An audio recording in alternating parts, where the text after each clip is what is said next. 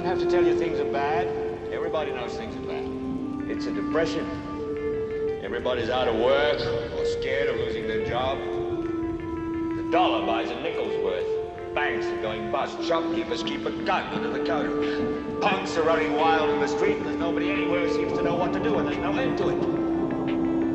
We know the air is unfit to breathe, and our food is unfit to eat. We sit watching our TVs while some local newscaster tells us that today we had 15 homicides and 63 violent crimes, as if that's the way it's supposed to be. We know things are bad, worse than bad. They're crazy. It's like everything everywhere is going crazy, so we don't go out anymore. We sit in the house, and slowly the world we're living in is getting smaller, and all we say is, please, at least leave us alone in our living rooms. Let me have my toaster and my TV and my steel-belted radios, and I won't say anything. Just leave us alone. Well, I'm not going to leave you alone. I want you to get mad.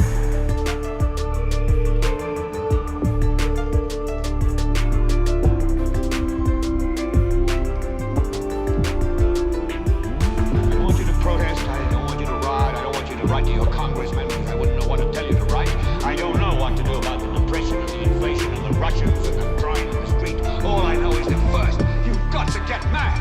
You've got to say, I'm a human being. God damn it. My life has value.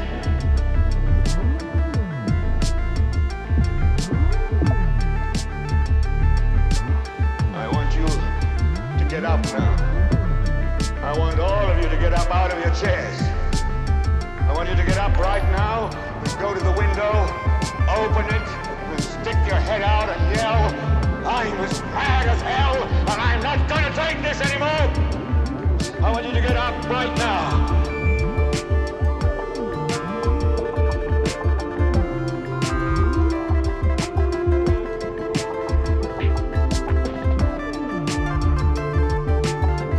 Sit up, go to your windows, open them, and stick your head out and yell, I'm as mad as hell, and I'm not going to take this anymore.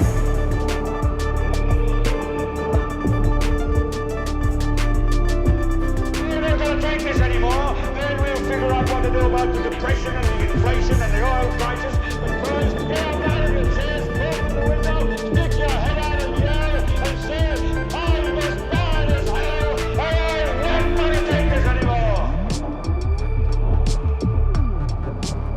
But first, you've got to get mad. You've got to say, I'm as mad as hell, and I'm not going to take this anymore.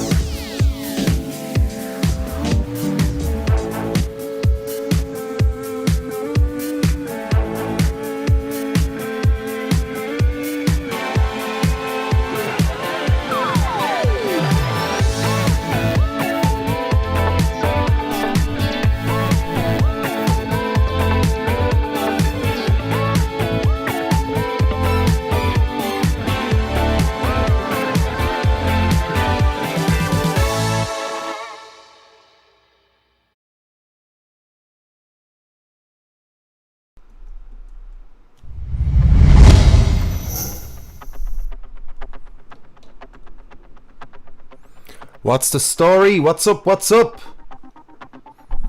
How's everybody doing this evening, this weekend, Saturday night? Let me know if the levels are okay, guys. I'm just gonna cruise around my vehicle for a couple of seconds while we get the show started. If anybody can let me know what the story is with those levels, if the voice is okay, if the background music is fine. Happy weekend, guys. Happy weekend, happy Saturday night. deMars Radio. deMars live, actually. Yeah, we're live now. We're not radio anymore because who are we kidding? We're not really a radio. My sister's ringing me there. How's it going, sister? You alright? You always get me at the best of times. Yeah. Just goes to show you're never really watching me, are you?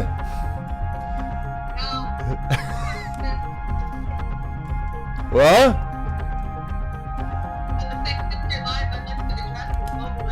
Oh Jesus, which one? So many. Oh gee, here, don't be saying any of that stuff here now, all right?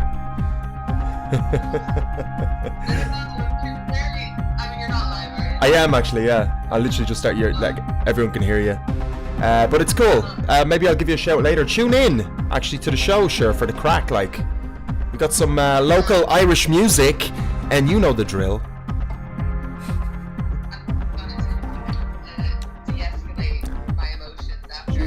Much appreciated. Grab a beer. I'm drinking a beer. It's Saturday night.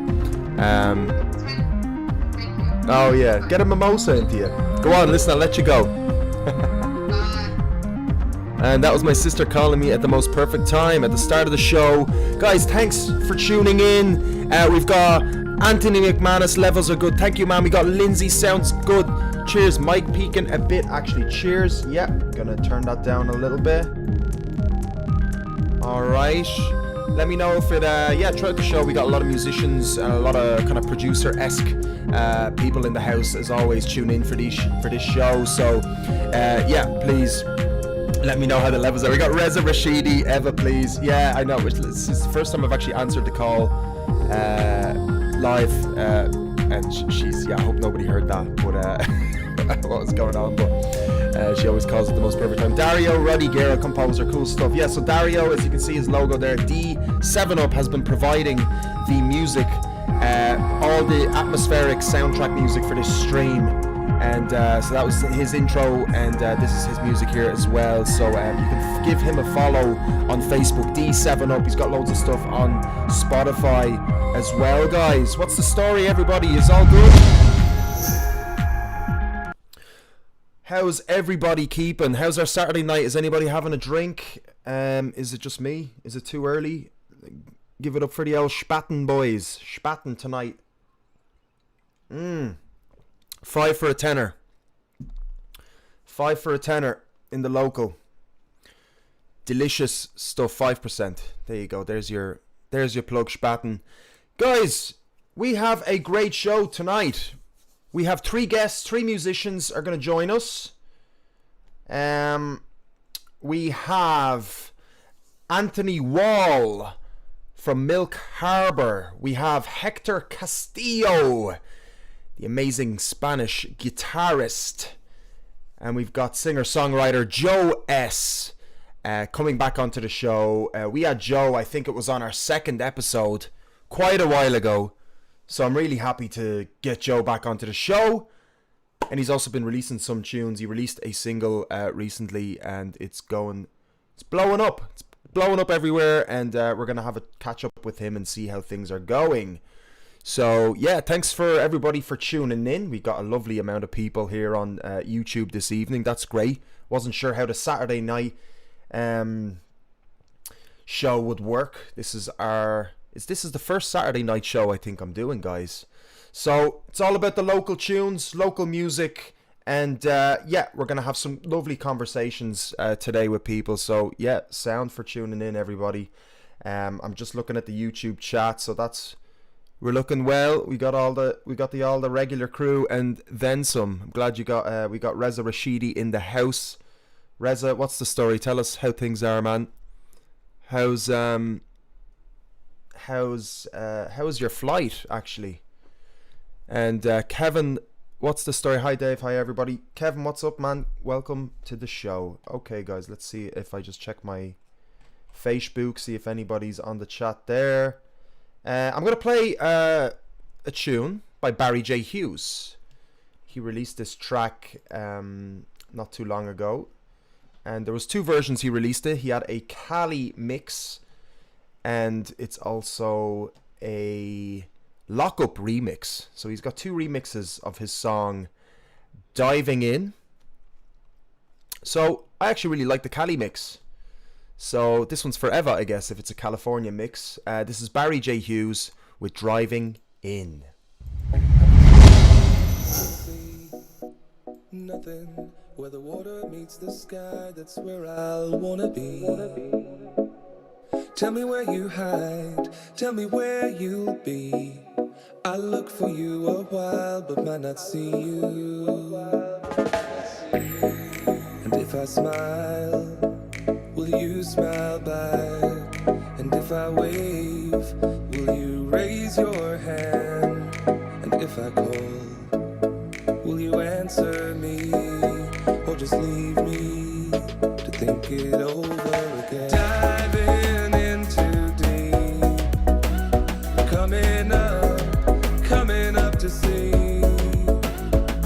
the cloudy surface awaits. I'm trying to catch my breath.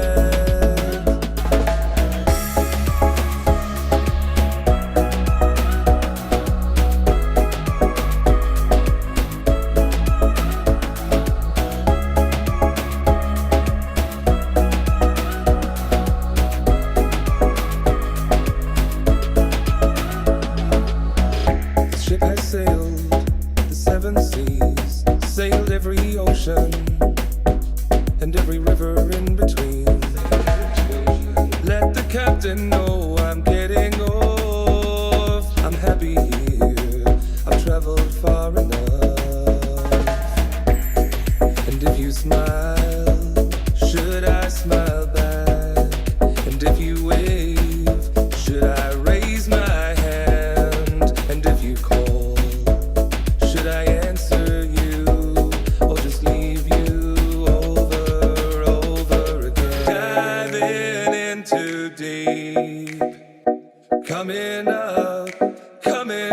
sea. Oh, the cloudy surface awaits, and I'm trying to catch my breath. Diving into deep, coming up to see. The cloudy surface awaits. I'm trying to catch my breath.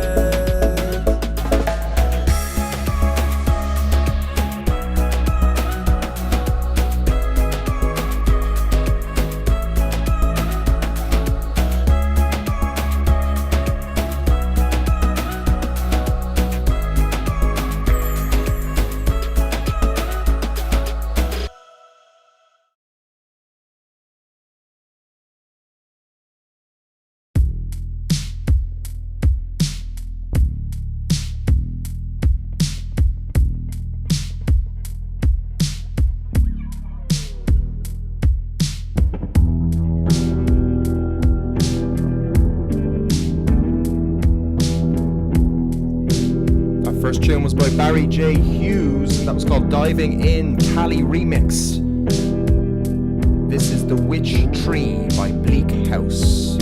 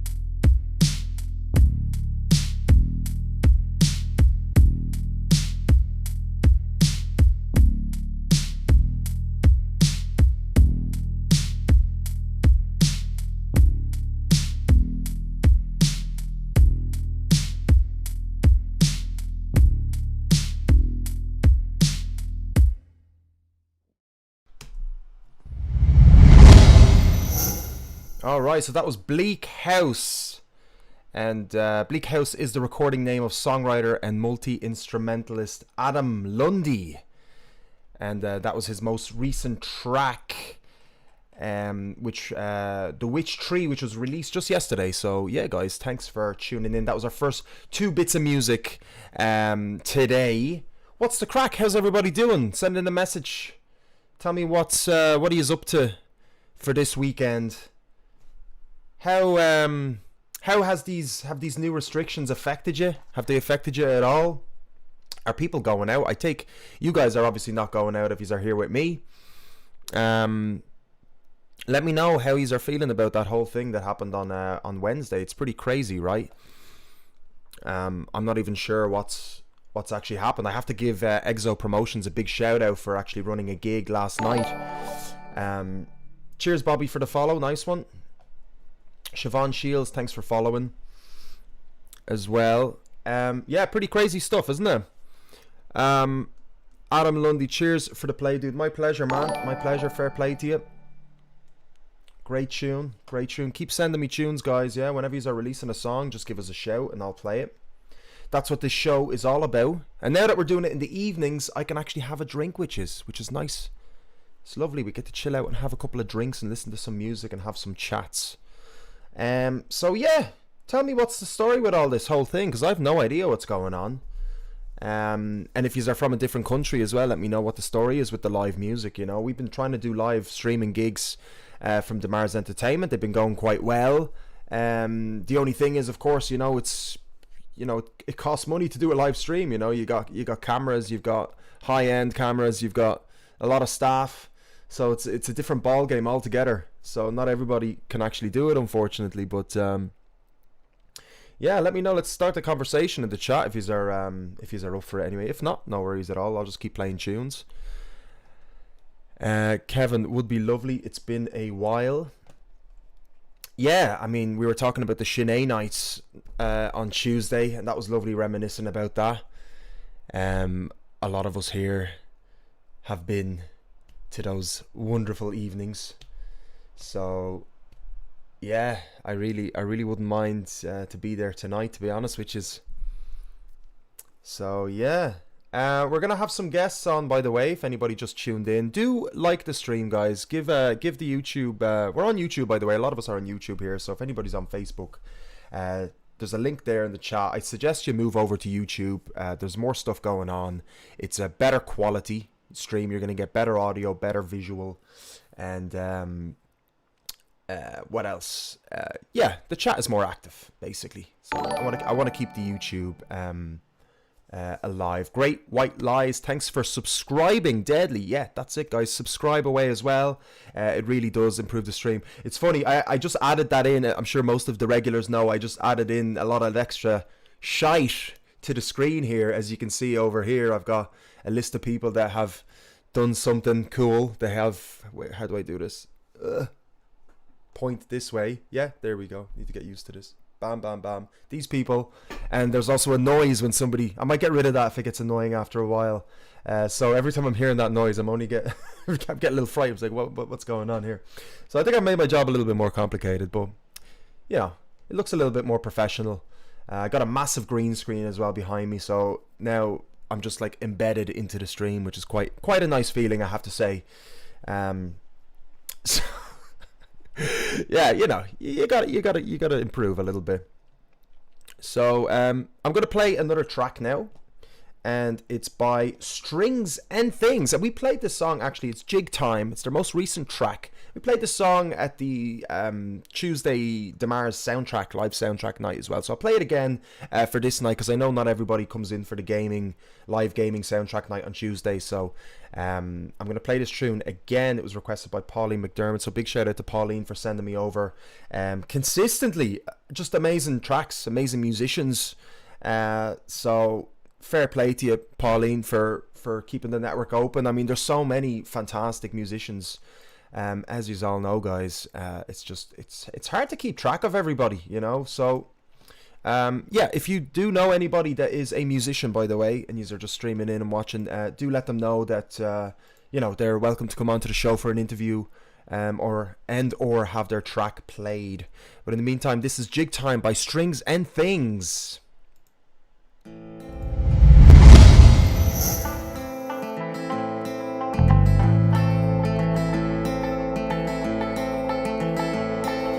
Let the sun sink beneath the waves.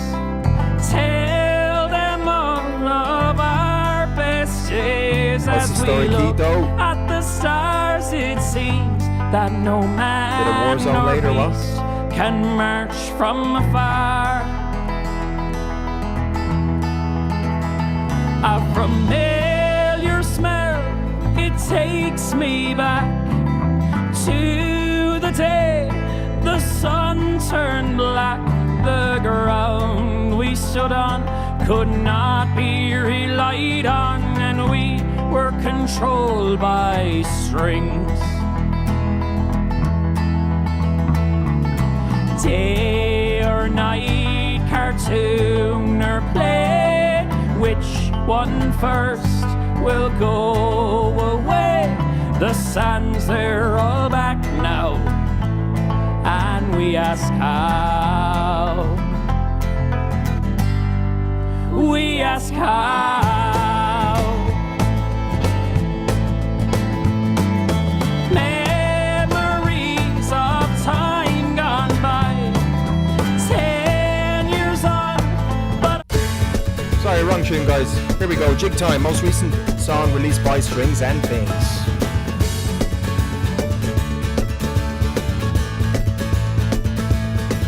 Just tell me that you want me, and my feet won't touch the ground. Just tell me that you need me, for the world's not flat, it's round. Our lives, they're not just black and white, there are colors out of bounds. Just tell me that you miss me, and chase our will sound. I'll be there in Jigsaw. No worries, Keto. Thanks for tuning in for a bit. Helping hand. I'll be there in Jigsaw to come going sand. Thanks for checking on me, I'll bud. be there in Jigsaw, for you only have to say. I'll be there in Jigsaw until my dying day.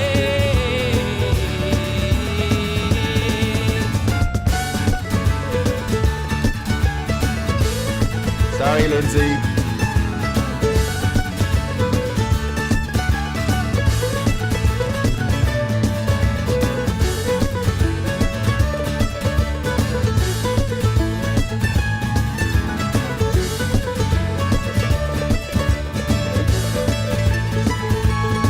I'm on my way into life, a long way I have gone. I'm nothing more, I ain't nothing less, no more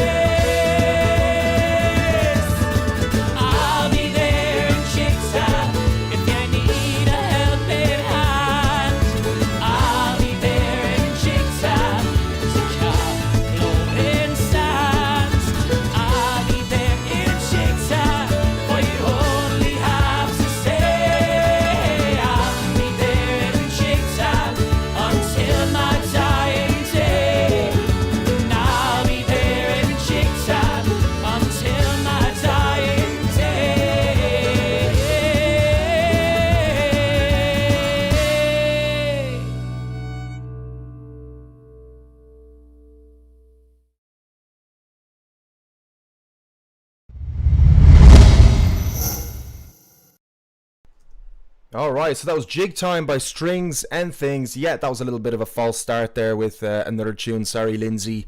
But of course, you know who they are. You can check them out on Spotify. So they've got an amazing amount of tunage up there. So I do recommend if you do like that genre, and they do a lot of stuff as well beyond that. Of course, as well, and they've toured the States. They literally had to fly back from the States just at the beginning of the quarantine. They were going to stay there for much longer. We had them on the show at the beginning of these series, and it was a pleasure chatting to the lads. We're going to actually get them back as well, guys. So great news there. I'm really looking forward to chatting to all the boys as well, and they might do a little bit of a performance for us. But for today, we have the amazing Anthony Wall, who is just waiting for us here in the Zoom chat, and we're going to have a bit of a chit chat with him. We're going to have a little casual chat. It's the first time we're chatting with him, and his project is called Milk Harbour, and this is his production name. So we're going to chat. I'm not going to say too much. I'm going to let Anthony introduce himself, but please give a big thumbs up. Give a big love heart, whatever the emoji is on YouTube. I don't flippin' know. You tell me, guys. And please welcome Anthony Wall to deMars Live. Anthony, how are you doing, man? Oh, sorry, I just need to unmute you. That's my bad. There we go. Let's see. Do we have you? There we go. You should have me now. Oh, perfect. Perfect. How's things, brother? Good, man. I've been enjoying the show so far. Thanks for having me on. Great. It's my absolute pleasure, man. Like I say, it's always nice to meet new people, to network a bit, and just get to know the musicians, the amazing musicians that surround us, because a lot of them stay a little bit hidden. And I guess you were kind of one of those people reading into your bio. I was fairly active in the music scene in Dublin in the mid 2000s. I lived up there for a while back then. But the last 10 years I've been sort of quiet enough. I've been occupied doing other things. Mm-hmm. And, a couple of friends heard some of my stuff and encouraged me to get it out there. And things had settled down a lot more in terms of how music is consumed and distributed online.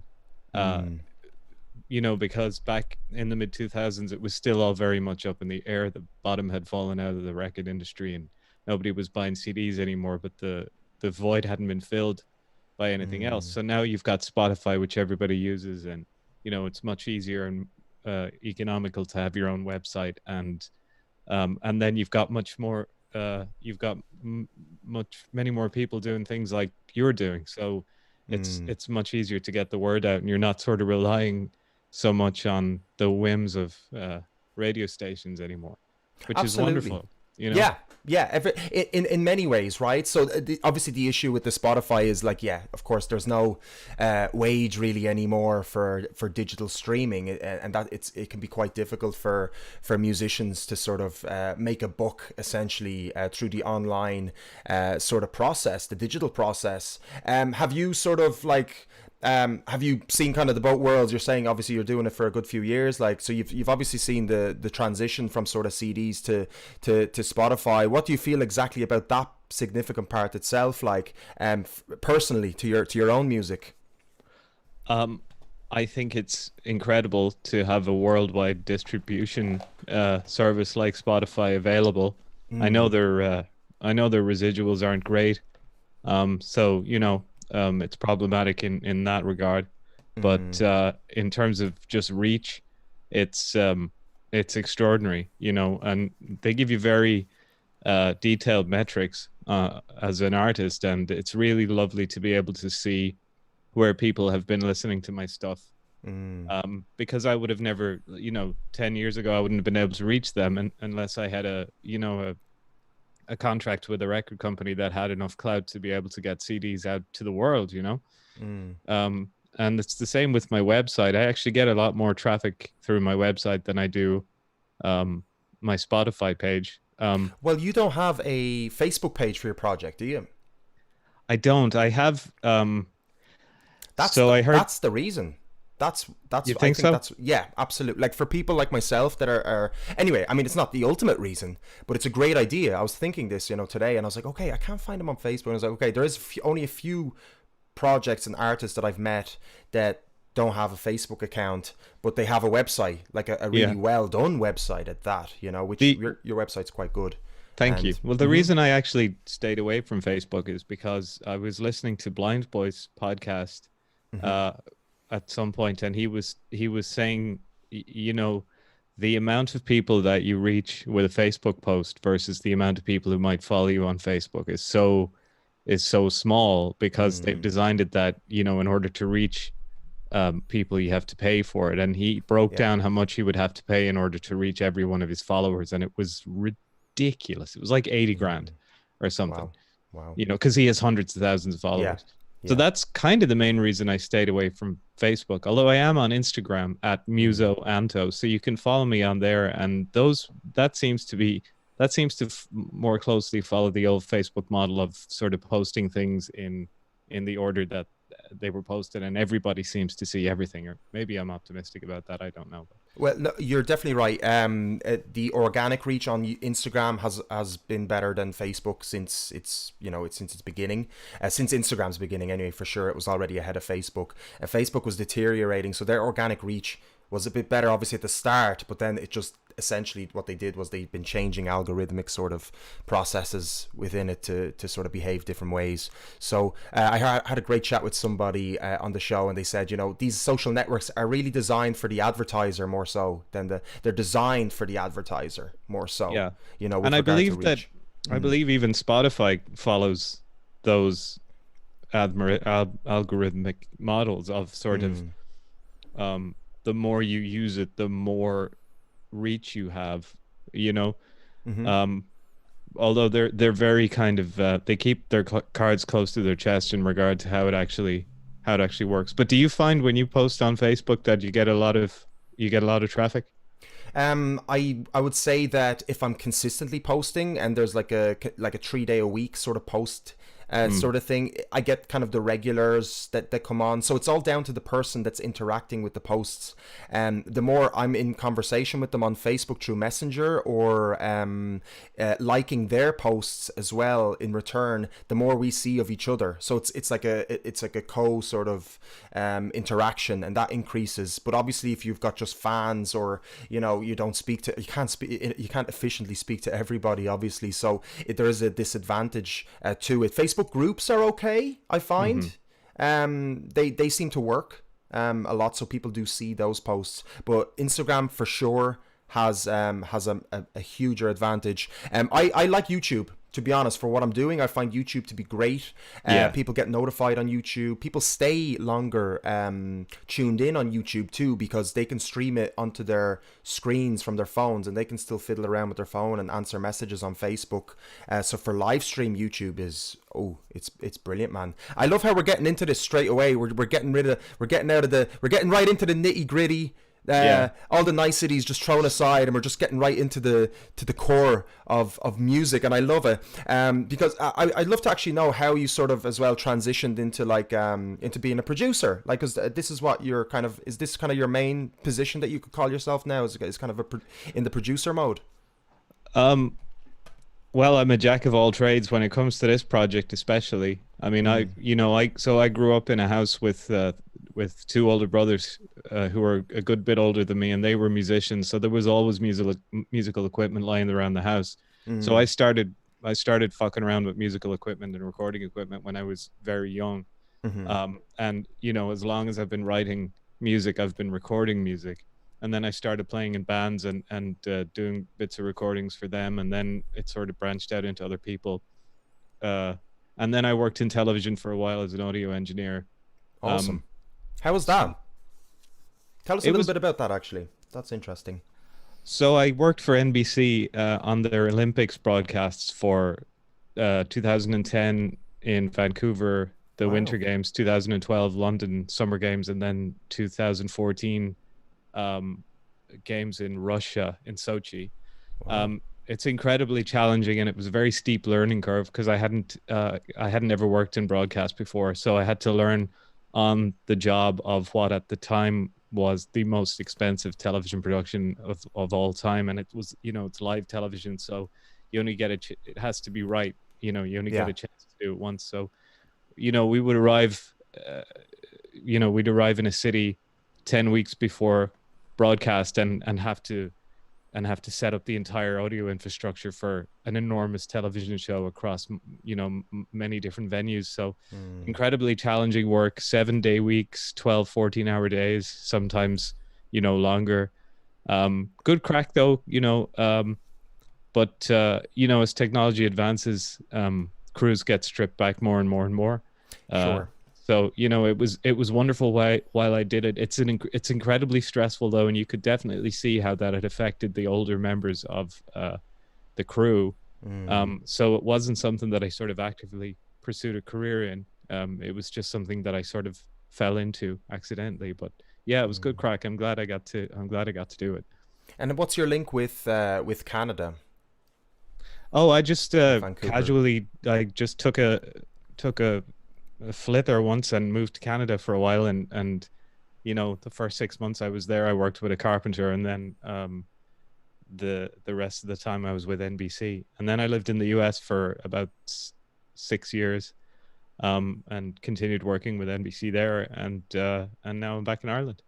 That's amazing. And what kind of, did you study music, or what kind of? No, just something I grew up in a house full of musicians, and as I said, all the gear was there, so I just picked it up and sort of taught myself how to do it. That's amazing. Wow. Jesus. And what was the first instrument you picked up? Probably the piano. There was an old upright piano in our sitting room, and there were guitars and bass guitars knocking around, and my brother had a drum set, so just everything sort of all at the same time. And I started writing music as soon as I started playing it, so I sort of figured out how to use these instruments as I needed them, which is really very handy. So yeah, that's awesome. That's amazing. Yeah.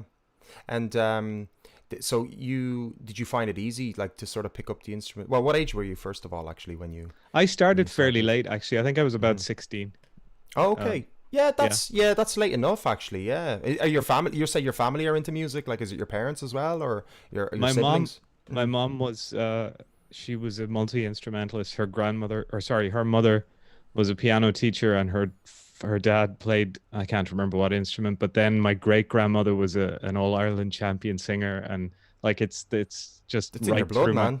Yeah, it is right. My mom's side of the family, right, going back like 1,000 years. Jesus, that's absolute madness. So how about you? Do you play music at all, or are you more into the broadcast side? I do. Yeah, no, my dad. So music runs in my family, but my dad's side. So cool. Yeah, so my dad he's a double bassist.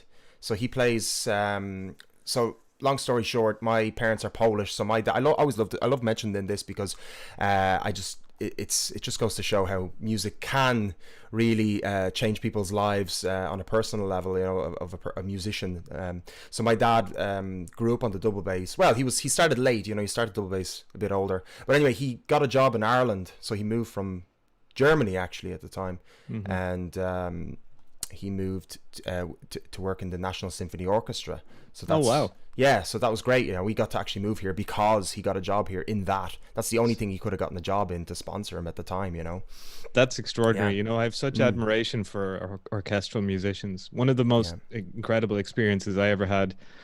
I was in London at Abbey Road with a friend of mine who's a producer. He was producing some interstitial music for a video game. I can't remember which one, and the budget was big enough that they could afford Abbey Road and to hire some of the best orchestral musicians in the world. A lot of these guys had played on a lot of the big movie soundtracks some of them going right back to Star Wars. Wow. And they'd never seen the score before, and everything was set up when they got there. They're all union musicians, so it's very like arrive at 9 o'clock and you have to have a break for half an hour, and and they just banged through the piece one time, and then it was like straight into doing takes, and they did it in 3 takes. Yeah It's So, amazing. It is extraordinary, the discipline required to be an orchestral musician. Absolutely. So yeah, absolutely. There's no there's a lot of competition in that as well, so your position can be everybody is essentially fighting for their position for something like that. But I'd say the stress in that as well, I don't know how my dad can take that sort of stress. He's never stressed about it, you know. Whereas I would still get butterflies. You know, I'd be in more of the drumming department. So I took up the drums when I was 16. You know, which is horrible. I'd say if your father is a classically trained musician and your son decides to get into rock and roll, it's like a big middle finger to him. Is he into popular music at all, or is it all classical? Jesus, no, he loves like 70s, you know, like music. He loves like Deep Purple. He actually likes a lot of like Chick Corea stuff, like Weather Report and like all these kind of like just. He's a jazz guy. Yeah, jazz, and he also does like, you know, a bit of like, you know, contemporary kind of rock stuff. Well, at the time, you know what I mean, rock and roll and stuff. So he has a really broad sort of taste. You know, he also likes a lot of like female sort of opera singers and strong female vocals and stuff like that as well. And bossa nova, a bit of Latin music and all that. He has as you can imagine, you know, he does have quite a broad range. But with regard to playing, he does tend to stay towards the classic sort of orientation. He wouldn't play too much jazz himself. I think he jams a bit with his friends, but he wouldn't do like session gigs like what I would be into. You know, I do a lot of session music stuff, you know, cover gigs and stuff. Yeah, so that would be a lot of my sort of forte. Where I'd actually be managing the project more so than session drumming. I'm not really a session drummer. I hire session musicians and sometimes play in the band. That's kind of my shtick, you know. How old are you, if you don't mind me asking? 31. Okay, I'm a little older than you, so yeah, I was, you know, I hope so with your experience, Jesus. You know, I was just wondering if we would have ever crossed paths when I lived in Dublin, but I left there in 2009, so probably. Okay, you know, so whereabouts are you based now? Right now, I'm in Sligo. Oh, cool. Okay, and what's it like over there as a producer, as a musician? Like, what's life over there like? Well, you know, that wasn't my primary focus. When I came back to Ireland, it was with the intention of getting back into education and not having to take out a student loan that I'd be shackled to for the rest of my life, like, you know, I would have had to do in the US, you know. So, you know, I'm involved in the music scene only peripherally. Is that even a word here? Is in that, you know, there's a big trad scene here, and I know a lot of the people in that. And you know, before lockdown, I enjoyed going to sessions and stuff. But you know, I've been doing a little work with a couple of local bands and stuff. But my primary focus as a musician and producer at the moment is my own stuff. You know, in Milk Harbour in particular. Brilliant. And what do you do outside of music? Do you have a what they call a normal job or?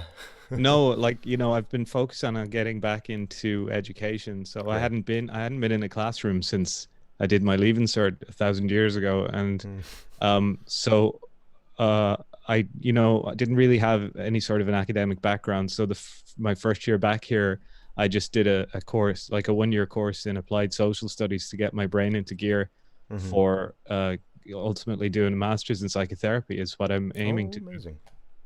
So that's what I've been doing. And, you know, yeah, currently I'm just looking for a job that'll allow me the time to do that, because it's a 4-year part-time master, so I'd be able to work at the same time, you know. Oh, brilliant. Okay. Yeah. Okay. So yeah, that's what I've been doing.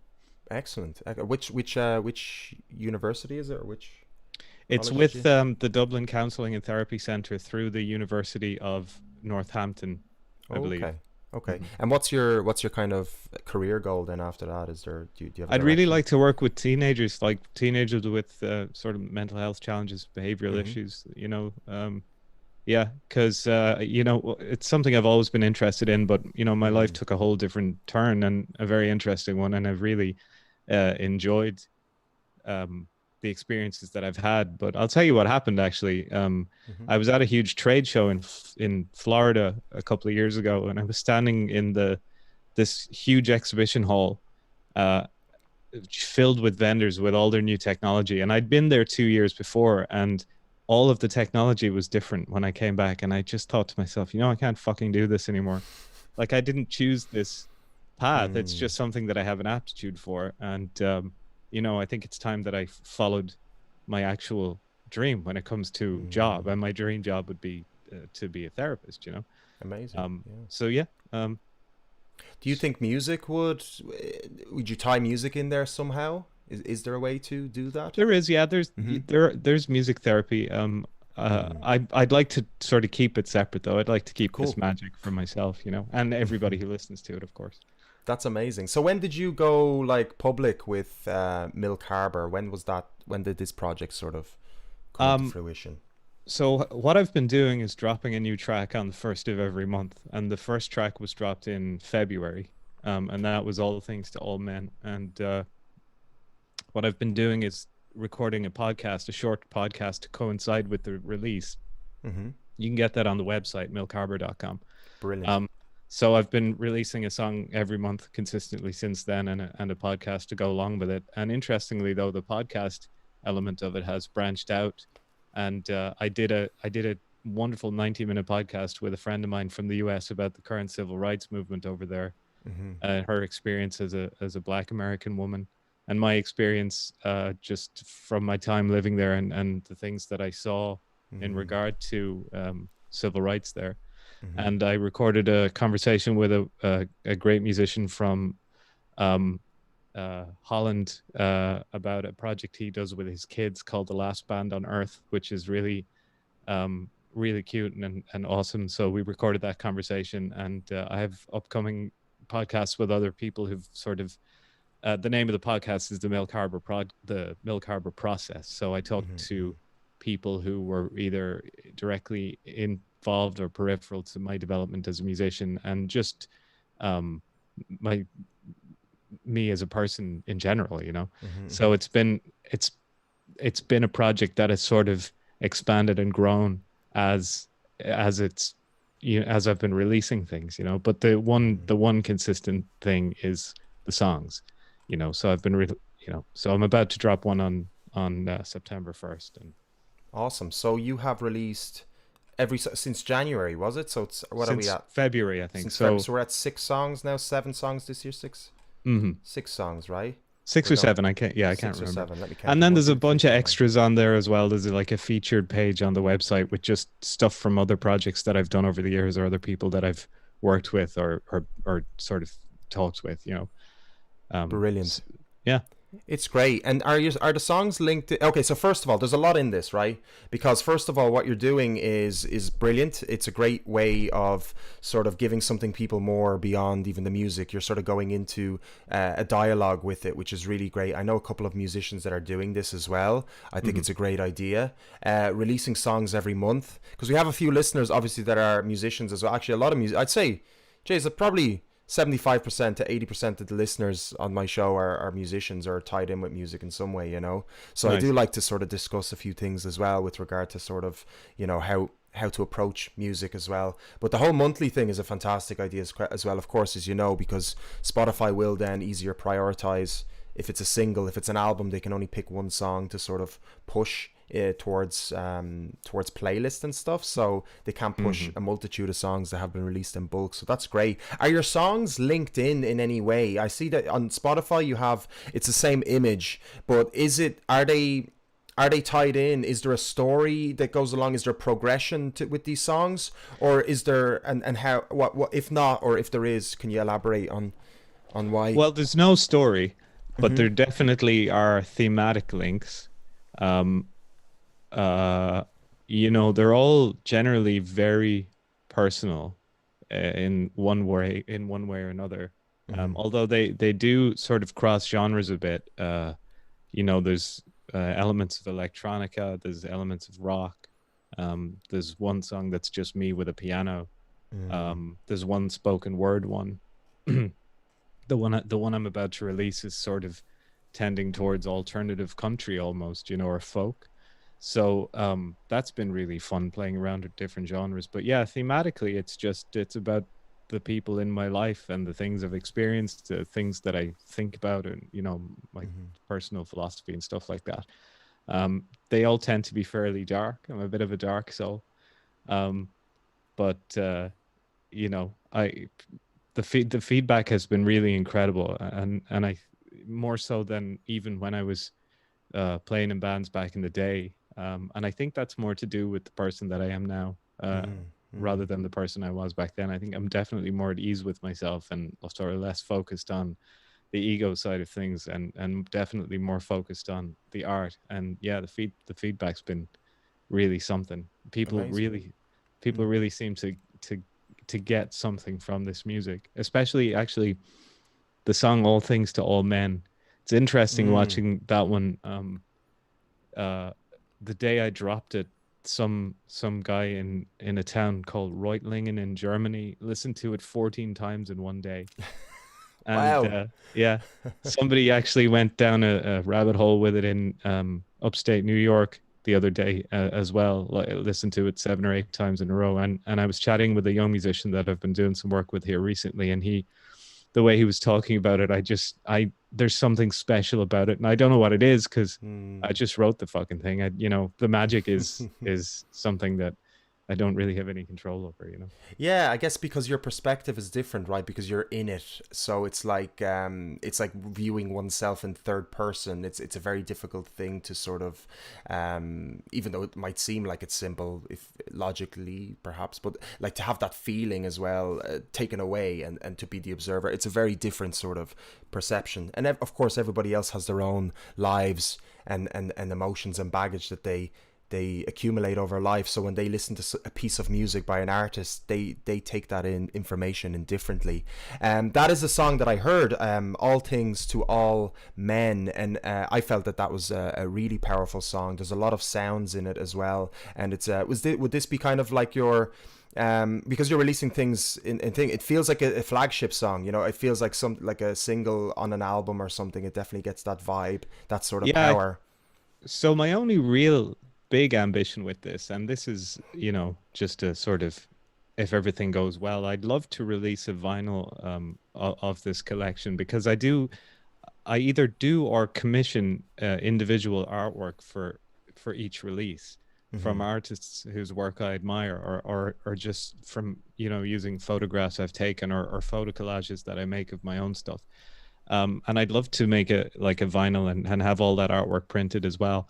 But I think All Things to All Men, if I ever got an opportunity to sort of do a more formal or an old school release, I think that definitely would be the lead single of it. But the lovely thing about the way music is distributed and consumed now is you don't need to focus on that sort of thing. People will find it themselves. Yeah. Like I couldn't have known that was going to be the most popular song that I released so far, but it certainly has been. Yeah, it's interesting. It's also, like you're saying, you mentioned back to like the analytics and everything, so it's really good to actually use these platforms for sort of receiving that kind of information, sort of getting to know even what works. If you wanted to try to make it in to the industry, or try to formulate something that is that works, but that also, there's also that it's complex, right? Because there's the creator that shouldn't really care about what works or what not. It's just creating what comes from within. But then there's that, like, but you want people to enjoy it too, in a way, or you want people to relate to it too. So it's a very difficult thing, isn't it? Like staying in the box or getting out of the box with regard to the creative process. It is, and it's something that I try not to worry about too much. I think the important thing is to do the work, and if it grows some legs, that'd be wonderful. But I try not to spend too much time looking at the metrics, and I sort of do a reasonable bit of promotion in advance of dropping a single. Like I send it to different people I know who have shows like this and play original music, and just do a little bit of a push. But I'm much more relaxed about the whole thing now that I'm a little older. In my 20s I was sort of frantic about it, and really was that was my big ambition at the time. But now I'm just content to let it sort of find its own way, and it really has been finding its own way. So that's not to say that if the opportunity to tour it or to actually do a proper release came along, I'd be delighted. But right now it's just great to be releasing this stuff, because I sat on it for so long, and that was just out of insecurity, so yeah, it's lovely, and it's been a great project to do during lockdown too. Absolutely, man. No, and it's lovely the way, I really appreciate you being very sort of open about as the fact that you were insecure about releasing something. This is something people don't usually talk about, their own insecurities or their own, unsureties about their own creativity, because there is so many out there, and myself included, you know, as an artist. You know, I've held myself back as an artist, and I released a song this year, and I still felt a little bit uncomfortable releasing it, you know what I mean? I was like, oh, it still didn't feel right, you know what I mean? So I totally understand where you come from, you know, and I think it's great that people can hear that, you know. So I can see why you want to get into, you know, helping youths, you know, helping teenagers, you know. It's a really important thing to do, you know, because not everybody has the sort of, I suppose, the luck. I don't want to say luck, you know, because I don't know how I feel about luck exactly in itself entirely, but just the fact that not everybody is maybe blessed, but then also that word I'm not really too sure about either, but you know, to be raised a certain way, or to be raised, you know, by a good family, or be, you know what I mean, to have opportunities, you know what I mean, that we have had, so. It's something that I talked about in the last episode of the podcast. The song I released was called "A Word on Lions," and it's a spoken word piece just about you know, how we're all born with these huge emotions, and you know, not a lot of us are some of us are unlucky enough to not really be taught how to deal with them, and the important thing is to sort of you know, to try and get a handle on things and be comfortable with yourself, and realize, like you just said, that if you find yourself in lucky enough to have, you know, have had everything align to the point where you find yourself with this incredible talent, and if you've put in the work, just do the art, you know, just do the work, and hopefully it'll speak for itself, you know. And be confident with your abilities, and don't be. One of the things that unsettles me a little bit about the way Irish people talk about their own talents is they tend to diminish it, or sort of be apologetic for it. But, you know, fuck that. Just, you know, don't be a cocky cunt about it, but don't be afraid to say, you know what, I've got some chops here, and here's what I did with them, and if you like it, cool. If you don't, go fuck yourself. I love it. It's great. And because I totally get it, you know, as in, like, with regard to, like, the Irish mentality, you know, I do see, like, the whole sort of being harsh on oneself, and sort of demeaning oneself almost like as a joke, to kind of make themselves not seem cocky, you know. But it's like, it's to find that balance, you know, between cockiness and it's not even the balance, because they're not even on the same spectrum, you know, almost. It's just finding that middle ground where it's just like, you know, it's just that self-satisfaction, you know, just and just being an ease and a comfort, and just, you know, maybe it's the advantage of age. Like, you know, I'm not as young as I used to be. Well, go on, tell us your age then, Anto. Come on, I told you mine. I'm 42. I turned flipping way. You look way too young, man. Thank you. What are you drinking? It's Moretti. It's Italian lager. It's actually really nice. I'm normally not much of a beer person, but this is pretty decent. Okay, so I'm on the German stuff. Yeah, chinch. I'm gonna open mine up. I'm gonna cheers, top this man. one up, actually. Yeah. So you've been very relaxed, and I really love that demeanor, because it's very easy to speak to somebody that's very calm, and it's always a pleasure, and it's always a nice conversation. So I want to, like, just totally ruin that calmness. It's a new segment that I've introduced to this show. By the way, Christoph, welcome to the show. Thanks for tuning in. Tommy Cullen says, man, he's got me beat for releases. Tommy, don't you worry, man. Just keep releasing those tunes. It's not a competition, man. So I'm going to ruin everything. I'm just going to, like, ruin this lovely, delightful conversation we're having by doing a lightning round of questions. What do you think about that, Anthony? Will we just do it for the crack? Yeah, all right. Go on. I like to move through energies, you know. I'm usually I do a bit of MCing on stage, and it's very difficult to, you know, you have to kind of rile up the audience and get everybody all excited and stuff like that, you know. Not all the time, but, you know, just now and then you just give them a little bit of a peek. And you know, I may not seem it on the outside, but inside I'm like screaming like a 15-year-old girl. Yeah, dude, I have to try and contain myself half the time. Like, I have this wonderful facade, that I have to upkeep. But then the madness has to come out a little bit. So I had to throw in an extra mad segment. Okay, guys, we're going to do the lightning round with Anthony. Anthony, which name? Anthony Wall is your stage name, right? Which name are we using today? Yeah, you've got my actual name on your I changed it. Your promo stuff. Oh, that's okay. Who gives? Milk Harbor. Milk Harbor is the important one here. Milk Harbor. Okay, we've got Anthony Wall from Milk Harbor, milkharbor.com, and you can find his tunes on Spotify. He's got 6 to 7 fantastic tunes there. He's been releasing every month, which is amazing. He's also got some fantastic conversations podcasts on the website as well. So definitely check it out. Anthony, are you ready for our lightning round? I am. Let's do this. Hopefully the music's not too loud this time, guys. Let me know in the chat if it is. We have our lightning round with Anthony here. What are the questions? Anthony, tell me, what's your favorite instrument? Bass guitar. What's been your most favorite venue to perform in? I used to enjoy playing in Whelan's back in the day. What's your most useless talent? I'm good with cars, but that's useless because they're too complicated now. Agreed. Who would you most like to collaborate with as a musician? Either Wiseblood or Angel Olsen. If there's anything you could change about the music industry, what would it be? Well, it'd be nice to get back to gigging again. So yeah. Name a band you can't stand. I'm going to be flayed alive for this, but Pixies. What is the best country? What's the best audience? Which country? There we go. Finish on that one.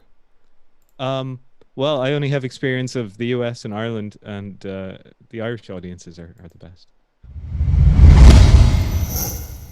I don't know if I believe you. That's it. That's the fucking answer.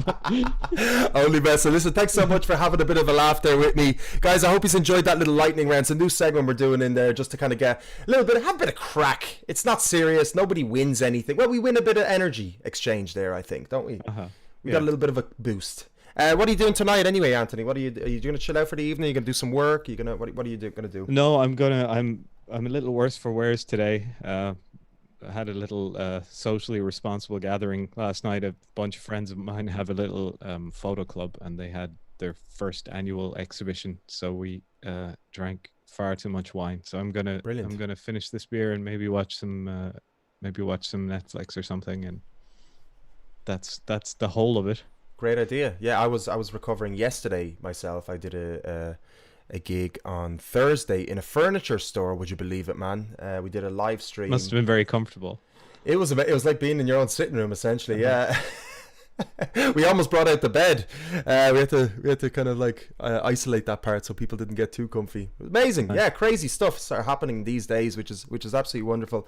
Anthony, do you know I'm going to play a song, one of the most recent. I'm going to let you go first, and then I'm going to play a tune. I'm going to play All Things to All Men because we did speak about it, and it's a song that I really enjoyed from your collection. So I'm going to play that tune. Is there anything else? Well, first of all, thank you so much for joining me. It's an absolute pleasure to have met you. Yeah, it was wonderful. I really enjoyed it, and I was enjoying the show before our chat too. It's a nice little format you've got there, and it's nice that you can interact with people on the chat and all that sort of stuff too.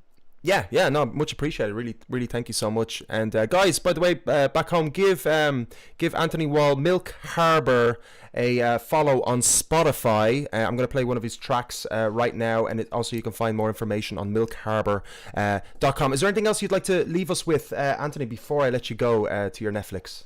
You can follow me on Instagram at musoanto, and just everybody be good to yourselves, and that's it. It's been great. Thank you. Much respect. Awesome, Anthony. I look forward to chatting to you again in the future, man. Take it easy. Yeah, brother. Okay. See you. See you later.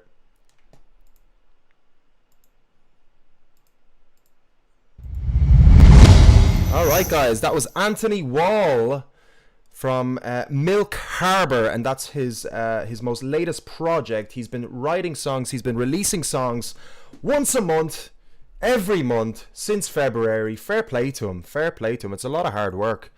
I could have talked a lot more with Anthony, actually. I have to say, there were so many more questions I really wanted to ask him, so we might get him back onto the show. That's our first guest, guys. Anthony Wall, Milk Harbour. I'm going to play one of his recently released tracks called All Things to All Men. Enjoy.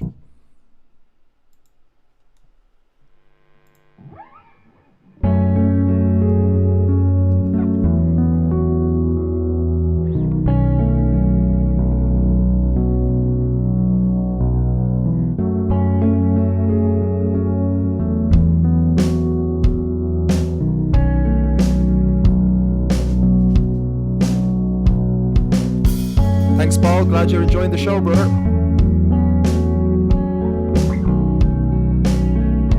Anybody on Facebook, do join us on YouTube. That's where all the fun is at.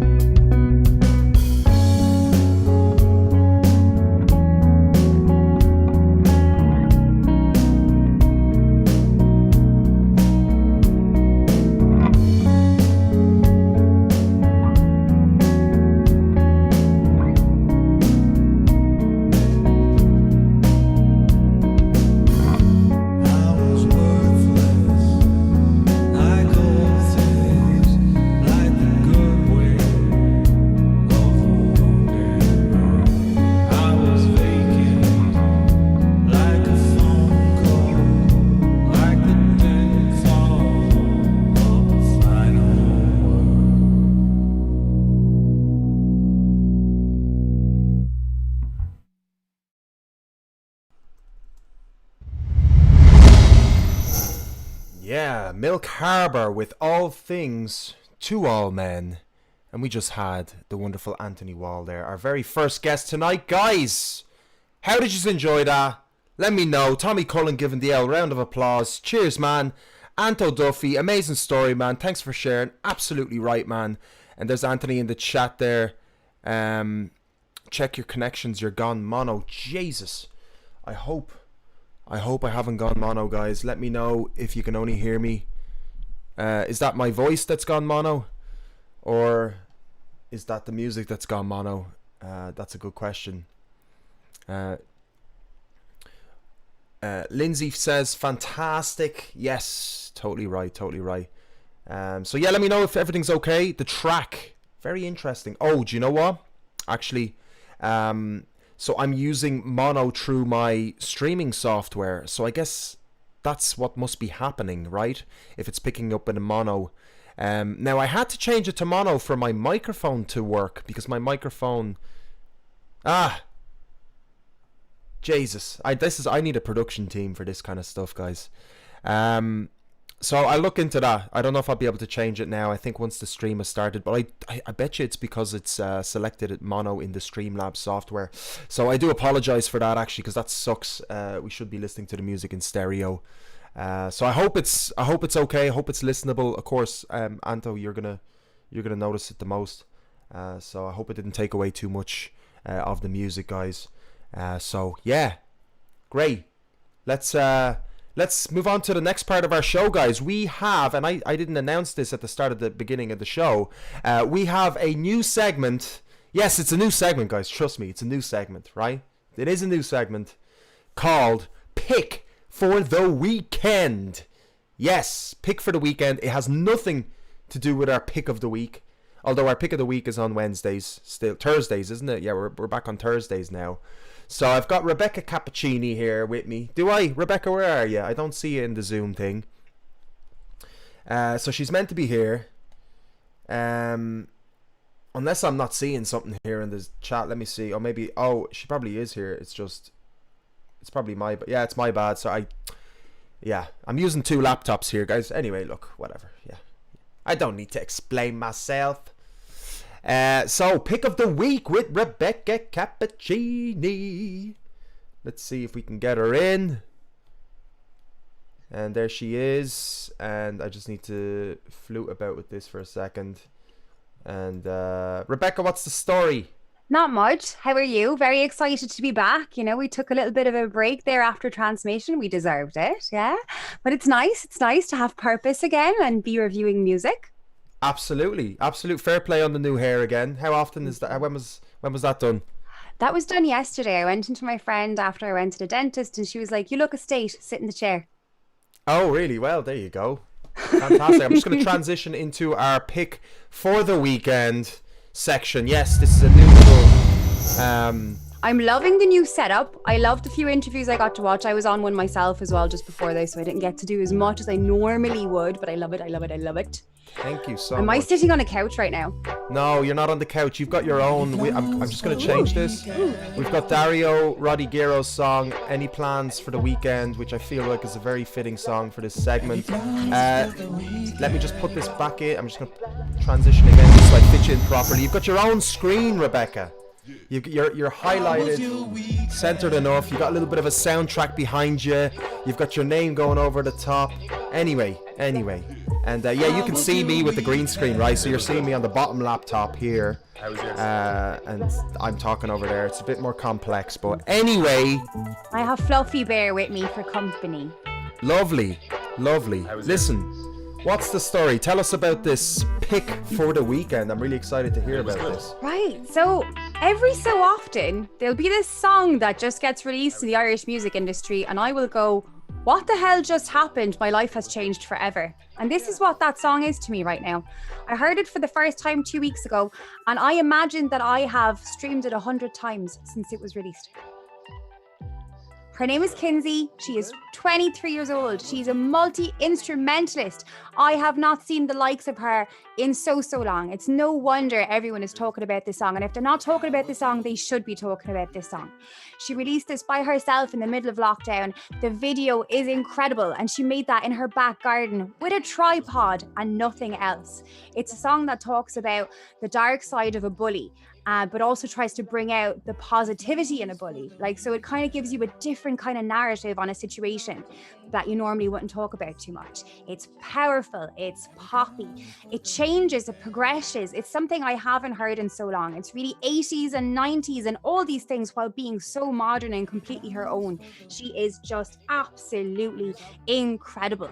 Kinsey has blown my mind the way that no band has in the last decade. She has completely just come out of nowhere for me and made me go, wow, Ireland, you still got it. We're in the middle of a thing and you have it to a degree that I just cannot wait to share this song with everyone in the room tonight. So Kinsey has agreed to do an interview with me next weekend for my own thing, which I am completely blown away by. I was like, this is going to be so cool. And I'm just so taken. It's rowdy, it's poppy, it's full of everything you wanted. It's instrumental, but it's also wait till Kozak plays it for you when you understand the power of this young woman. So that's why this track had to be played this week, even though it wasn't released this week. It's just too special not to share with everyone right now.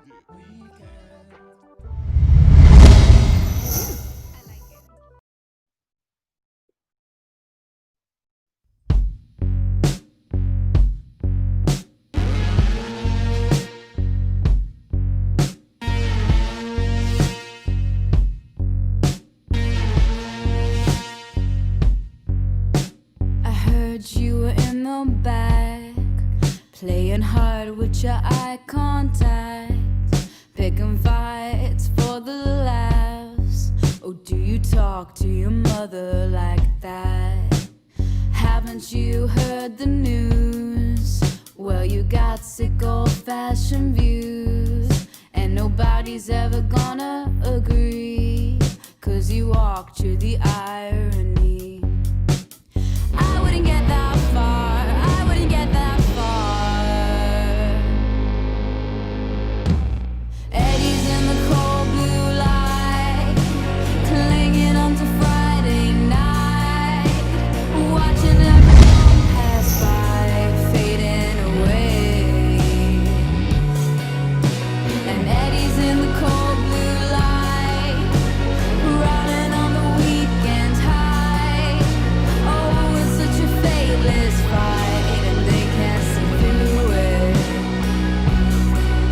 So I watch the world participate in its recurring moving state, and hope that all this fear will come to pass.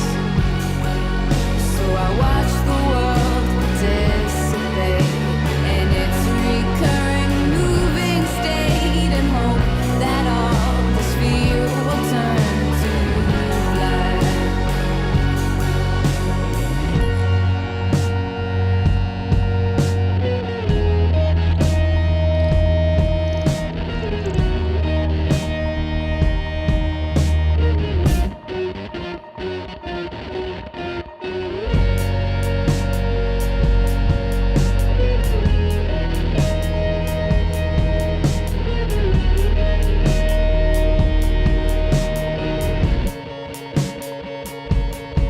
Now there's a girl dancing by your side. You grab her wrist and pull her behind. Think you were king 'cause you were in that show, but darling, that was 7 years ago. Is it some effort to replicate your youth? You're nearly 30 and you can't face up to truth, so you abuse and terrify the young. Well, I hope someone cuts out your tongue. I wouldn't get that far, I wouldn't get that far. Eddie's in the cold blue light, clinging onto Friday night, watching everyone pass by, fading away.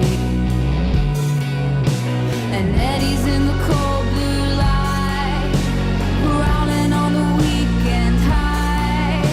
Oh, it's such a fateless fight, and they can't see through it.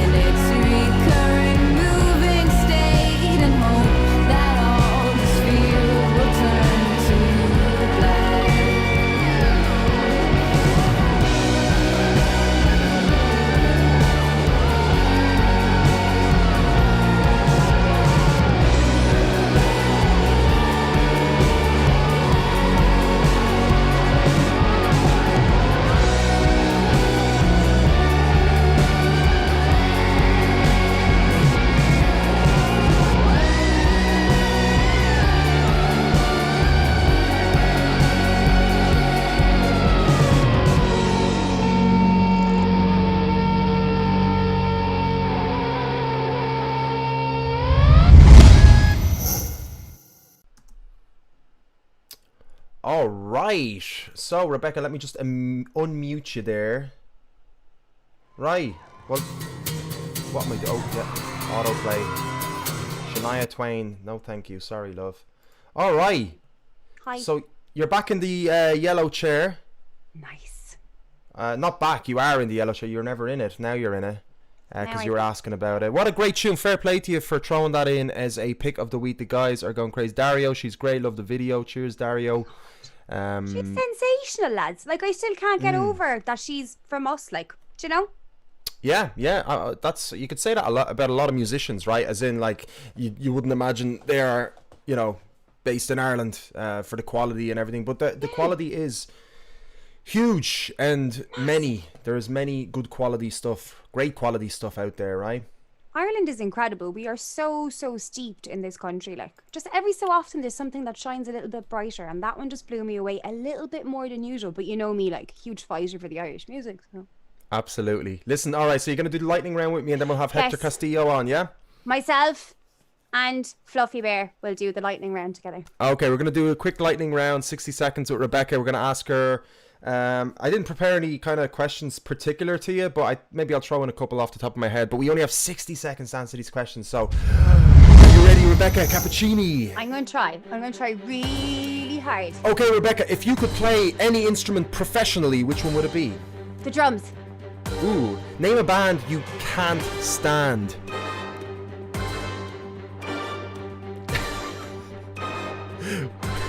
That's actually a hard question. That is so difficult. I love everybody the same. What band do you love the most? Bush. All right. If you could change anything about the music industry, what would it be? That there would be less people disguised as sheep that are actually wolves. So there would be nice people everywhere like us. Brilliant. If you could drum in any band, what would it be? Thumper. Thumper. Okay. What's the best county for music? That is an unfair question. But the answer is Waterford. All right. What's the best audience?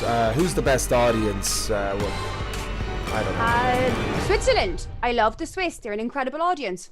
All right. If you meant in Ireland, Galway, they are crack. Oh, Donegal. Deadly. Okay, well, that was a few answers. Okay, so Donegal's your final answer. Yeah.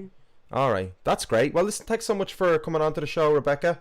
Thank you for having us. Yeah, I'm looking forward to your next release of your interviews. That you've done an interview today, right? Who did you interview? I had Paul Bulger on again, so he did his part 2 with me today. So that's really interesting. Deadly. Yeah. Well, I'm delighted to hear that. Yeah, do send it on, and check out Viking Promotions, guys. Rebecca Cappuccini is the captain of that ship over there, so I do recommend you check it out. Rebecca, I'll chat to you very soon. Have a great weekend. You too. Bye, guys.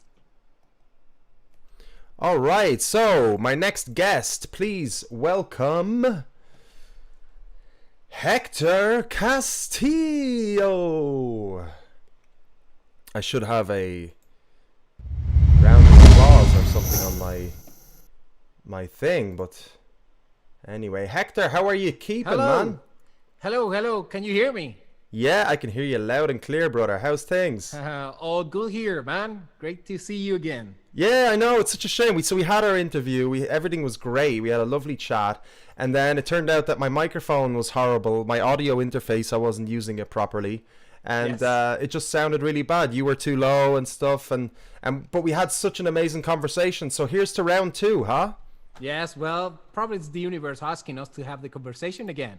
You know, and I absolutely love it because we did have a great chat. It was just really nice to catch up because we've known I've known you, I say from my perspective, I've known you for, you know, like a good few years, like from the music scene. I've sort of watched you from a distance, you know, and said like, wow, he's a great guitarist. He's going somewhere. And you stood out from many other greats in Dublin. So it's just really nice that we actually get a chance to sit down and chat, right? Yes. Well, here we are. Here we are. Without further ado, Hector Castillo, ladies and gentlemen, give him a big thumbs up, give him a bit of love. Share the stream, by the way, guys. Let everybody see who we're chatting to today.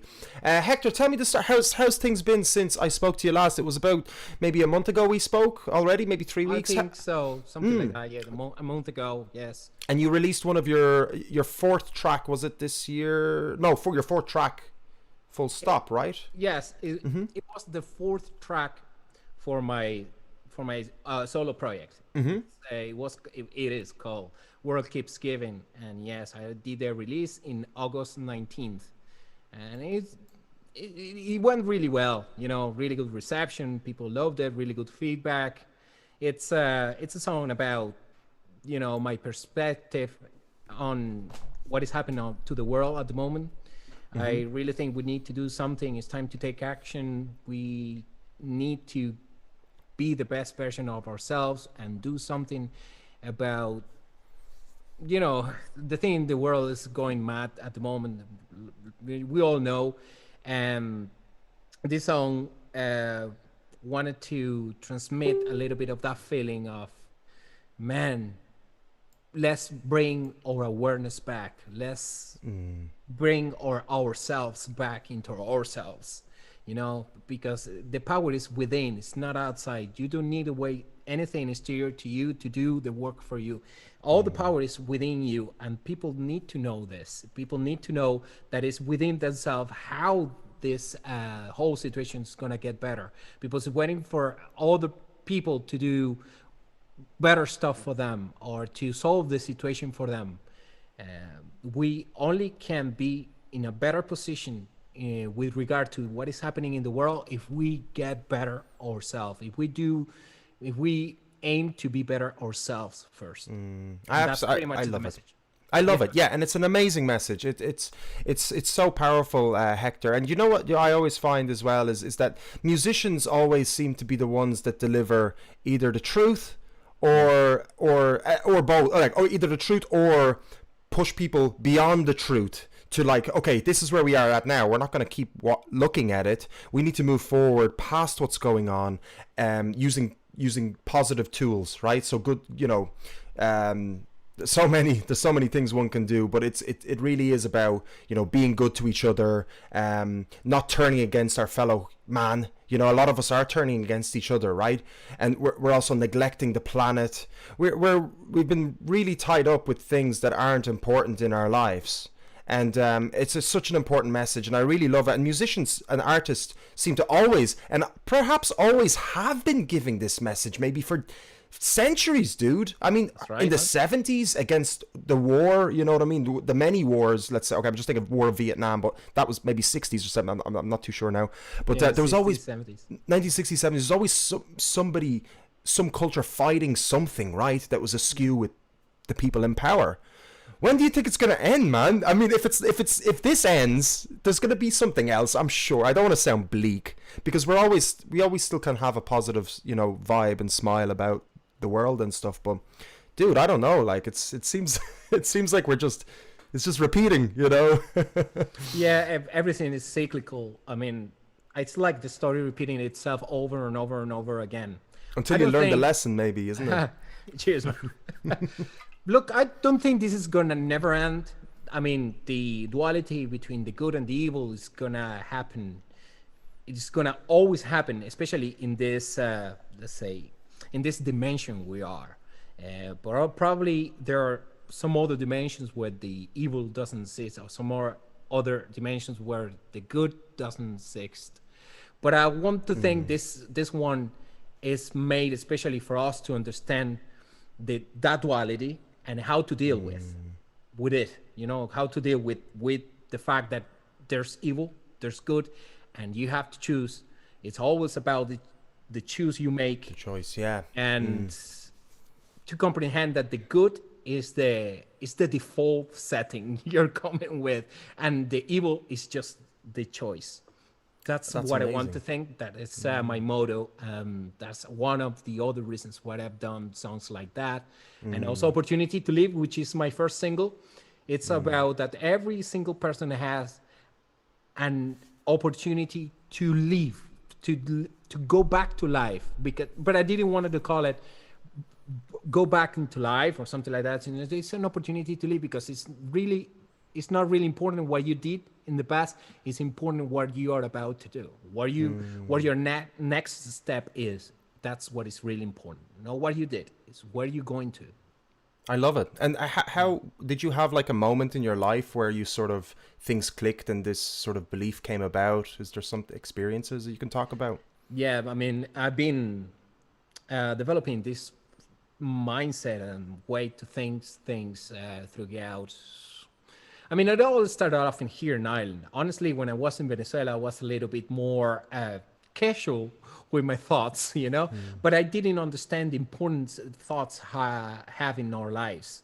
Um, Being here in Ireland, I started meeting some people, and especially my wife helped me a lot to really get into this path, because she always been into that path, or at least since I met her, but I never follow her in this way of thinking.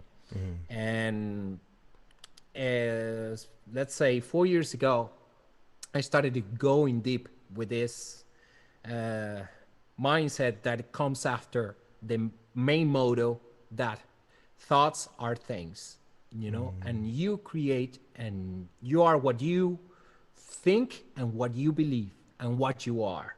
Though those three things are what create what you have around you. And once I started kind of creating the awareness of how important it is to think right, to think healthy, to behave healthy, to be healthy, and to be a better version of yourself, there is when I just started changing. Everything started changing in my life. Every aspect you can think of, is including the way I was composing, the way I was playing.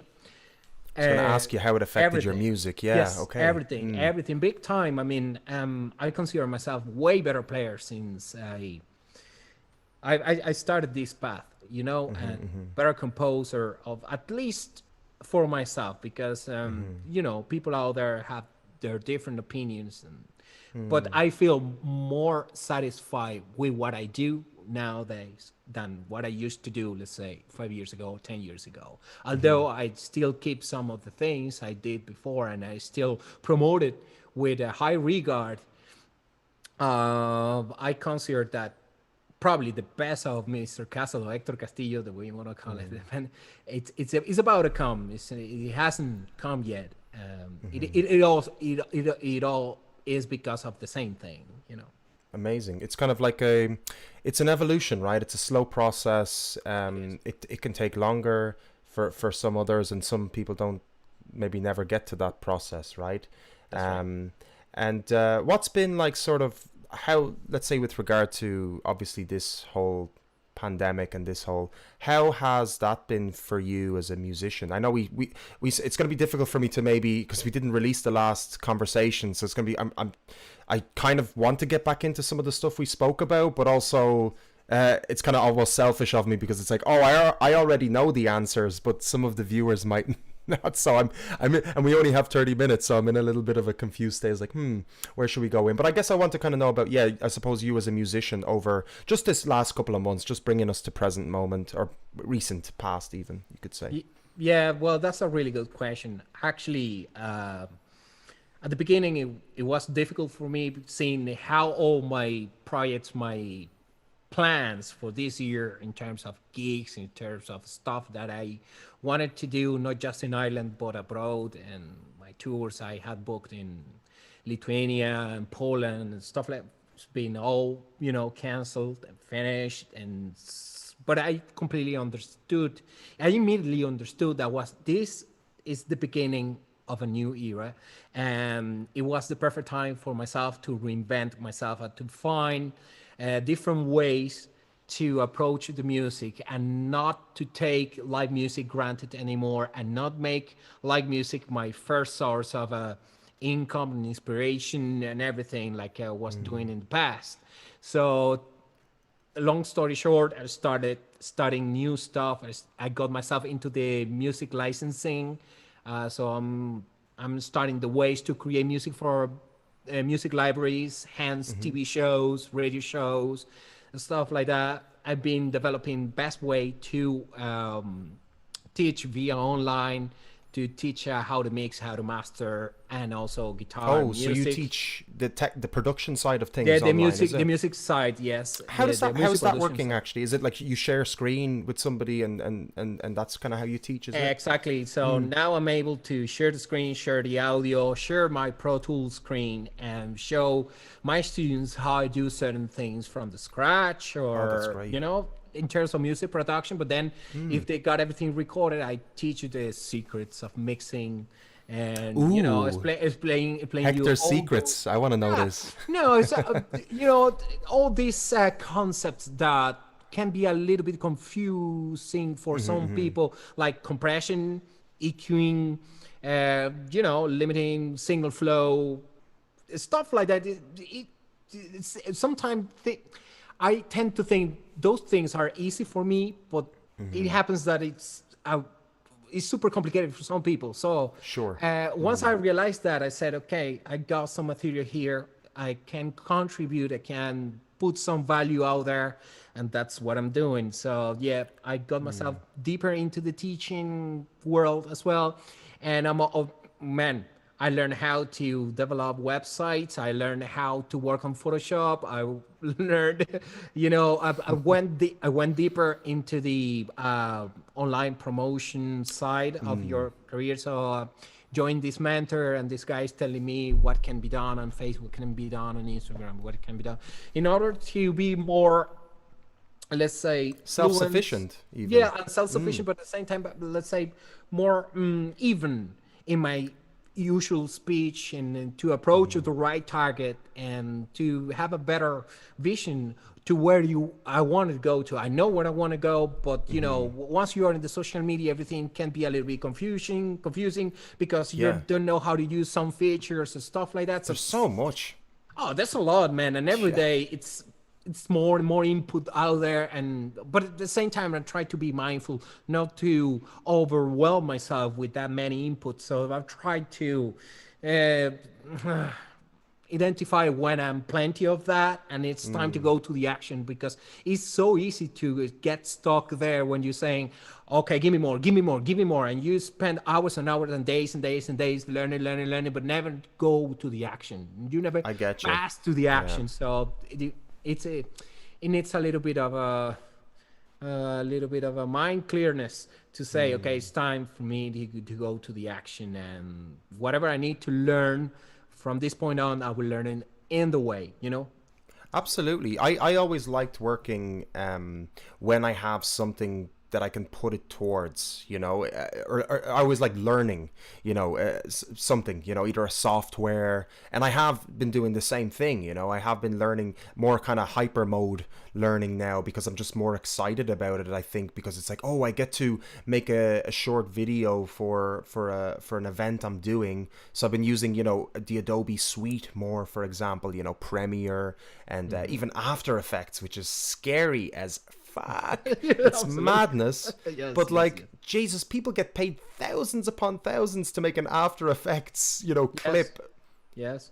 my Well, God. it's noticeable. Sorry for interrupting you, but that's Yeah, noticeable. yeah. The transmission festival you did was amazing. You know, all Thank those you, man. all those efforts you put together. I mean, you can see. I mean, I can see when somebody's putting a lot of effort behind an idea, you know, and or towards an idea.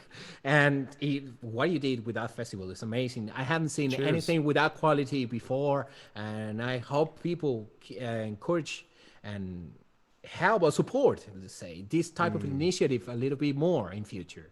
Yeah, well, thanks so much. I mean, it's the team, you know, it's essentially, it is there's a big team behind it, you know, and there's a really amazing technical team that were able to make something like this happen, and of course the musicians as well, who took a risk. You know, everybody's taking, it's silly, like we always kind of taking these risks, you know, almost. It's like, oh, should I go out? Should I play? What's the government telling me to do? It's a very strange time. It's like we're listening to, and we're also getting mixed information as well. So there's a lot of like, oh, you know, reputation right now is like, oh my God, I'm so lucky like that, you know, people actually trust, musicians trust that shit's going to go okay at least, you know. So I'm But very, if you don't very, risk, how you win? It's impossible to win if you don't Absolutely. risk. Absolutely, brother. Absolutely. Yeah. If not, you're stagnant. And at the very first moment you're stagnant, you're stuck in a place, man, you start dying. You need to move. Move is life. Japanese said once, you know. You need to move. You need to let the energy flow. You need movement in your life. You need to take risks. You have to go for it. Otherwise, man, life will pass through you. You won't pass through life. Yeah. If you're the rock on the river, right? So you got to be like the water. You got to flow like the water, move around the rock, move around obstacles. A lot of people these days tend to try and hit the obstacles face front, you know, try to attack the obstacles. I don't really operate like that, man, you know. Yeah. Instead of reading articles and getting annoyed, and I see myself as a person. I don't want to talk too much about me, but I guess we're just having a casual chat about this stuff, you know, and how it affects.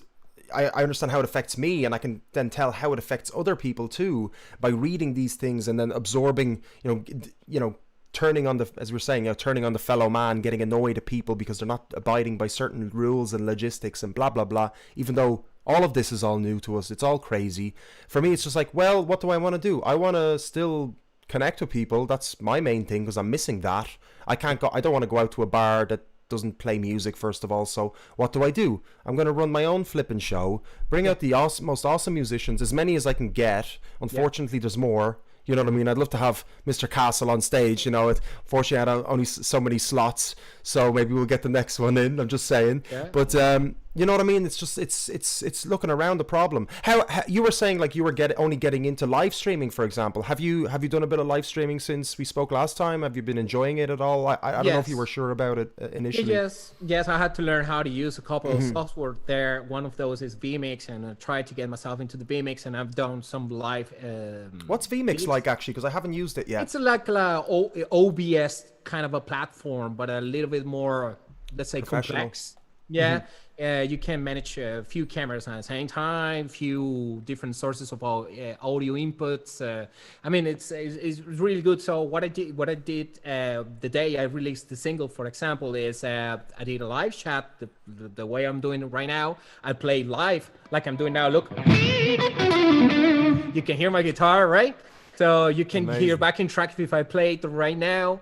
And at the same time, I'm able to share my singles. For instance, I'm here and then straight away go with a video. I go prepared or stuff like that. Pretty much what you're doing with whatever software you're using. Yeah, I'm using Streamlabs, but it's a little bit temperamental. Dude, do you want to play? do you want to play a tune, man? By the way. If you want to? No, please, like, Jesus, yeah. I mean, I should have probably just asked you sooner. I was like, let's do it, man. That type of thing, we didn't do that thing in the other interview, so that's probably, you know, why we had to do another interview for myself to play. You had to have your axe right in front of you, brother.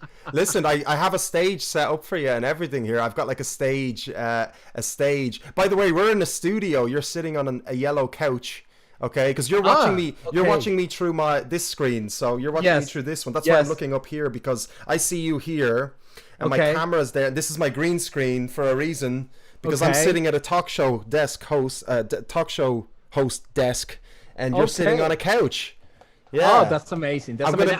vMix got something similar. Yes, you're similar, both. I'm gonna have a look at vMix because Streamlabs sometimes erases some scenes or it doesn't work, so it's dangerous, because I'll be doing corporate live stream gigs, you know, and I can't have any mistakes because I'm using this on a corporate level. So I need to check out vMix.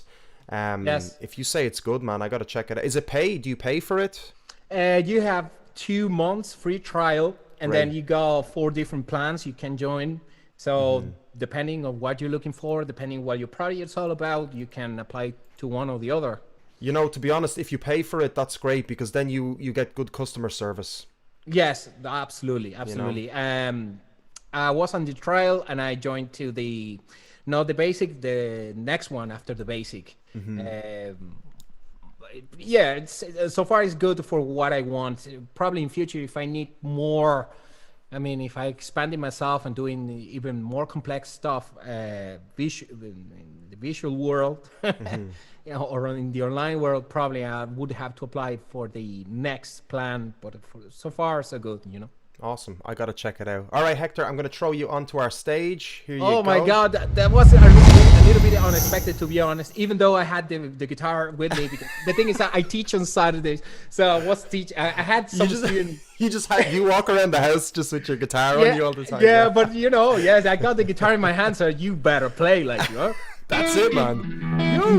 Don't know about the levels. Hopefully, finger crossed, it's all good and leveled. If Sounds not, good in here. It looks good in there. So we'll see with the backing track. I'm gonna play Jimi Hendrix song called "Hey Joe." It's an all-time classic. Love it. I got the backing track prepared here, so hope you like it. I gonna try to make my own version of this song. Legend. Take it away, Hector. Guys, let us know in the chat if the levels are okay for you. And this is Hector Castillo with his version of Hey Joe. Hector, take it away, brother. Let's do it.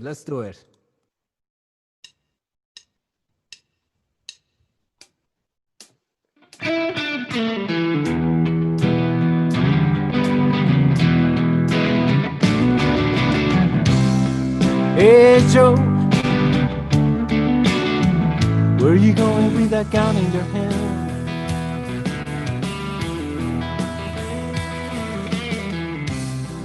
Hey Joe, where you going with that gun in your hand?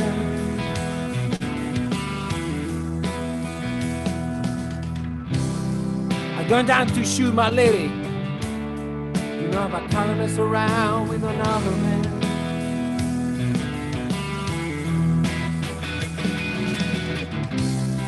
I'm going down to shoot my lady. You know I can't mess around with another man.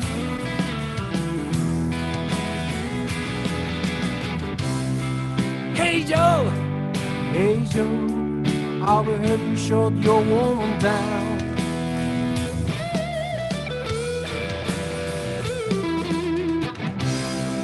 Hey Joe, I overheard you shot your woman down.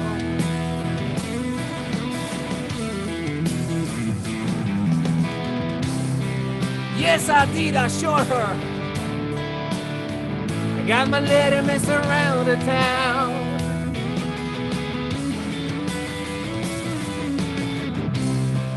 Yes, I did, I shot her. I got my lady mess around the town. I gave her the gun, I shot her.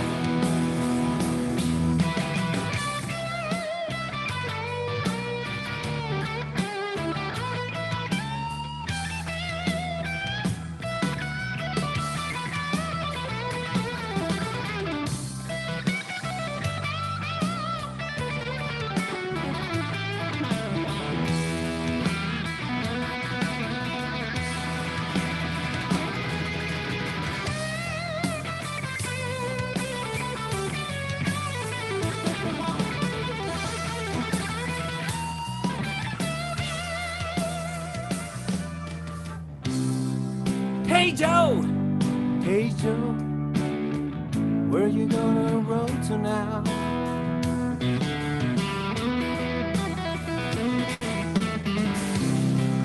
Hey Joe, where you gonna run to now?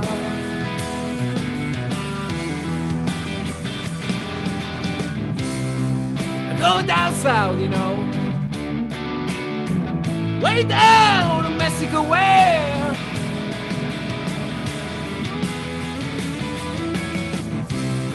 I'm going down south. Way down, I could be free. Ain't nobody can find me. Ain't no hammer gonna put her up around me. Yeah, goodbye everybody.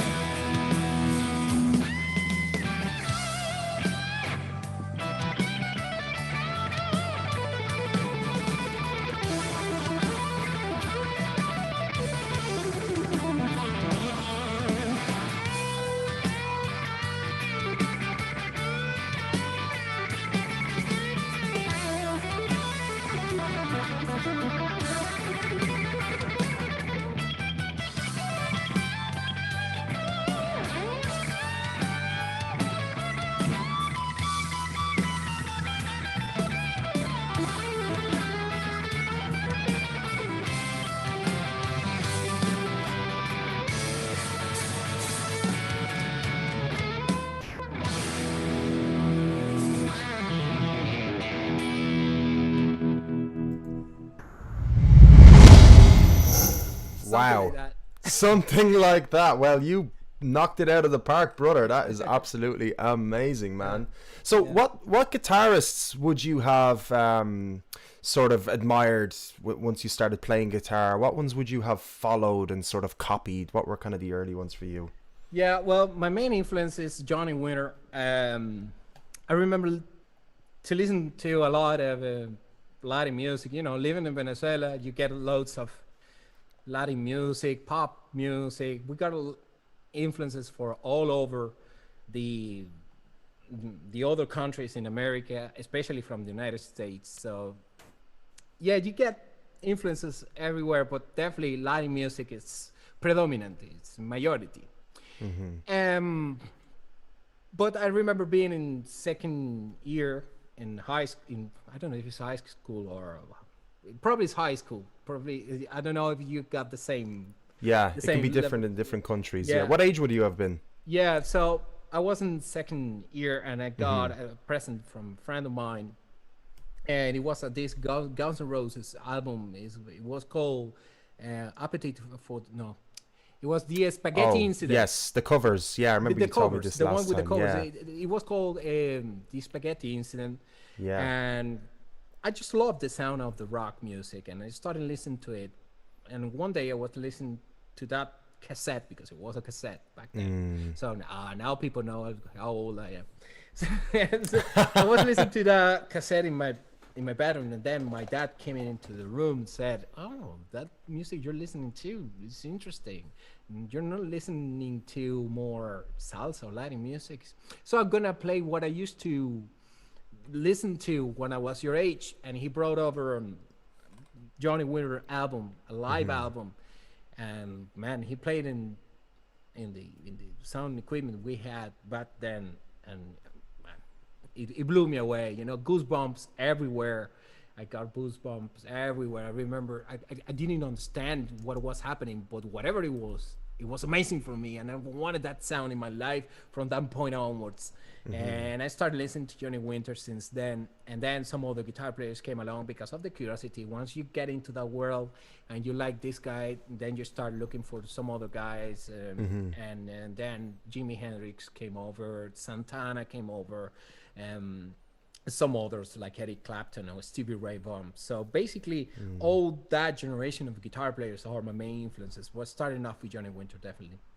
What's so being starting off, obviously starting off as a guitarist, like it, and because you're teaching as well, Hector. What kind of, is there like a 10 commandments of guitar playing, or is there a certain set of principles that you kind of teach your, it doesn't have to be 10, but I guess is there any kind of advice even you can give to sort of people starting out? I'm sure people watching you now playing guitar, they're like, oh, I want to play guitar now, you know. So what would you say to those people that are just literally starting? Because that's the most difficult part, isn't it, is to kind of stick with because, you know, in our heads we fantasize to be able to do these solos, but it takes a lot of time and patience and practice. Anyway, what would you say to these people starting out?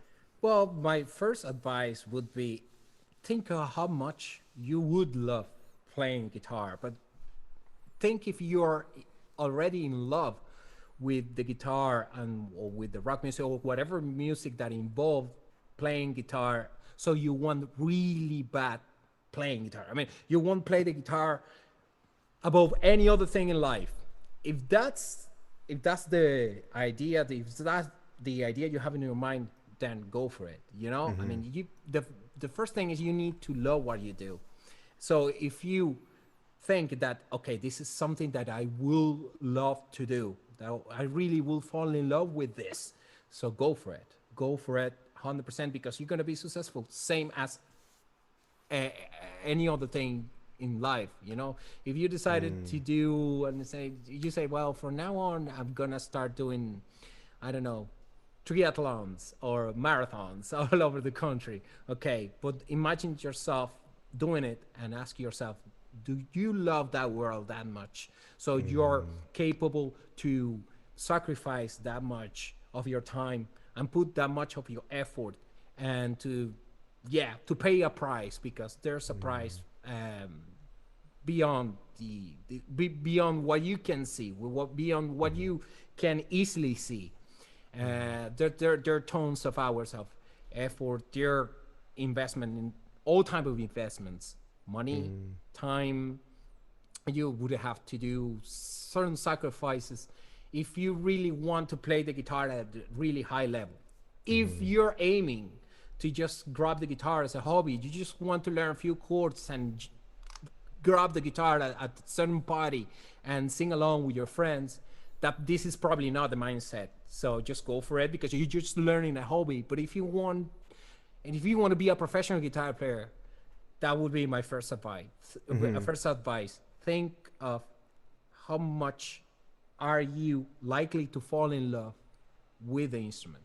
Do you think it's good to start with, let's say somebody is really into rock and roll, or like the Hendrix solos, or the Slash solos, or the really thick sort of rhythmic strumming? Should they start with the electric guitar? Is that a good thing as well to do that, or do you think it's a good thing to start with acoustic just to practice? Start with whatever you have. Oh, so it doesn't really matter, right? Yeah, no, especially at the beginning, we need to make the process as easy as possible, because since you're starting off something, you're going to be pushed out of your comfort zone. So if you make of the beginning of the process something too difficult, when you have to push too much, you're going to find yourself of whatever excuse to quit quickly.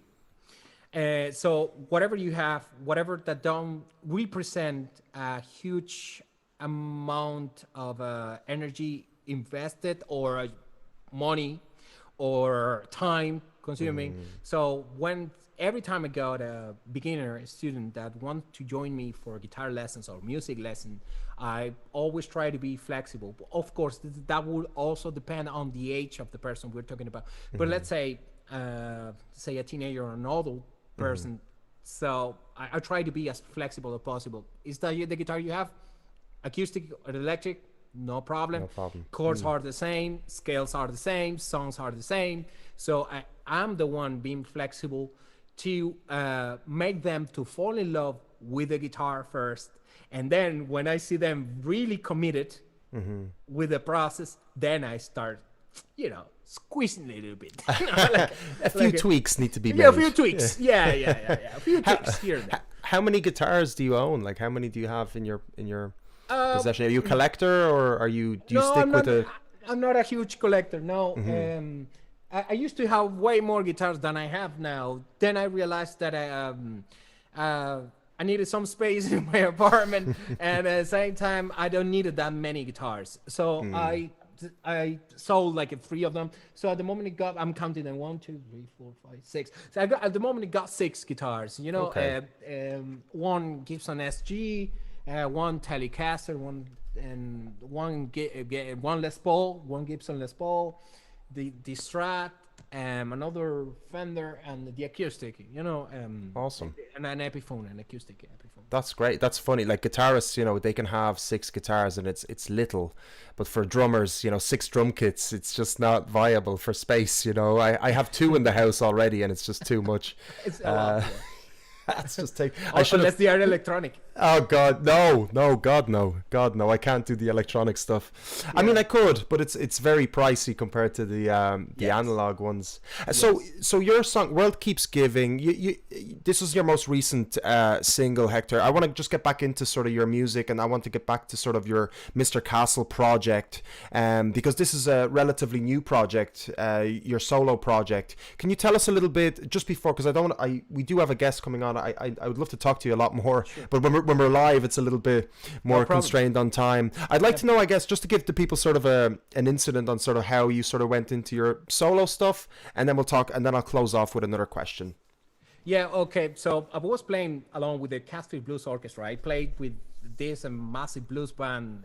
It was my prime child, and this band had the nine piece, 9 people, playing the most important blues festivals all around the country and playing the most important blues venues. Amazing band. I've seen videos and absolutely fantastic setup. It must be difficult to manage 9 people. It was difficult at first, but then everybody kind of got the wavelength. They tuned up with the pace of the project, and especially back in 2018, we got to play huge festivals, even great rhythm, the great rhythm blues and can't remember the name. It's not Rhythm and Roots Festival, is it? The Great Rhythm and Blues Festivals. Rhythm and Blues, okay. And something like that. But man, great festival. So that was my main project, and with them I did the Irish Santana experience as well. But I started to focus a little bit more in my music recently, and I decided to the guys had some other projects as well going on, so we decided that the best for the project was to leave it up to there, and I decided to put all my energy and focus on my solo project. And of course, I was working in the project previous Catholic Blues Orchestra, but I never put all my energy, all my focus in the project, which is what I'm doing now. So in terms of World Keeps Giving, that's a song that I composed along with Edin, which is an Irish blues living legend. He played with amazing names within the blues world. He substituted Gary Moore when Gary Moore left Skid Row. So it's a dragon you have here in Ireland. He's an Irish guy. So I was so lucky to join forces with him and record an EP, 6-song EP, and World Keeps Giving was within that EP. So, one thing led to the other, and I decided to do this song again. I asked Ed for joining me, but he was so busy, and I did it with my guys, from Mr. Castle from the project, and we re-recorded it in Women Lane Studios. Most of the instrumentation, I think it was a really good timing for the song to come out because of all the stuff I said before. So it is the right time to say, because back then I told Ed, we need to say something about the world. Something's happening that I'm not liking too much. That was back in 2014. So 2020, I said, okay, the message is still alive. I mean, it's still valid, and so let's do something about it. I'm gonna be re-recording it. He gave me his thumbs up. Yeah, you can go with the song because it's 15/50. The rights of the song gave me the thumbs up, and I re-recorded it and re-released it. And yeah, that's pretty much the history behind. That's awesome. And what's because now your EP is fully released, right? We have the 4 songs, so 2 released last year and 2 this year. Am I correct in saying? Yeah, this year I've released 2 singles. Yeah, the other one is called Only One Way, which is an instrumental one. Brilliant. So now your EP is completed. Yeah, because it has 4 songs from the Mr. Castle project and 2 from the Catholic Blues Orchestra. I mean, those songs I did with the Catholic Blues Orchestra are my own composition. The thing is, it was recorded with the Catholic Blues Orchestra team. But yes, I got the EP finished. It's a 6-song. Congratulations. Thank you. And that's what I'm streaming sometimes. I get vMix and I broadcast the 6 songs together. And that's your concert. That's your stream concert, so people can see you live. Well, it's not live per se, because it's just the video clips I've done for the songs. But sometimes I combine the broadcasting of the singles along with some live thing like I've just done here. Or sometimes I just go with the videos, or just sometimes playing the songs live. That's awesome. Do you want to play another song, Hector? I don't know. I don't want to put you on the spot. Do we have time? I mean, yeah, we can make time. I think we could finish on a song. We might skip the lightning round, but we can finish on a song. How do you feel about that? Okay, yeah, sure. I don't know what the lightning round is all about, but yes, sure. Maybe. Well, it's only 60 seconds long, so. But we can talk about that later. We'll see how long you play for, and I'll write to our next guest. Okay, well, probably the next song is 4 minutes long or something. It's an instrumental gonna do, I think. Awesome, Joe. Are you okay? Joe's in the chat there. Joe says one more tune. Joe, thanks so much for your patience. Joe was booked for 8. We are running a little bit late. You were a bit late as well, Hector. So I love it when guests are. I never like to assume that people are okay, no matter what. I know not everybody is as busy as normal or whatever, but I hate always thinking, it's okay. No. Everybody has their own schedule. Even if it's 10 minutes late, I hate being late. But Hector, I'm not going to stall you anymore. Thank you to him. What do you say was his name? Joe S. Joe. Joe, yeah. Joe, thank you very much, man. Joe's loving it. Joe says he said it sweet solo Hector when you were playing Hey Joe. Thank you. Oh, there's a lot of Joes going on in my head right now. Hey Joe. That's right. And Dario Rodriguero, who you know, he was watching. I think you know Dario. I guess. Do you know Dario Rodriguero? No. I think he knows Probably you. I think you guys know each other from the music scene for sure. Thereabouts, an Italian keyboard player. Who do you say was his name? Dario Rodriguero. No. Dario, there you go. He doesn't remember you. No, I'm only messing. Sorry, Dario. I presume it's Dario. Do you know what? Italian. It's. I'm assuming he knows you. I don't know if he does, but he's tuning in anyway. He's enjoying the show. Great, He's really great enjoying the stuff. music. No, I don't know if you guys met. I'm only messing. And Lindsay says this is fantastic. I love it. Oh, that was our previous song. Yeah, that was you were speaking about what was her name? Kira. Yes, Kira's was our pick for the weekend.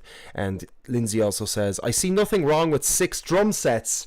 Yes, you're right. We'll just move the chair. We don't need the couches. We just get rid of the couches and Exactly. music first. Yes.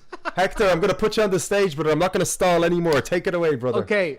This song is called Frankenstein. Oh, yes. Love it. Let's see what happens. Oh, amazing.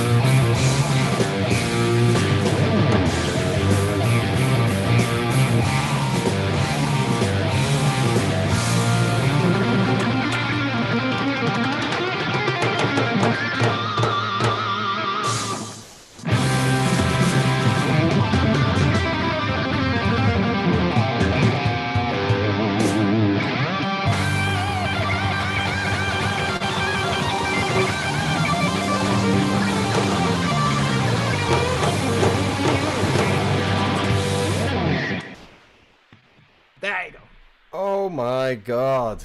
Thank You you. know, I've never actually heard anyone else play that, but the Edgar Winter group.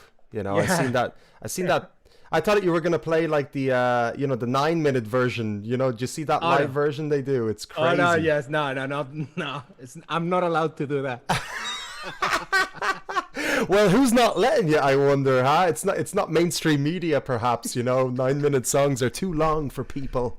Yeah. Oh no, live I'll do it. The 10 minutes. But I know that online or in an interview, no. Ah, that's so cool, man. No, fair play to you, man. That's absolutely. You know what? I have one regret only is that I just didn't get you to do another song for me. But do you know what this means? This means it's another excuse to have you back on the show. Exactly. We're always gonna find really good excuses to come back. Absolutely love it, Hector. Listen, man, it was so nice to reconnect with you again for the second time, man. I can get used to this. Yes, me too. Listen, brother, is there anything else you'd like to sort of say to people before I let you go? And thank you so much, by the way, for making time on this Saturday evening. Yeah, well, thank you very much to everyone who is supporting the initiative COSAC is doing. I mean, I've been the side of producer and the entrepreneur side of things sometimes. I can tell you guys, this is it takes time, requires a lot of effort and energy put on an idea.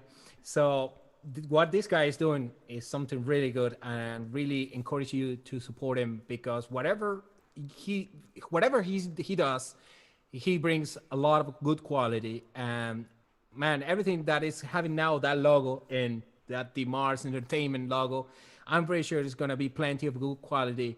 What we experienced in the Transmission Festival was only the start of something amazing that is about to come. I'm very sure about that. And that's the first thing I want to say. Thank you so much. Asking people to support you. And the second thing is, Thank you.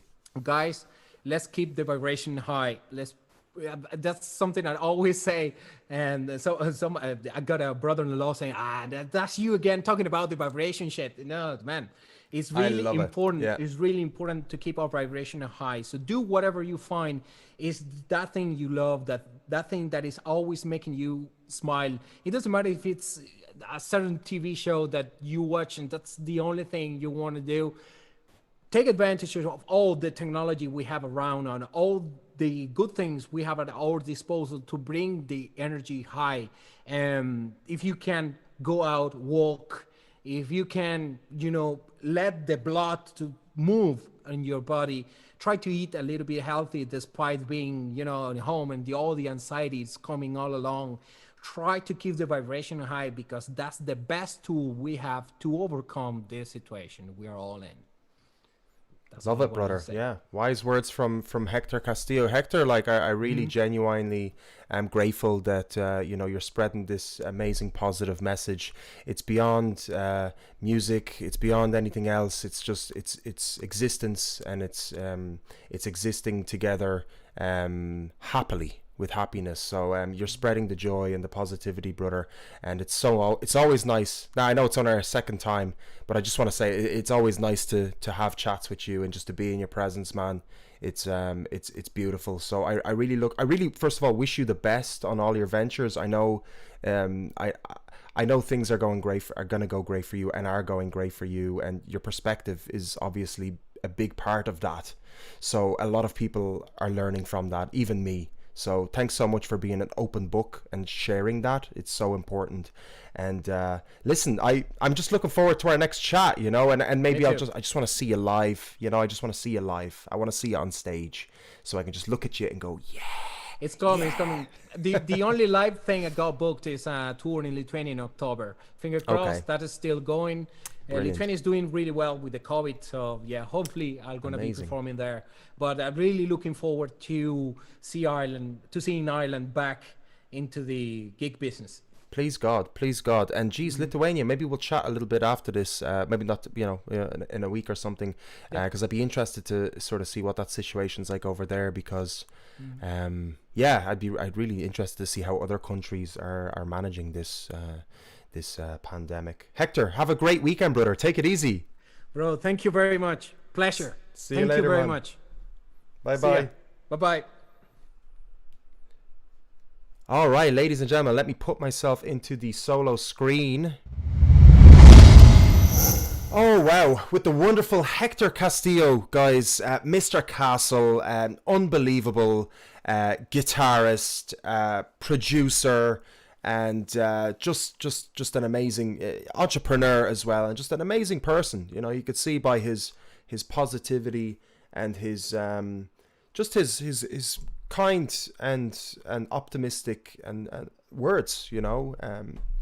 And I don't even know if it's optimistic to say, you know, it's not optimistic. It's just genuinely, you know, it feels like it's, you know, putting us in towards a good direction, you know, that's what it is. So I love people like that, you know. So check out Mr. Castle, guys. He released his EP there. He had 2 songs from last year, 2 from this year, and he also had 2 songs from his previous project, Catfish Blues Orchestra. He's done so many different projects. Just an amazing musician. And as you saw from you know, the interview, yeah, he's just a genuinely great guy. So I do invite you all to like Mr. Castle's Facebook page and like his YouTube and check out his Spotify. Like the tracks are fantastic. You know, he records them himself. He did some of them in Windmill Studios as well, so they're just great quality. I really do recommend you check it out. So I'm gonna bring on our next guest now because I've delayed Joe by a couple of minutes, and yeah, guys, let me know in the chat how yous are keeping. Dario, what are you saying? I'm on the paper, I wish. Can you elaborate a little bit on that? You mean the newspaper, or it was something to do with our conversation, right? And Anto says thanks, Hector. Yeah, absolutely. And Lindsay agrees with everything there. Lindsay, awesome, guys. Yeah, thanks for tuning in. We've got one more guest today, and that is Joe S. And we had Joe S at the beginning of our deMars radio. I think that was back in April. So I don't think we even have a recording of it. We have it on YouTube, I believe, but we didn't have the separate video of Joe. So this was in the early stages of the technicalities of this show. So how we've grown since then. So I'm really looking forward to speaking with Joe, who I'm sure has grown a lot as well since his most recent release. So, guys, don't forget to like the stream. Don't forget to subscribe. And do share it around, you know. Spread the love, spread the good vibes. I'm going to be streaming live 3 days a week, guys. I'm going to be doing Thursdays and Saturdays. Well, so far anyway. It's going to be musician interviews, performances, and a bit of a music playlist. And then we're going to do the live soundtrack gaming on Tuesday. So do share it around. Let your friends know and let your musicians know that this is going on. It's good vibes, casual combos, and a bit of live music. And we're getting to know our local music scene here in Ireland.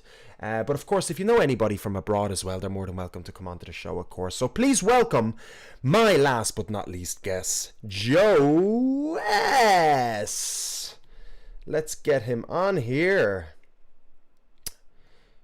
Let's get him onto the big screen. Let's see if I can get him. All right, here we go. Joe, can you hear me? Yeah, I can hear you loud and clear. Can you hear me? Yeah.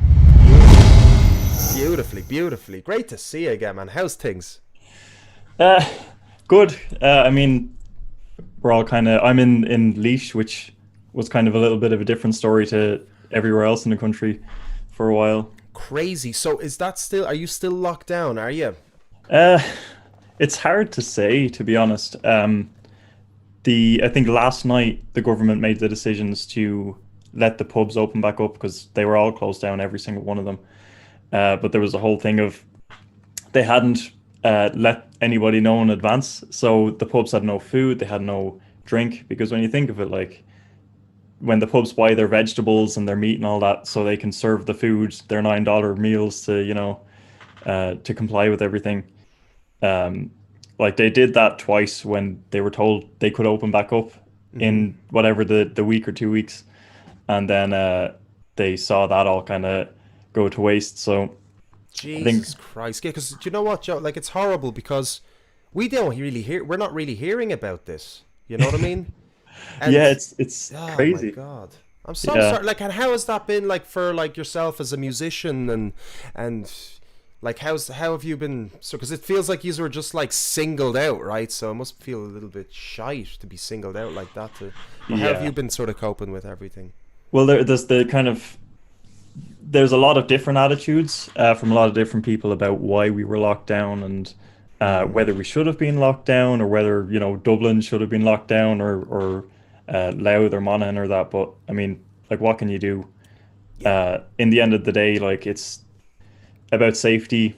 And I think as a musician, we were hit hard from the very start. And like, as I said in the last discussion with you, I took it very badly because, things were going really well. And I think for the whole country, things were going well back in the start of 2020. We were finally actually, like, the arts sector was seeing the recovery that they spoke of for decades. And then to be kind of thrown into this. But, we all adapted. I wrote a song and released a song out of nowhere, which just so happened to be the best song that I've ever written, and in my opinion. I love it. I love it. But yeah, a lot of good things have come of it. I think even people's attitudes towards each other and not taking things for granted as much anymore. Like when the lockdowns are eased, everyone's going and hopefully doing responsible visits and making the best of the time that they can.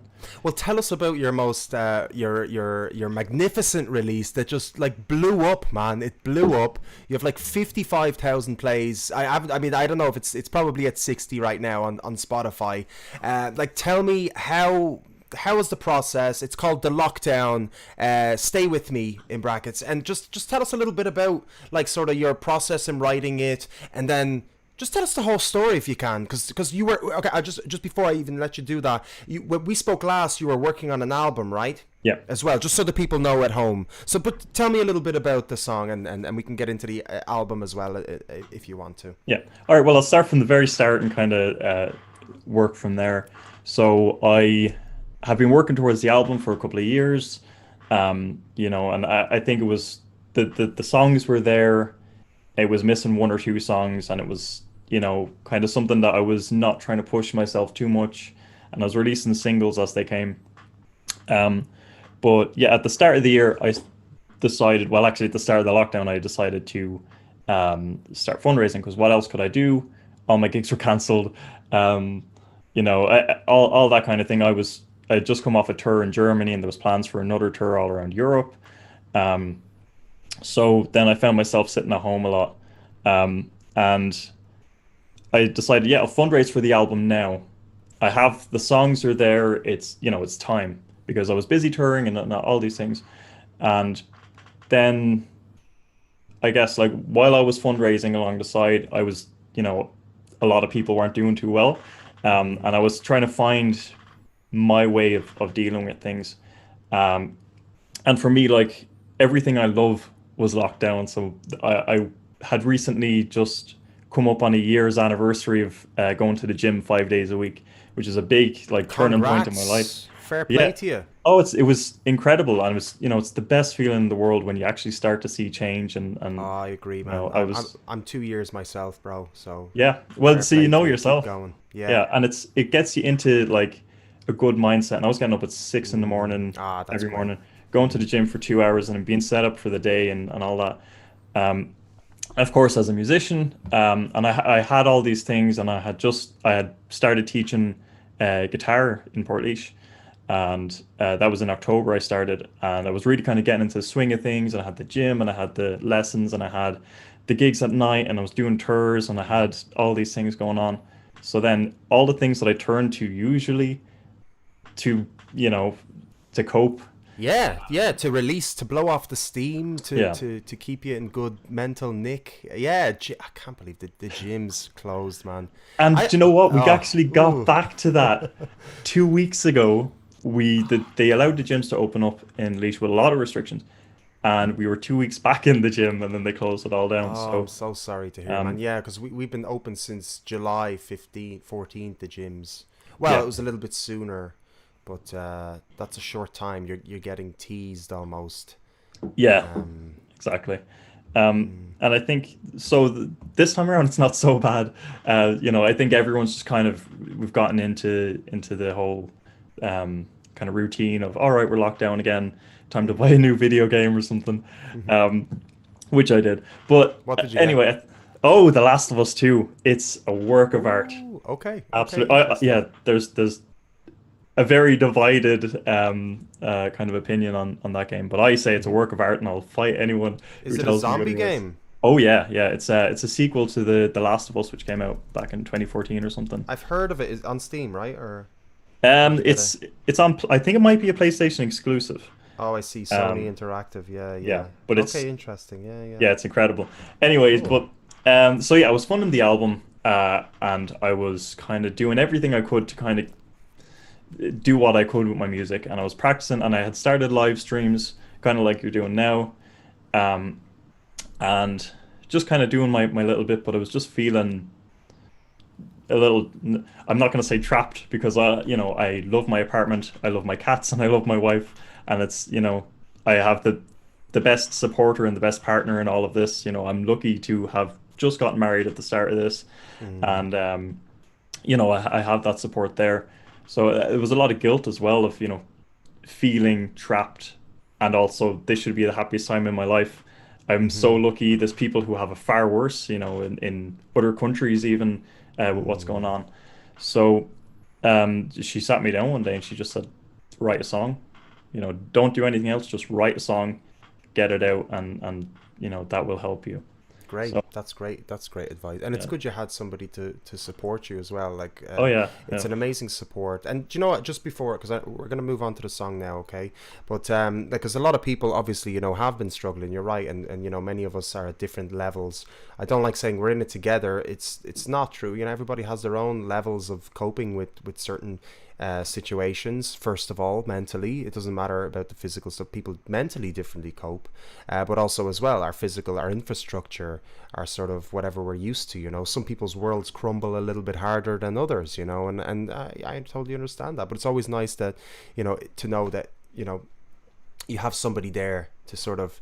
But also when you're trapped with somebody too long in the house too, so you're okay to feel the guilt. I'm married yeah, too, and we share a house as well with another with a friend, and it's just no matter what, it still can get cramped no matter how big the place, you know what I mean, or and then I'm thinking, people in an apartment have it a lot worse too. So there is that kind of like, you can't complain, but you still have a right to feel what you're feeling. yeah. Do you know what I Exactly. mean? Yeah. Never So I discount get anyone's it. feelings, no matter how insignificant you think they might be, or how privileged you think someone might be. You're well justified to feel whatever way you want to feel about any situation.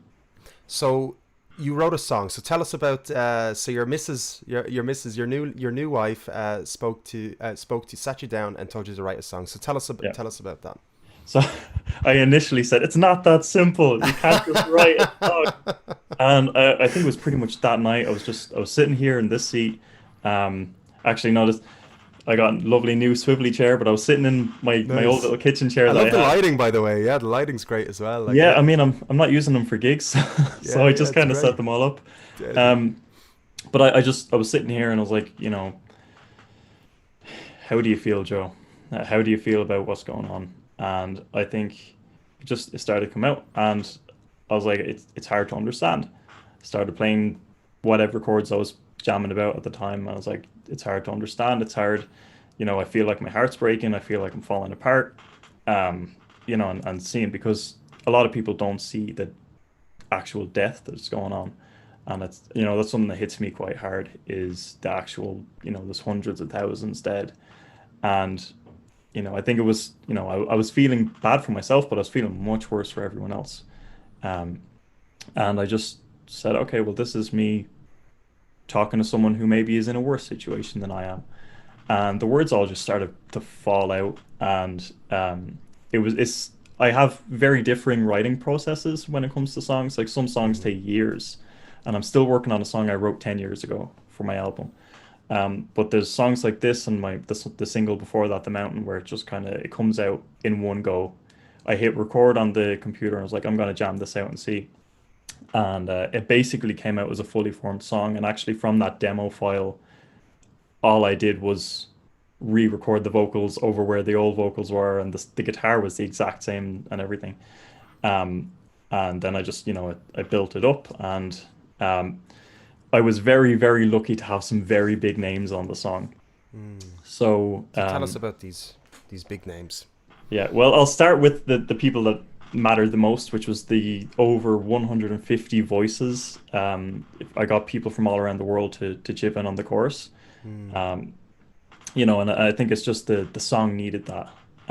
So there's people from Australia, people from Africa, people from England, Ireland, Scotland, Germany, everywhere. Like, there's too many places to count. And I just put a call out on starnow.ie, which is it's like a job site for actors and stuff. And I'm an actor myself, so I had my own profile on it. And I just said, I'm looking for everyday people. I'm looking for nurses. I'm looking for people in the kind of frontline workers and stuff. Just send me in. You singing the song, listening to the song, what makes you feel positive in life.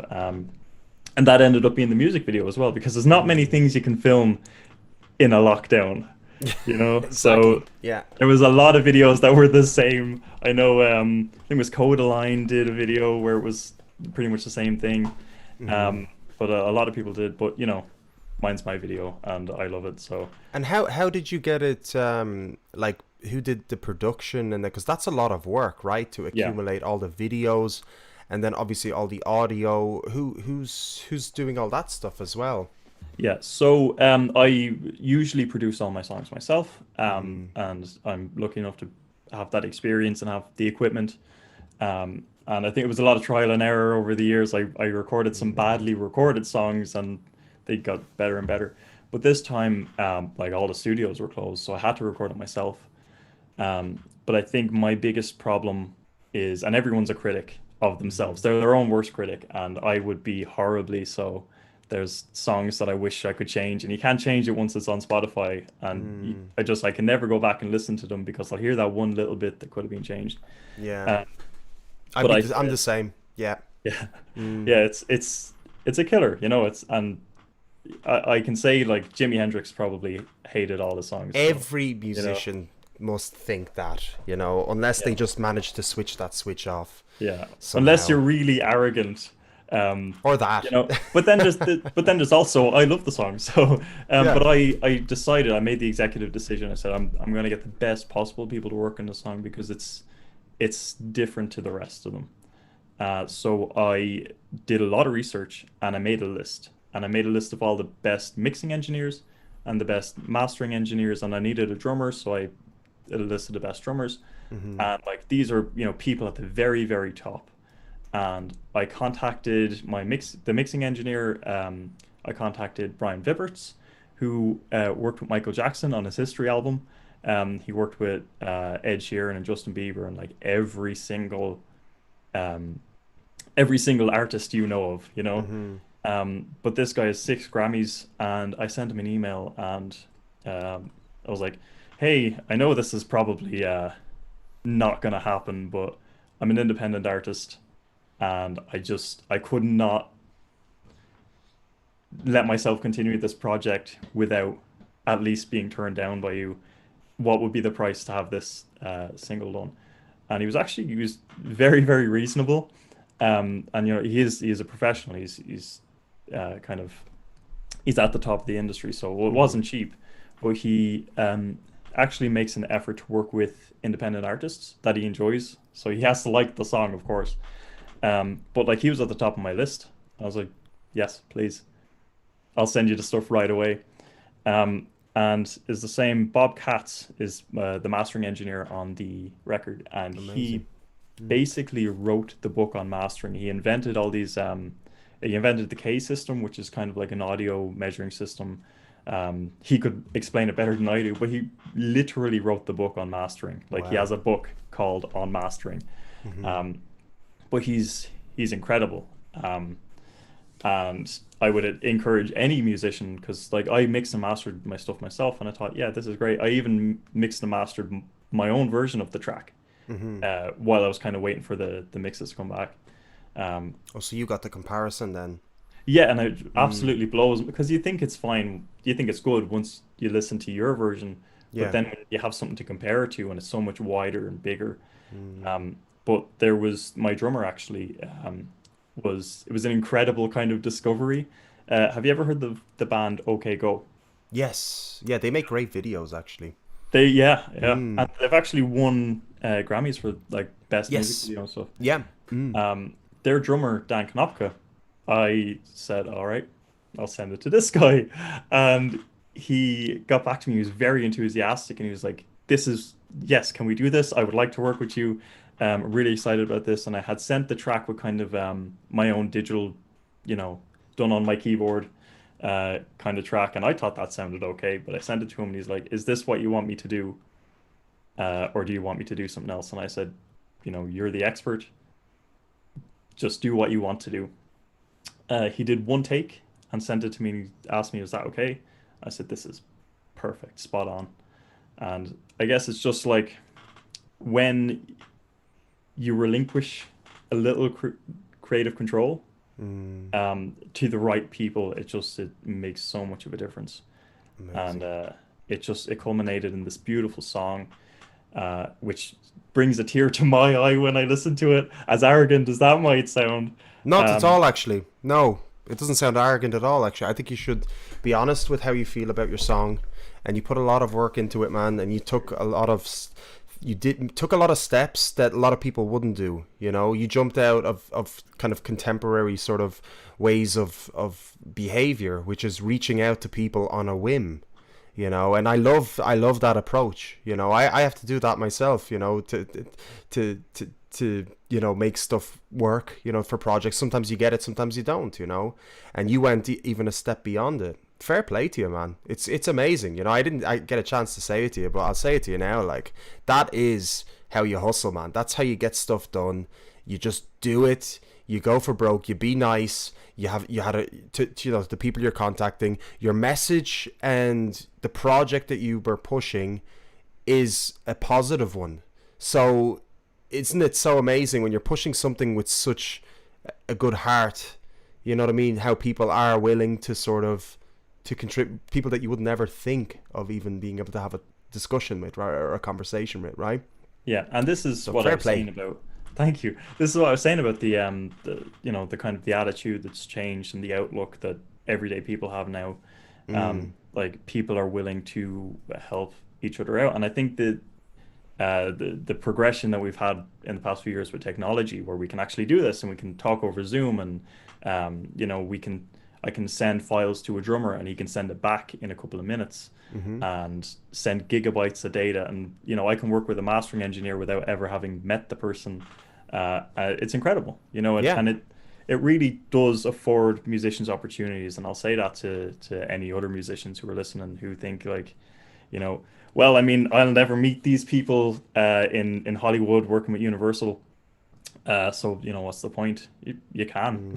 Yeah. And people it took see- me a while to understand that as well. People just see a seems gap, they away. see like a wall or something between. Yeah. I mean, it's not how to phrase it. It's like it's the general frame of mind for some reason. I don't know if it's cultural or whatever it is, or is it Yeah. education? Is there something missing perhaps in the education system that should teach people to sort of hustle in a way? Like, that's the only way I can think about it, but it's not really the right word either. It's just like it's reaching out, really. Yeah, it's and it's I think breaching it's through the walls. in the Irish music industry, there's kind of an attitude, and I think one of your guests, like, I don't know which one, said it a minute ago, where we're hard on ourselves. We don't like to be proud. It's an Irish thing. It's also a musician thing. But there's also Absolutely. kind of Yeah. a mindset where we don't feel like we're good enough. And no matter how far you get, you still feel like I shouldn't be here. I'm messing with the big leagues, and I'm down here and they're up here. But it's all like we're all in the same boat. We're all musicians. We're all passionate about our work. We're all people. So Yeah, Anthony Wall was the first guest, and we had this conversation as well. He's actually in the chat saying, Woo! Shout out for Bobcats. I love Bobcats. I'll never So- use any other mastering engineer. It's the best. So you guys know. I don't know. I will learn that. I'm gonna look up Bobcats now, because this is me learning, which is great. You know, I speak to people and I get to learn new things.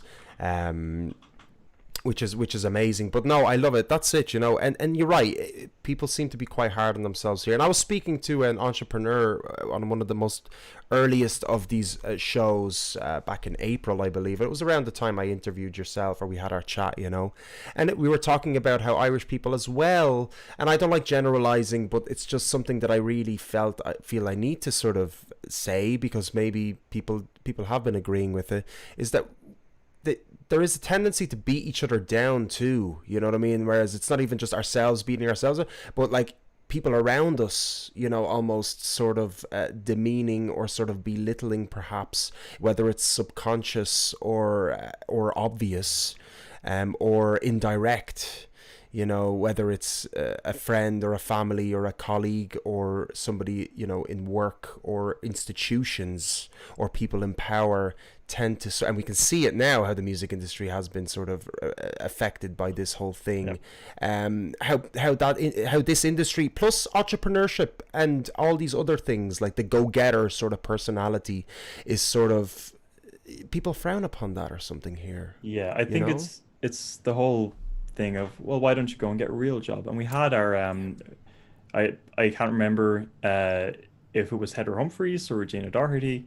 One of those said basically to musicians, get real, learn a new trade, you know, and you know, you're basically, she said to us, you know, your livelihoods aren't going to survive.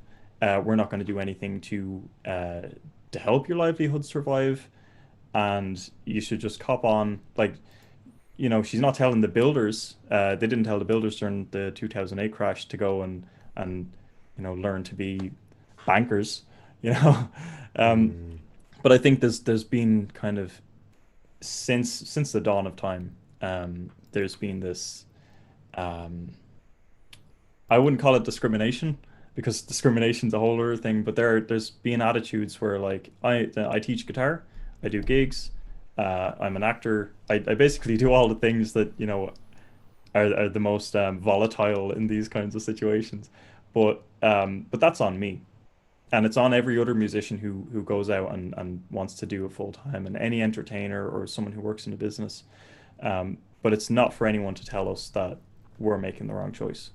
Absolutely. Because in the end, people turn to gigs, people turn to music, they look to musicians, they look to actors and celebrities and entertainers to tell them it's going to be okay, you know. And we're the ones writing the songs, and we're the ones putting on the live shows every night for free. You know, we're raising money for charities when we don't have any ourselves. So I mean, yeah, there's a whole attitude from the government, and I don't want to get really negative about things, but it's not going to change with this government. And it's not going to change anytime soon. So I mean, we're looking out for ourselves. Yeah, I agree with you, you know, and we could talk about this for hours, and I can get very deep into it and perhaps even obscure with some of my own beliefs about why it is as it is, because it doesn't even seem like it's just this government, or, you know, because obviously there is certain controls within media, you know, media is controlled. Certain things are pushed out for specific reasons, I believe, you know, personally, from seeing how things are, you know, certain things are played on the radio for certain reasons, you know, possibly. Yeah. And why isn't there, you know, rock, you know, why is rock sort of, I heard somebody say, what was it, that we like what we are used to listening to more so than anything else. So technically, the more we are pushed a certain type of music, the more people just generally get used to it, because it's exactly. Like, oh, I had a good time in the club listening to this song, so I'm listening to this tune now. Or when the same 3 songs are played 20 times on the same radio station in a day, and you're gonna get used to it. You hated it at the start, and then you love it at the end. Absolutely. And hey, look, I like a bit of pop. I like a bit of EDM. I like some of the tunes that are very kind of basic, blah blah blah. I'm not even talking about that kind of stuff. It's just about there is a controlling system in place Yeah. that's beyond our own control. That's Oh, all. That's yeah. all I can say. It's all summed up in one word, and that's payola. Payola. Mm. What do you mean Oh. by? So payola's a thing. I A don't lot know of people, this. yeah, What a is lot this of people word? don't know about it. It's basically, it's like pay for play. By the way, I'm sorry. We're supposed to be talking about your music and things like that. So I'm sorry Oh for no, kind of getting into a discussion it gives me a here. chance to vent. Oh, brilliant, There's not brilliant. many musicians in my lockdown circle. Everyone's a Um, winner. Great, great. Yeah, so payola is it used to be a thing. It used to be completely legal. And like I won't get into too many specifics because I'm still trying to get my song on the radio. And there's a lot of stations and a lot of the media outlets will absolutely blacklist anyone who talks about it. But there's pay to play. It's all about money. You can have the worst record in the world and throw some money at someone and they'll get it on the radio. And it's all behind closed doors. And years ago, it was literally just brown envelopes. And you would go to a DJ, or your promoter would go to a DJ, and the DJ would say, "Yep, 40 grand, and I'll play it, 1,000 times in the space of a week." It's how Limp Bizkit got famous, actually, and that's no conspiracy theory. We've solved the puzzle of how Limp Bizkit got famous. I liked his stuff, but look, I'll say one, like, I'm looking at Cardi B's most recent. I don't know if you watched that, right? Music video. I heard of it and I stayed well away. Horrendous, just demeaning to, dude, I don't know, like, 'cause, like, I don't want to sound like I'm bleeding feminist or anything, right? It's nothing to do with that. It's just like, like demonic or something. Do you know? Like, I'm not talking about that kind of. It's like still. You're. It's not I don't something you know. want to listen to, but for some reason you are. Yeah. And just watch. Even the music videos are just like ridiculous. What they're doing, and it's just I don't get it. I don't get why this stuff is being pumped out. It seems to almost a lot of them, like I'm talking about American, right? Not European, but like Americans, because it's all coming out of there. Really, it's this massive industry that's coming out from there. That's overshadowing a lot of it, a lot of the other ones. But obviously a lot of attention seems to go to the States, which is a bit great as well, isn't it, in a way, for people that want, that are able to, that are pushing information. You push it from the States, the world is watching the States, you know what I mean? And listening to, watching American movies, watching, listening to American music, or music that's released by American labels, let's say. So it's great for them, not saying for us, is that, it's kind of like being sort of funneled, and then the whole world gets to kind of get it, because it's not like you're not really famous unless you're known in the States. Do you know what I mean? Like that kind of thing. There's an interesting analog in the online spheres as well, and the likes of Spotify and stuff. You find it very hard to discover Irish artists, and if you happen across, if the algorithm happens across an Irish artist, it's shocking. It's like seeing an Irish person in a film, and it almost seems like they're the foreigner to you when you're listening to the American speak. But it's the same with the likes of Spotify, and we came across an Irish musician recently. We had just left our Spotify go, but he's lovely, he's brilliant. I can't remember his name, but he's in there somewhere. He's getting his 0.003 cents from me every time I play it. But it's the algorithm, and everything's algorithmic. Everything is people are fed what they want to see, or people are fed what the people with the money want you to see. Yeah, or the people with the actual I don't want to say power, because that sounds a little bit conspiratorial. I would say the exact same thing. I want to try a different word for that now, but I'll figure it out. I'll have to get it to source out. But yeah, I think it is, though, like, in order to get anywhere you need money. And then the thing is with the likes of the algorithm sees people listening. The algorithm says this is what people want to see, and then they'll push it to the people who who wouldn't see it otherwise. Yeah, I wonder what like the solution for me is. And by the way, the chat is happening here. So we got Kevin regarding promoting oneself. Self-deprecation is always common where I'm from. I think it's a Catholic thing. That's interesting. Yeah, So Catholic Kevin's shame. from So Kevin's from Kevin. You're from Canada. Which part are you from? Montreal? Am I Montreal? Is that? Am I making a mistake Montreal here? is That's Canada, right? Okay. We got Anthony as well. Anthony Wall. So our first guest today was. I told another musician about the person who listened to my track 14 times the day it dropped, and the response was like, they must have no friends. Anthony Wall again couldn't handle the fact that I was proud of myself. Yeah. So I mean, like, it's I get it. Like, it's I get the humbleness that Irish people are trying to sort of. Like, by the way, I'm like Polish genetics, guys. Like, so, but I've been brought up in Irish culture, but I've also been in Poland a lot of times. So I'm getting a perspective here, but I feel one with Irish people. Don't get me wrong here, and I have absorbed obviously a lot of Irish isms, and Irish sort of behaviorisms, and I've noticed them a little bit, even at an early age. I don't know, maybe because of the contrast of culture and because I speak Polish as well. And Polish people can be a little bit different. They can be quite harsh as well, actually, to each other. Very harsh, more blunt than Irish people, actually. They're very to your face, whereas Irish can tend to be like to the face sarcasm, but perhaps behind your back can also deprecate you quite a lot as well. And then there's the self-deprecation as well that comes with it. God love us all. Seriously. Guys, where are we going to go with this? Joe, what should we talk about? I would talk about this stuff all day, Would you like to play a song? Do you want to play? Are you prepared for a song today, or do you want to just chat? I don't want to put you on the spot.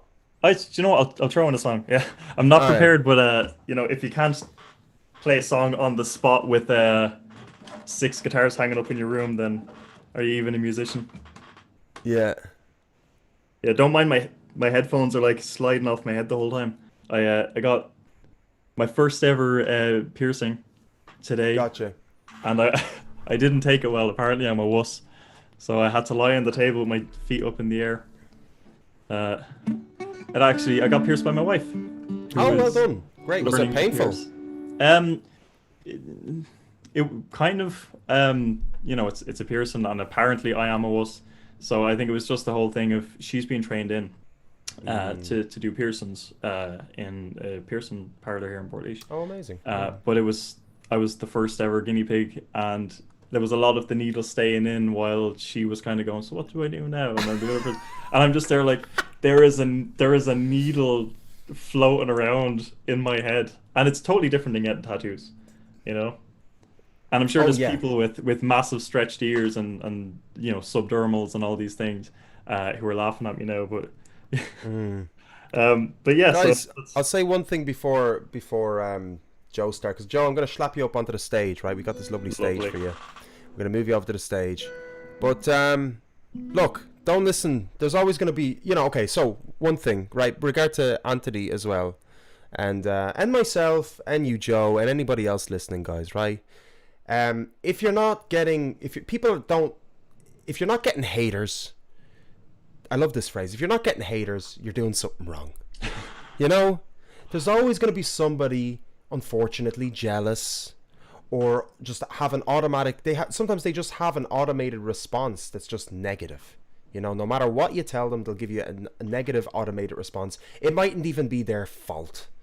It might have been what their parents taught them. It might have been what their teachers taught them. It might have been what their priests taught them. Do you know what I mean? So it's like, it's horrible, that we have to listen to this and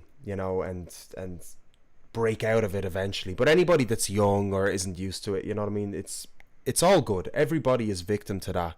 And the most important thing is that we all, respect each other, and this is a safe space. Like, I don't want to make it sound like, it's like we can talk anything we want and we can whatever, but at the end of the day, it's all about the musicians here, and all about the artist and speaking the truth as well. It's not a bad thing to hear the truth either, in a way, but like, don't listen to some fecker. That's what I'm trying to say. Isn't that right, Joe?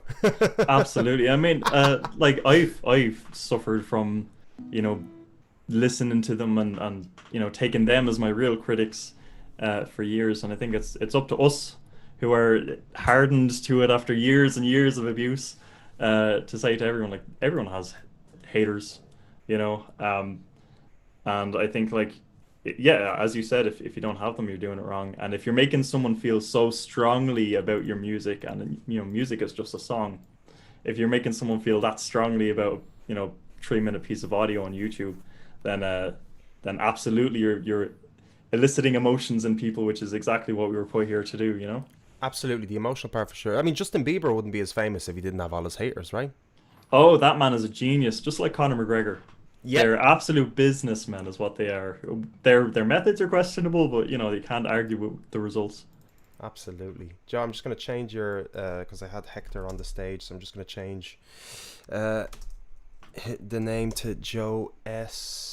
And so how can people find you, Joe? Do you want to just give a quick shameless plug for yourself there, Yeah, brother? absolutely. So you can find me on Facebook with facebook.com/Joe S Official, or just search Joe S Music, and you'll see me, you'll see my face. You can't really miss the beard. You can find me on Instagram as well, and I think that is Joe S Music Official, which is the one I'm really trying to push right now. I'm on Twitter as well, which I don't use as much, and that's Joe S Musician.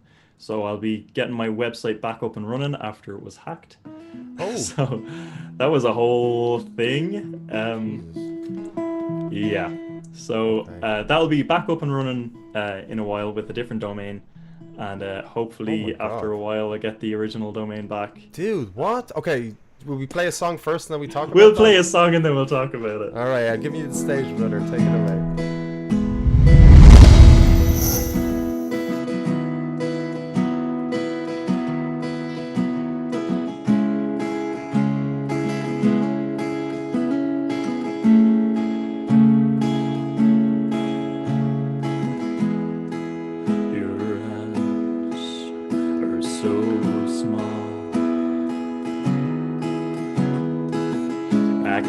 Inside of mine. Don't get me started on your eyes.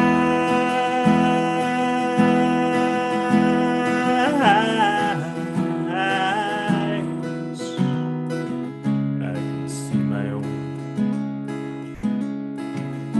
perfect reflections of mine.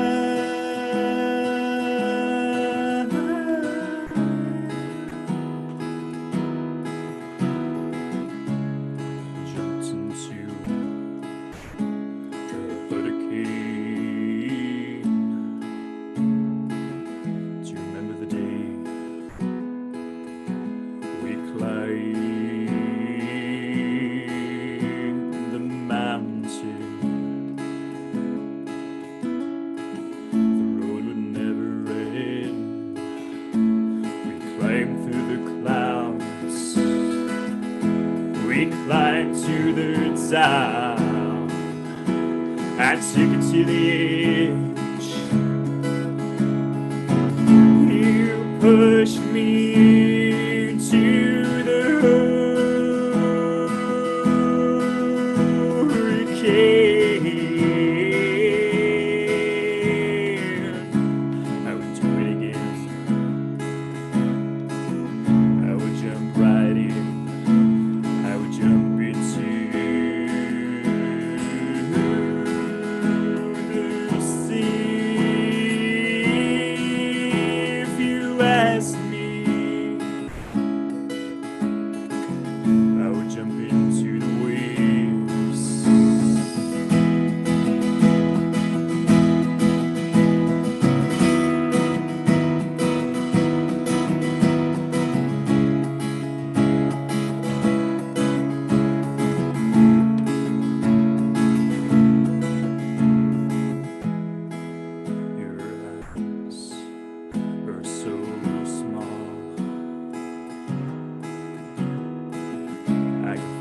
inside of mine. Don't get me started on your smile.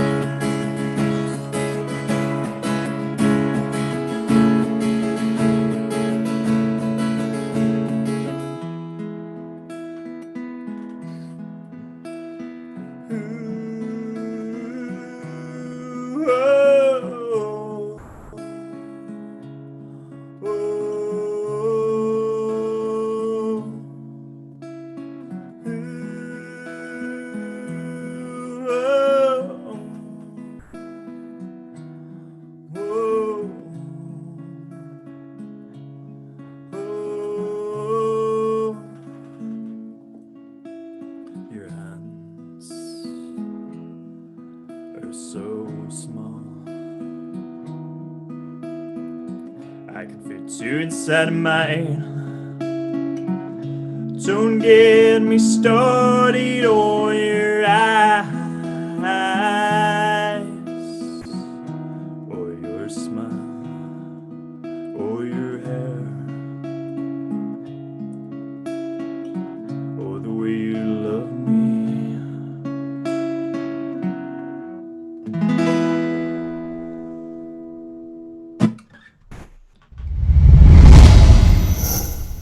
We are here with Joe S. Everybody, thanks so much for everybody for tuning in this Saturday evening. Yeah, I wasn't really sure like if people were available because it's a tricky one, you know. I refuse to go to bars, especially right now anyway. I haven't been in a bar since February 29th.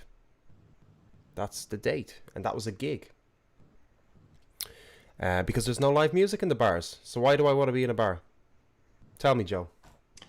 Yeah, no, I'm in the same boat. The last gig I did, I actually supported Bagatelle, which was, you know, this was on the bucket list, you know, the guys that I grew up listening to years ago as a kid, summer in Dublin.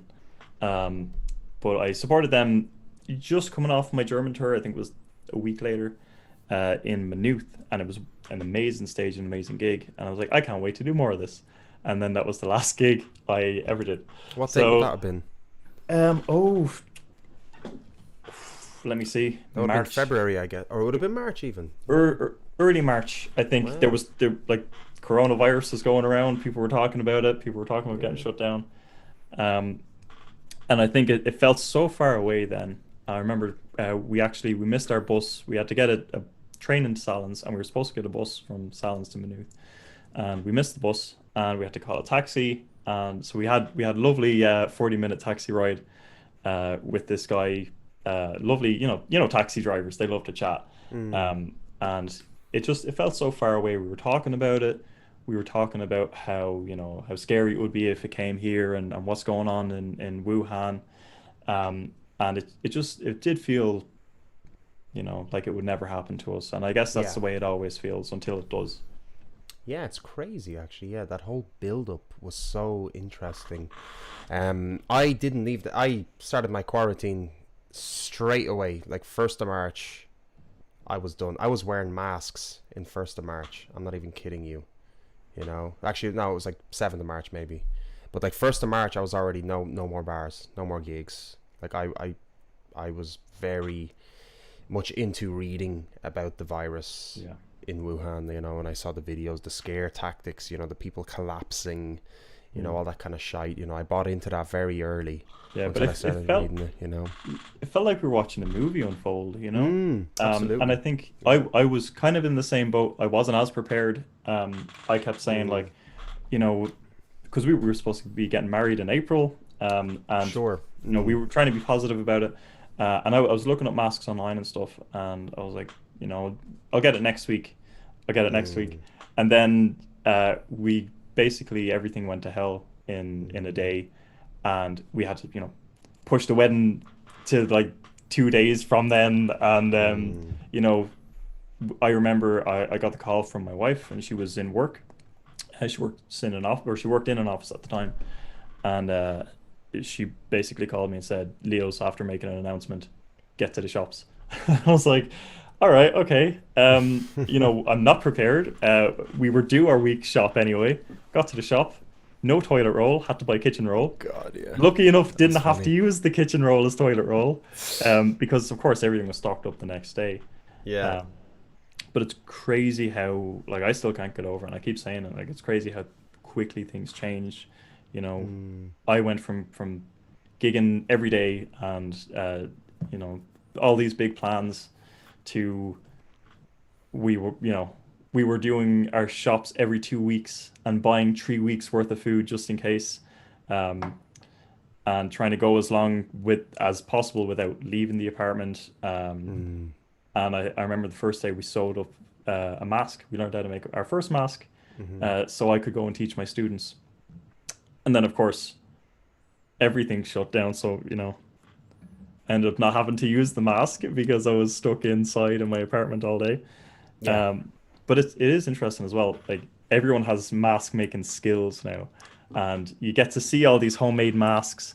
Maybe not where you're from, but around here, like you've got people making them out of t-shirts with the brands going across the front. You've got like we bought loads of different kind of material samples online. My favorite one has like it's kind of like a page of a book, so you've got like paragraphs going across it and stuff. But it's really cool to see the creativity, and it's not only that, it's all the banana bread and all the cool things. Yeah, and everyone's taken up a trade. Half my family members are now in this like group chat where they're swapping and comparing pictures of all these fairy houses they've made and Brilliant. crocheting and stuff. Yeah, gardening got huge, didn't it, this year as well? Oh yeah, I painted my whole apartment, bought new furniture, did up my balcony, which is, it's a nice, lovely big balcony. So I had my impromptu stag out there, where we bought bottles of Corona and laughed about how everything went to hell. But God. yeah, so and then of course the storm that came through 2 days ago pulled all my trellising down. I had lovely fairy lights and greenery and stuff, and now I have to go. It's outside that window, and I'm afraid to look out because. Oh it's really? Yeah. Oh Jesus! Yeah, I didn't even notice that storm Ellen, wasn't it? I didn't even notice that. Coming by us in Dublin, it Yeah, didn't hit and us too. It usually hits the west harder, doesn't it? Yeah, and it was actually quite bad here. Like it was. Because you're central, right? You're central, Yeah, Ireland, and it's usually like when we got the hurricane, it was bad, but like it wasn't as bad as this. Yeah, that's interesting. Oh. Yeah, it's so like, and nobody was talking about it either. I think I saw something in the news about how it was going to be the most costly storm, and then it turned out to be the most costly storm. And yeah, so we're too preoccupied with the worldwide pandemic to care about the weather, which says a lot about us Irish people, Oh, geez, I think it's just human behavior. I was speaking about this, funny enough, like 2 days ago to a friend, and it was like, it's always something greater that will trump anything else that's going on. You know what I mean? So any kind of movement or anything, there's priority. Yeah, absolutely. So I mean, we can see it through the whole pandemic situation with certain protests and things like that. Where the multiple protests have been going on. There have been multiple for different reasons. Some bigger than others, some larger movements than others, right? And some were criticized less or more, or however. Whatever one wants. I don't want to go too much into this, but then also understanding that what if there was a meteorite, heading towards us, and we had 2 years to sort this out, would the virus perhaps not make that much of an effectiveness on a virus that's 95% survival rate or whatever, 96. I don't know what it is. I'm not a virologist, but whatever they tell you in the news, that maybe, okay, shit, we've only got 2 years and the whole world could be wiped out. The other 95 could die. So then priorities change, right? So, think of it this way as well. Yeah. Before all this happened, we nearly had a world war with Iran, between the United States and Iran. So, I mean, like, everyone forgot about that. Everyone forgot about the forest fires. I only remember that recently, where on Twitter, someone took a picture that basically summed up 2020. I don't know if you saw it. It was this entrance to a nursing home in California, and it had this big sign that said, wear a mask, socially distance, wash hands. And it was on fire, and it was just surrounded by fire. So that was, it's up for a Pulitzer Prize, I think. Oh really? Oh wow! No, I haven't seen that. I have to check that out. Maybe share that actually if you can, Joe. That'd be awesome. I think I did on my Twitter actually, so that's another reason for people to go over and check I out have my to Twitter. follow you. Jeez, I'm going to follow you right now, man. Because you know what? Are you only recently on Twitter, are you, or what's the story with that? No, I've been on it for 7 years, I think, but it's just never been my thing. I go on and I get very depressed, and then I go and I'm like, I'm going to post things on Twitter, and I go and it's a certain world leader mouthing off about something ridiculous, about bleach or something. Let's see if I can find you.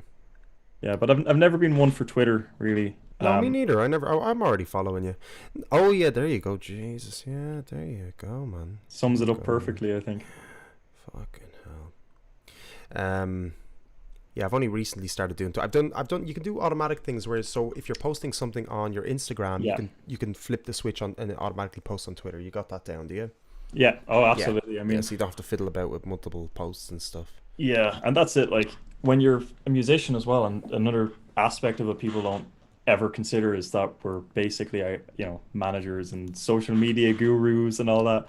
And I spend most of my day as a musician just sending emails and on my computer, which is That's is all. this Yeah. this the unfortunate reality of the industry is it's not all sold out rock concerts, you know. Definitely not anymore. I mean, it would be too easy, perhaps, if everybody was getting sold out rock concerts. And Hector was saying some interesting things as well. And I love Hector's conversations I love his because outlook. I absolutely yeah, adore his philosophy that he has. and I resonate. I mean, I resonate with everybody's to an extent. Like I'm very middle ground. Like I'm very kind of like I'll understand everybody's perspective and I'll respect their frame of mind. You know what I mean? Because either I have been there before, or I am there, or perhaps I will be there. Do you know what I mean? Because I don't believe that, I don't like to stay static with perceptions well, reality would be a different thing, but perceptions on, let's say, politics and culture and blah, blah, blah. You know what I mean? Yeah. But I liked Hector's approach, and it was to do with like, what if it's just this dimension? It's just this reality that we are given, that we are in. I know it's existential and it's a little bit, far-fetched. Oh, But, I love my existential crises. yeah, I mean, but like it gives you a bigger perspective. It's Yeah. just kind of like, okay, we're very honed in on what's going on right now and the fear, but just to pull back and go, okay, well, we're all here living Yeah. human entities on a ball on a planet in the Goldilocks zone that's just perfect distance from the sun, with planets that are, perfectly distanced away from us, that they don't affect our gravity, the gravity functions, that this happens, that meteorites aren't just lashing into us because of our atmosphere, that magnetic waves or the magnetic field is preventing gamma rays from burning us. I mean, it's just like that stuff that shit sort of makes me go, well, either way, we're kind of Yep. bleeding blessed to be on this fucking rock, right? Even if it does go to hell eventually. I mean, we had a good fucking run. I'm sorry, but like, I mean, that does give me comfort, even though it seems negative, And this is it. We're looking, and this is me every night. I have a few drinks, and well, I don't have a few drinks every night. Every night that I do have a few drinks. Are you having a drink now? Because I'm having a drink. Do you know what? I just ran out of water, but I have a nice, I think, a bottle of rum out there that is we're having a little celebration tonight. This is our weekend. Brilliant. But yeah, this is what I do every night before I go to sleep. I watch a 40-minute video about space and about all these megastructures that are possible, like Matryoshka brains, if you've ever heard of them. What's that? It's basically a galaxy-sized computer, and the limits of what we can achieve versus now versus What did you call it? I could never spell it now. Mash Kryoshka brains. But there's have you ever heard of a Dyson sphere? I think so. Yeah. But I Yes. love this kind of thing, and I love it puts things into perspective where the smallest Absolutely. things on an astronomical scale are, unfathomably large compared to where we are, sitting here in my little chair in my little section of the globe that we live on, orbiting another, the only fusion reactor we have that works at the moment, which is called the sun, and that orbits in the Milky Way, and the Milky Way is going through the local group, and the local group is going through this specific local cloud. And it's just it I do have my crises about being a musician, but when you go down that rabbit hole of, I am infinitesimally small compared to everything else that's out there. But I think it does put a lot of things into perspective. And this is Hector's kind of outlook on how this is our reality, and whether I believe there's other dimensions or not is a different story. But I think our reality it's made by us. It's made by every single one of us. And I think what we've seen in the past few months of everyone coming together, if we stayed like that for 10 years, the world would be on renewable resources. We'd have fusion power. We'd have automated electric cars, and we'd all live in peace. And the pessimist in me says, unfortunately, things are going to go back to the way they were, and we're all kind of already seeing that that play out now in the likes of America and stuff. But you know, I'm optimistic, and I am absolutely going to live to be 100 years old and get to see the fruits of all our hard labor.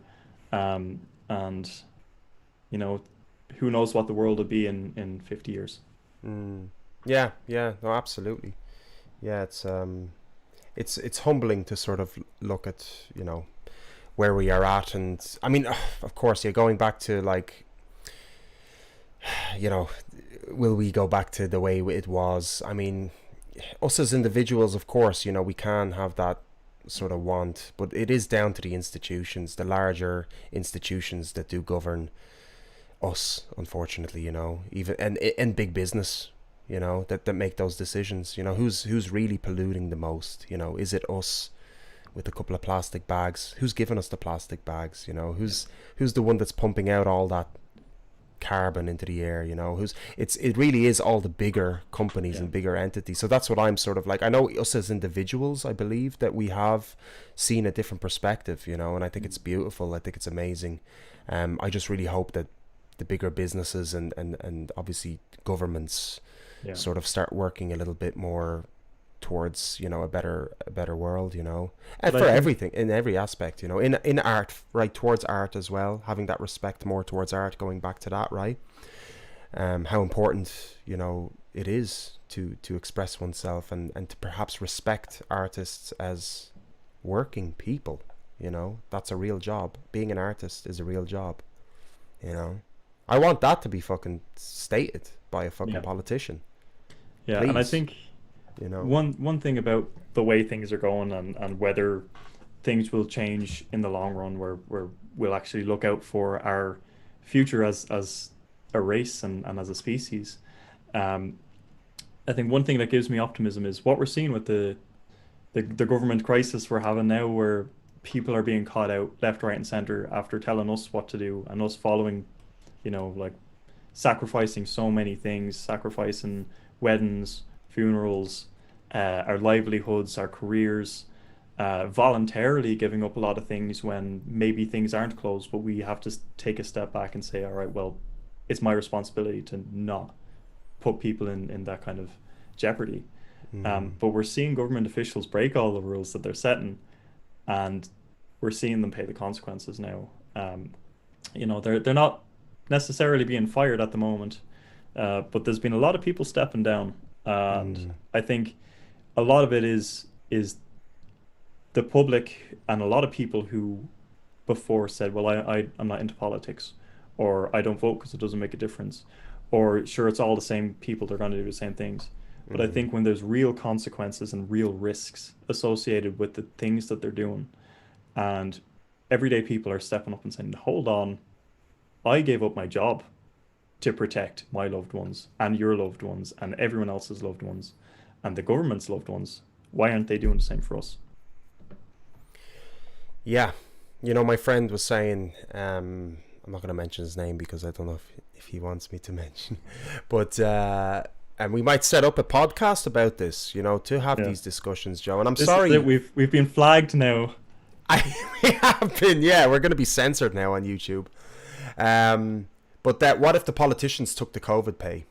You know, some of them at least, you know, and saw what it was like, what it felt like, you know, and how would they, you know, look, I don't want to get into it too much because everybody has such different perceptions on this thing that it's just it can turn into a debate as well. So and I think there is a lot of feelings, you know. Yeah, everyone's feeling a lot of feelings, and I think it's best that we just focus on positive things and you know, I guess the things that matter, which is keeping everyone safe. Wear your mask, everyone who's watching. I don't know how many people are watching now, but wear your mask, wash your hands, you know, don't have mad house parties or golf club trips or whatever the government's doing. Do the opposite.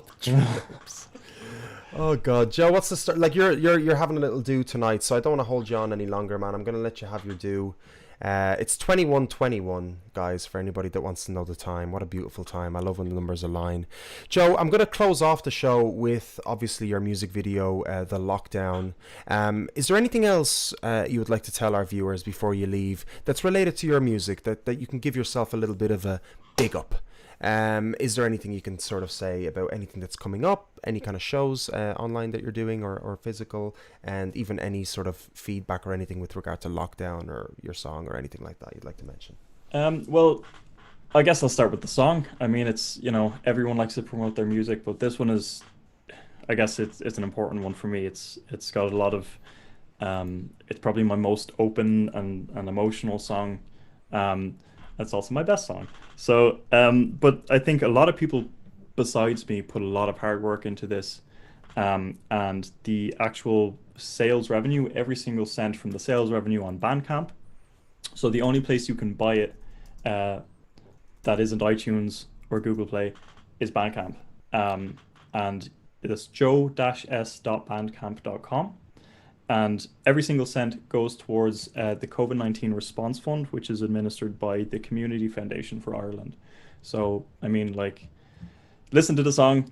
If it doesn't pick you up, if it doesn't make you happy, give you a bit of hope, then at least maybe you can do a bit for our charities, because the COVID-19 Response Fund encompasses kind of the needs of loads of national charities. So you've got like homeless charities and domestic abuse charities. Mm-hmm. So they basically fund the charities that can't go out and fundraise at the moment because of everything that's going on. So that's really all I want to say. And also, I know you have a tip link in your description, if I'm not mistaken. I do. Yeah, I forgot about it. So I'll do the plug-in for you. Don't worry. No, don't.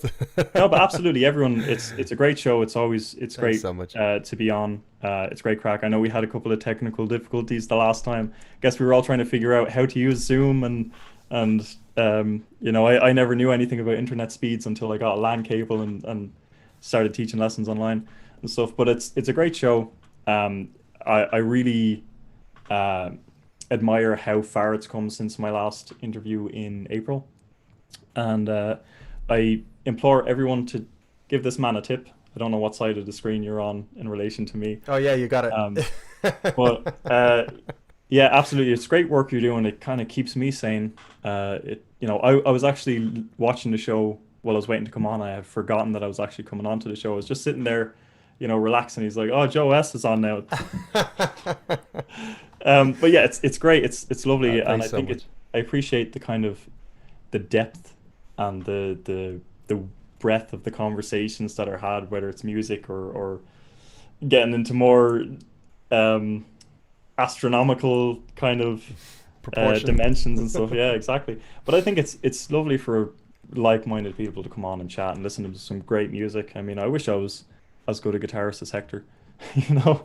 I know one good solo, and that's the one for Paranoid by Black Sabbath, and it took me a long time to learn. But Hector didn't get Bob Katz to master his music, so everybody has their own amazing abilities.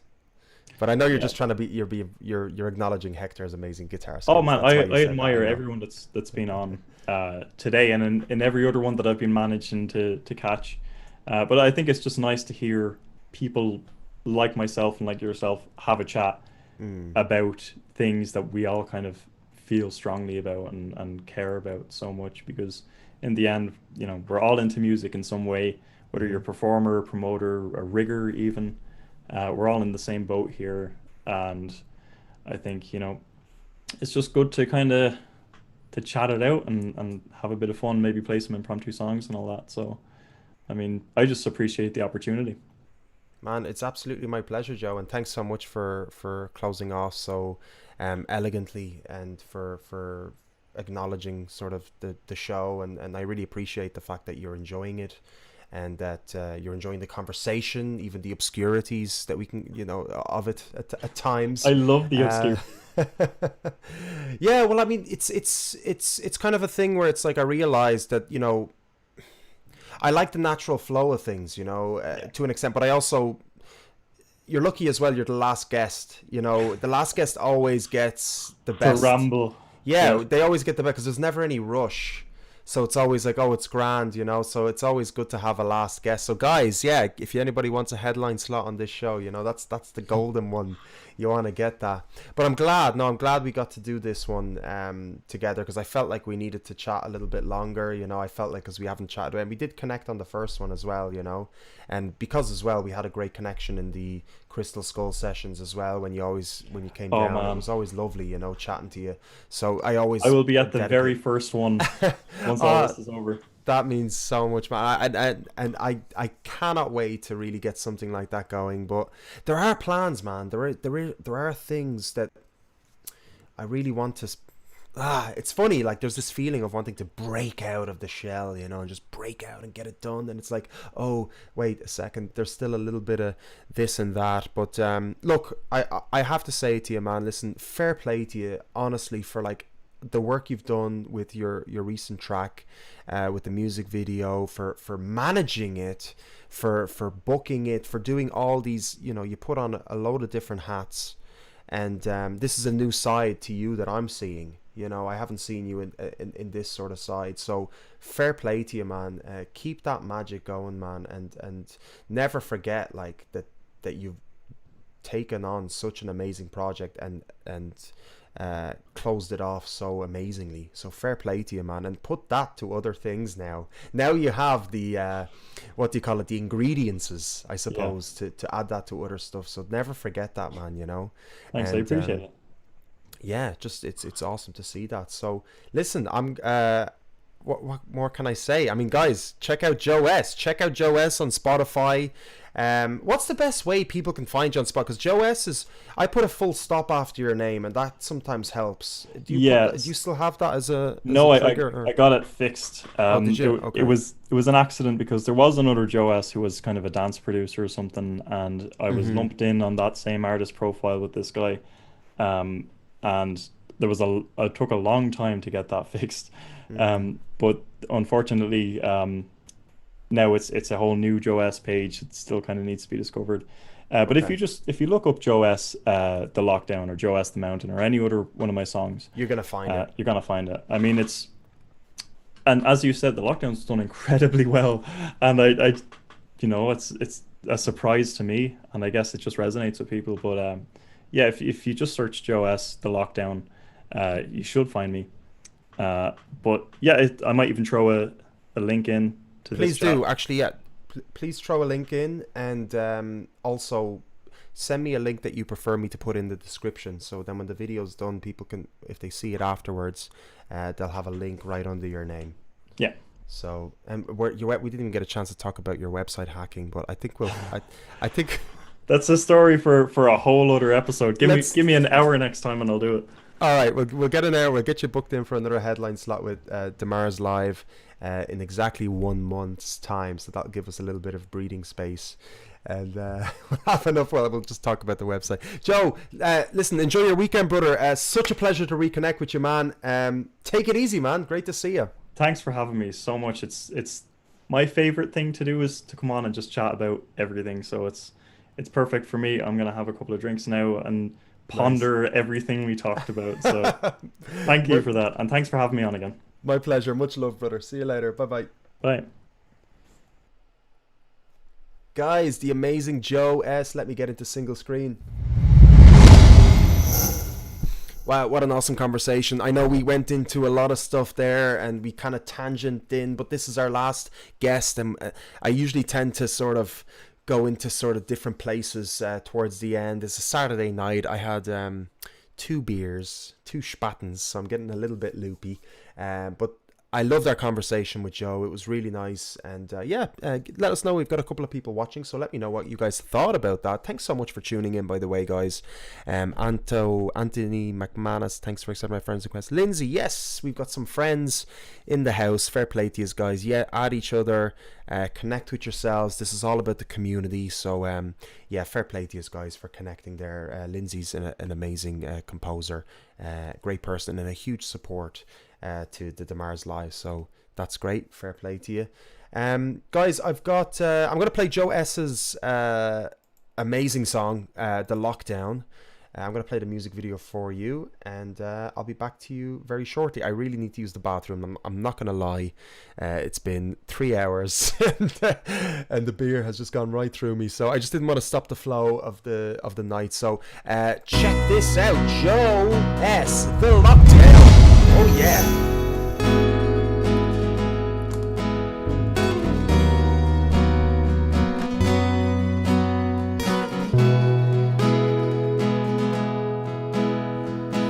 It's hard for you to understand. I know your heart is breaking, but every time you spend a little time alone, you know you're not alone. I know you feel like you've lost all control with all the time you're wasting. Believe me when I say I feel the same.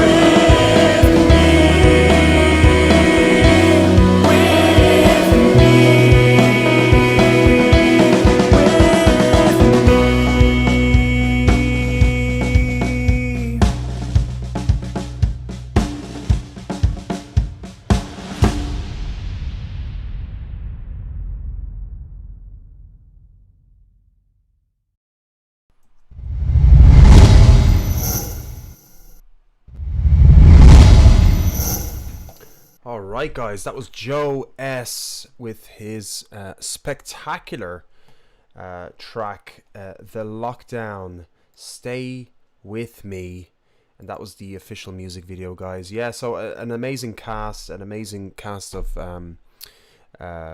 musicians and producers took part in that song and the video itself. Like, absolutely amazing job by him. Lissag, I don't know how to pronounce that. Thank you so much for the €10 donation. Thank you so much. Wow, that's I think that's one of our first donations, so that's fantastic. Wow.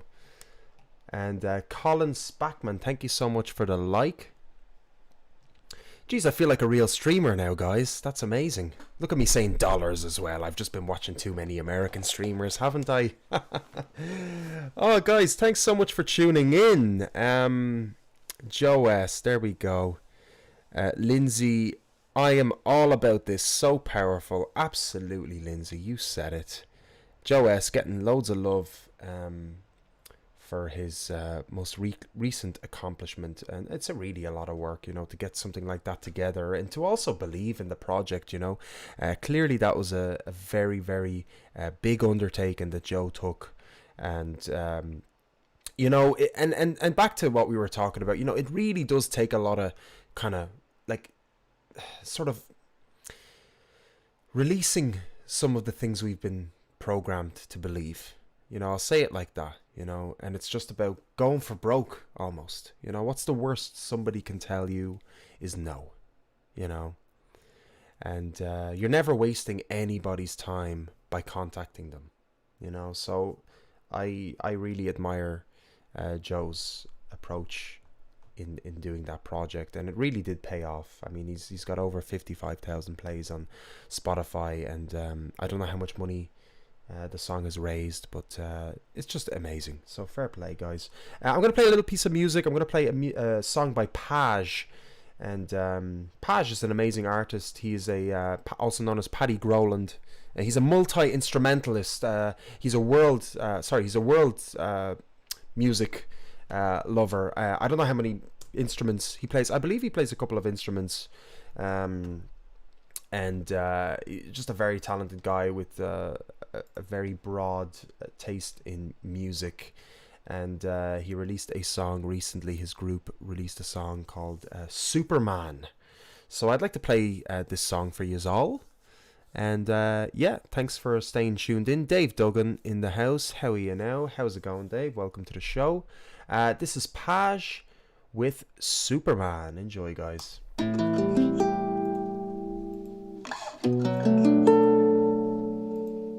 Everybody wants to be a Superman. Brother, I'm doing so well. Lover, your song makes a heart swell. Voices pulling you around. Welcome to the party, Dave. Yeah, Don't YouTube is let them bring you down. I'm glad you joined us. We're doing our best with 2 feet in the past. These wheels are moving much too fast. Oh, too fast. If we can slow down before it's too late to get off. Just put your hand on mine and we'll take off. Everybody wants to be a Superman. Everybody wants to be the best they can. Everybody wants to be a Superman. Yeah, everybody wants to be.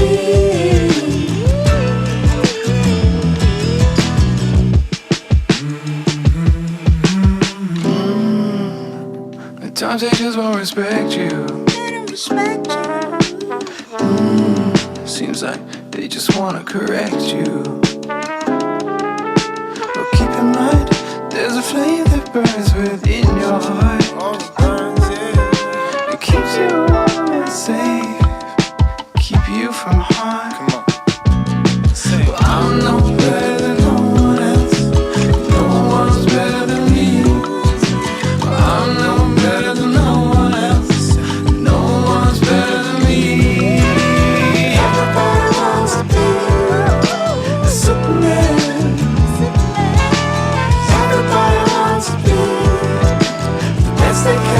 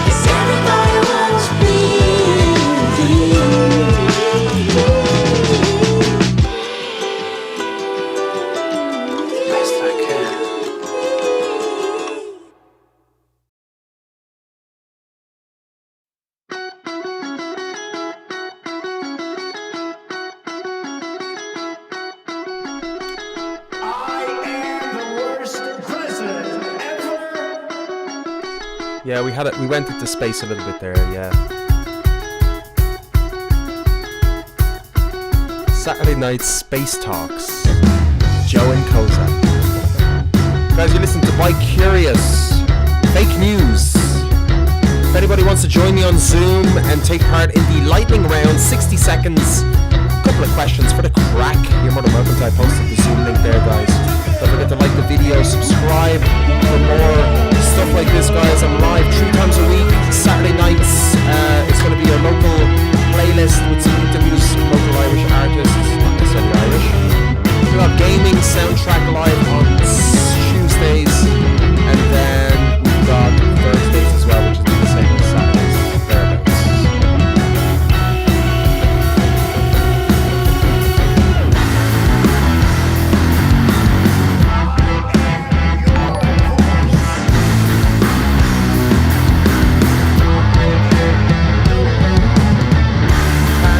Thanks for the follow.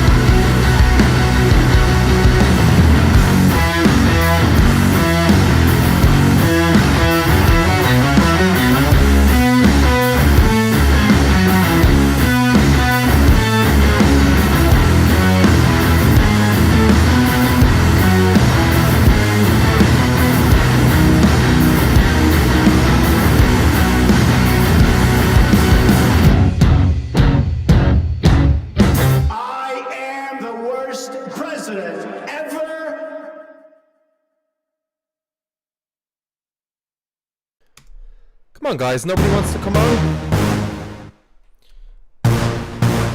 Tune for the radio. 60-second lightning round. Dave, don't make excuses. Come on. Let's rock. I'm woken up like I've never been before. When your mom and dad, they be banging on your door saying, Turn up the music, boy, we can't hear it. Down with those negative thoughts and those feelings. walk around like a zombie and delirium. Don't forget to get insurance, the premium. Your auntie May, you know she's really a medium. Or maybe she's been suffering from premature delirium. Don't make a joke, Rick, that's my fucking family. I don't give a shit, dog. Heavy be the gravity. Is radio dying to death? No be the answer. When they play this fucking track, it kills cats. We don't make tunes for the radio. We just don't care. Everybody knows. We don't make tunes for the radio. That's what you're looking for. You're clearly at the wrong show.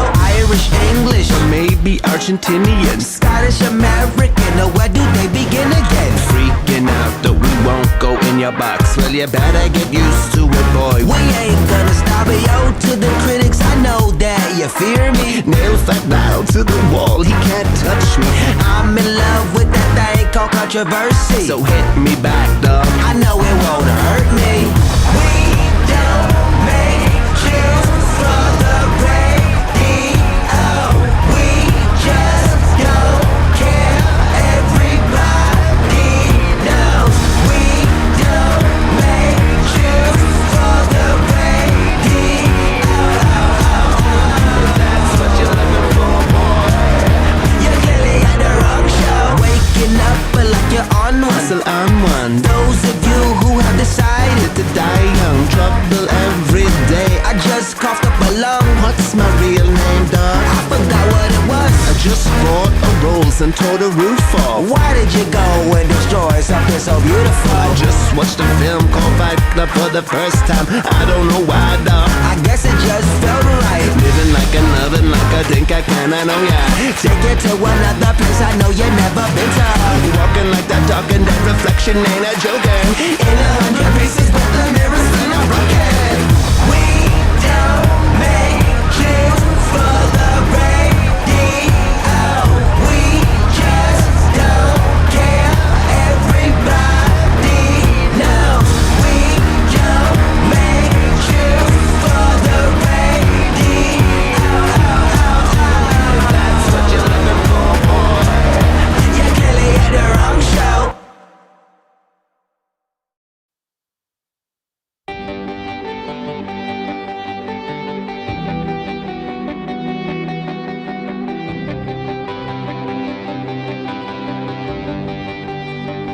Come on, Dave.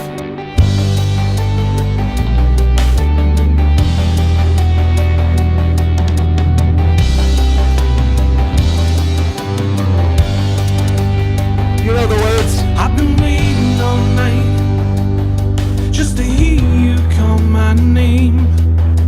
All I got is someone else's name, and all I have is somewhere to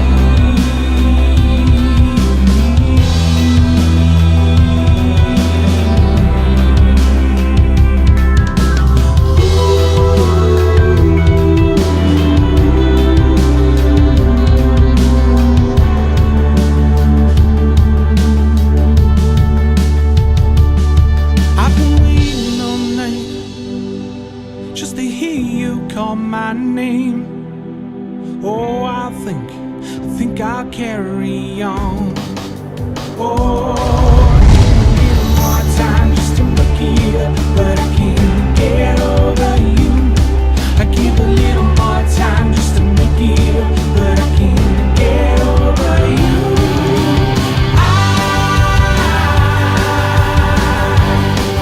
I don't want nobody else. I'm doing all my life. I just wanna make you understand the way I feel. That everything is real. I don't want nobody else. I'm doing all my life. I just wanna make you understand the way I feel. That everything is real.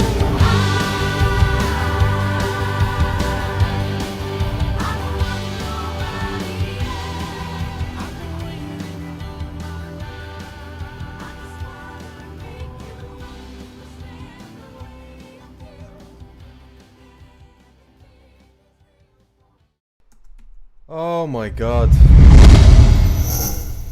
That was funny. That was very good. Yeah. So that was yeah, we played a couple of tunes there. By Curious Fake News, we had Makings with Song for the Radio, and most recently we had the wonderful Future Fears with Remedy. Right? It was Remedy. It was Remedy. Great tune. We got Dave Duggan in the house. Tripping out to my transitions. Yes, I know, Dave. It's a lot to take in. It's a lot to take in, man. It's okay. It's okay. Just keep watching the show, and you'll get used to it. You know, you get used to it. It's all good. Yeah. So, what's the crack, guys? We got a couple of people watching still on YouTube. I don't know. Should I still keep going? I mean, I was meant to finish about 55 minutes ago. We're going to have Lindsay on for the... yeah, we're going to do a... As some of you might have seen, it's the lightning round, where I ask a random bunch of questions related to the music industry very quickly. Very quickly. You just got to answer them as fast as you can with one or two words. And that's just a bit of crack, bit of tension, you know. That's kind of what I like, just to mix up the emotions a little bit. So yeah, Dave, like, do you want to just hop on and just do one quickly? It's 60 seconds. It's a bit of crack. Don't worry, I'm not going to embarrass you, man. While we're waiting for Lindsay, just click on the Zoom link, guys. Just click on the Zoom link. Seriously, anybody is welcome to hop on. Like, you don't have to know me. And don't worry, I'm not going to embarrass you. It's just literally a couple of questions, and it'll cause a little bit of excitement in the stream. So you'd be contributing to the stream, which would be amazing. You know, be nice. But don't worry, you know, if you're not into that stuff or you're a bit shy, no problem at all, guys. You know, just chill out and enjoy. It's a Saturday night after all. If you're having a couple of drinks. Chill out. Yeah, so do like the stream, guys, if you haven't already. Give it a share, will be amazing. And do follow the YouTube page. Do subscribe to it, and you'll be notified as soon as I'm live with other stuff. So like I said, I'll be streaming 3 times a week now. And I'm just really trying to build a community a little bit now on YouTube, more so than Facebook. So you'll notice I'm not even interacting with the with the Facebook chat too much. I'm just posting a link there. Come on to YouTube and chill here. So, you know, I'm seeing that the community is slowly building, you know, which is really nice. So I'm going to be patient with it. And, you know, make stuff that's interesting to you guys, you know. And obviously it's all centered around music, and primarily local music at that. So of course, you know, Dave, you know yourself, you're in the same industry as me, man. It's all about spreading the local music out to as many people as possible. So just the fact that you guys are tuning in is deadly, so that's great. If you want to go a step further and interact with the stream, that's even better. You know, take your time if you want to chill out and just watch for a bit. But you're more than welcome to be a watcher.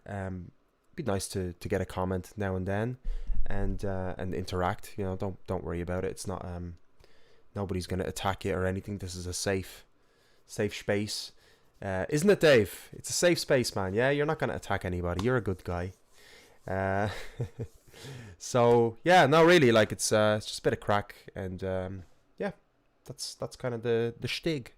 So Lindsay's halfway done. So Lindsay's gonna be our sort of I don't want to say guinea pig because that makes it seem bad, but she will be our scapegoat.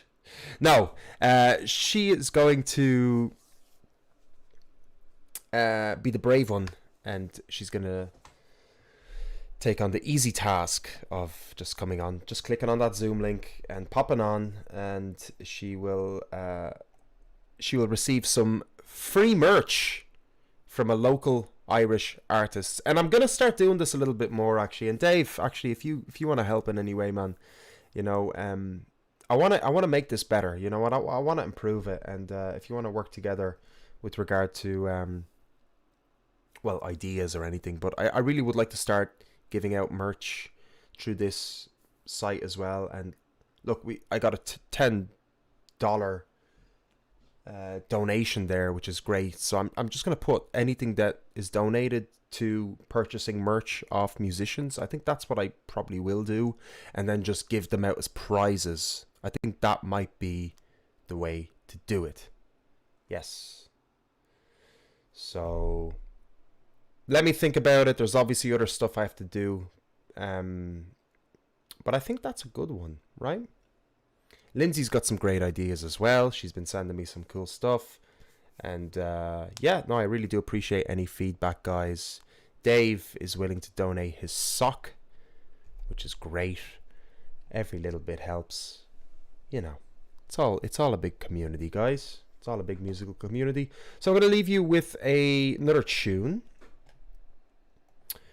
And then we'll have Lindsay on. So we're going to leave another tune. I'm just going to check and see if everything's okay in the gaff.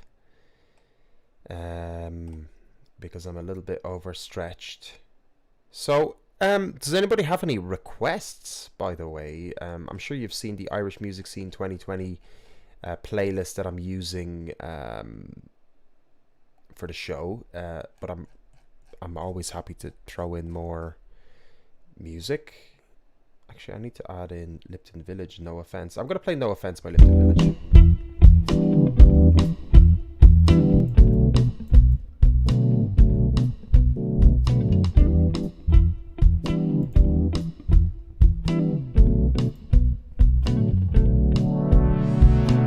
Didn't want another love song. Time to talk about what's going on. Have you seen the news today? Do you think it matters anyway? Do you think you know the truth? Do you think at all? Tell me, do you think? Yeah, do you think? Can you say you felt the change? Can you feel it all? Tell me, do you feel? Yeah, do you feel? Tell me, are you offended yet? Or have you been given that opinion yet? I could give you something else to talk about. Can't see how vivid the fake is. Can't hear how quiet the rage is. What's going on? If I told you 1,000 times how to tell from 1,000 lies, could you face it then?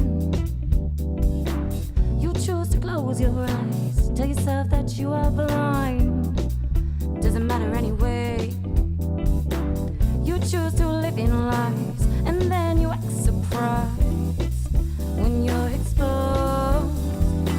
Let's change the conversation instead of changing station. Come join the population. I can see.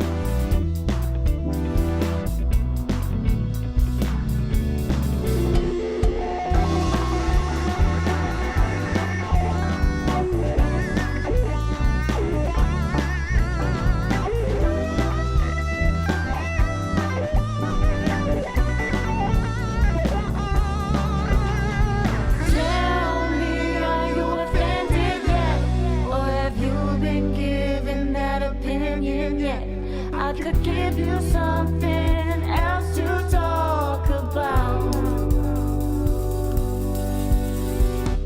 Let's change the conversation instead of changing station. Come join the population. I can see, can you see? I can see. I say in desperation, this is the activation. No time for hesitations.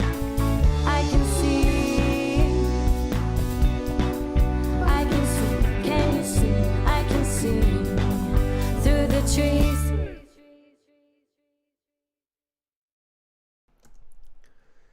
Dave might be old, but he's not that old. Oh, I said that wrong, but you know, you know what I mean. Oh, that's funny. Keith, that making song is, yeah, it's actually very class, man. They have another really good song that I really enjoy, and it's called Codex. And it's kind of on that similar vibe of that one there.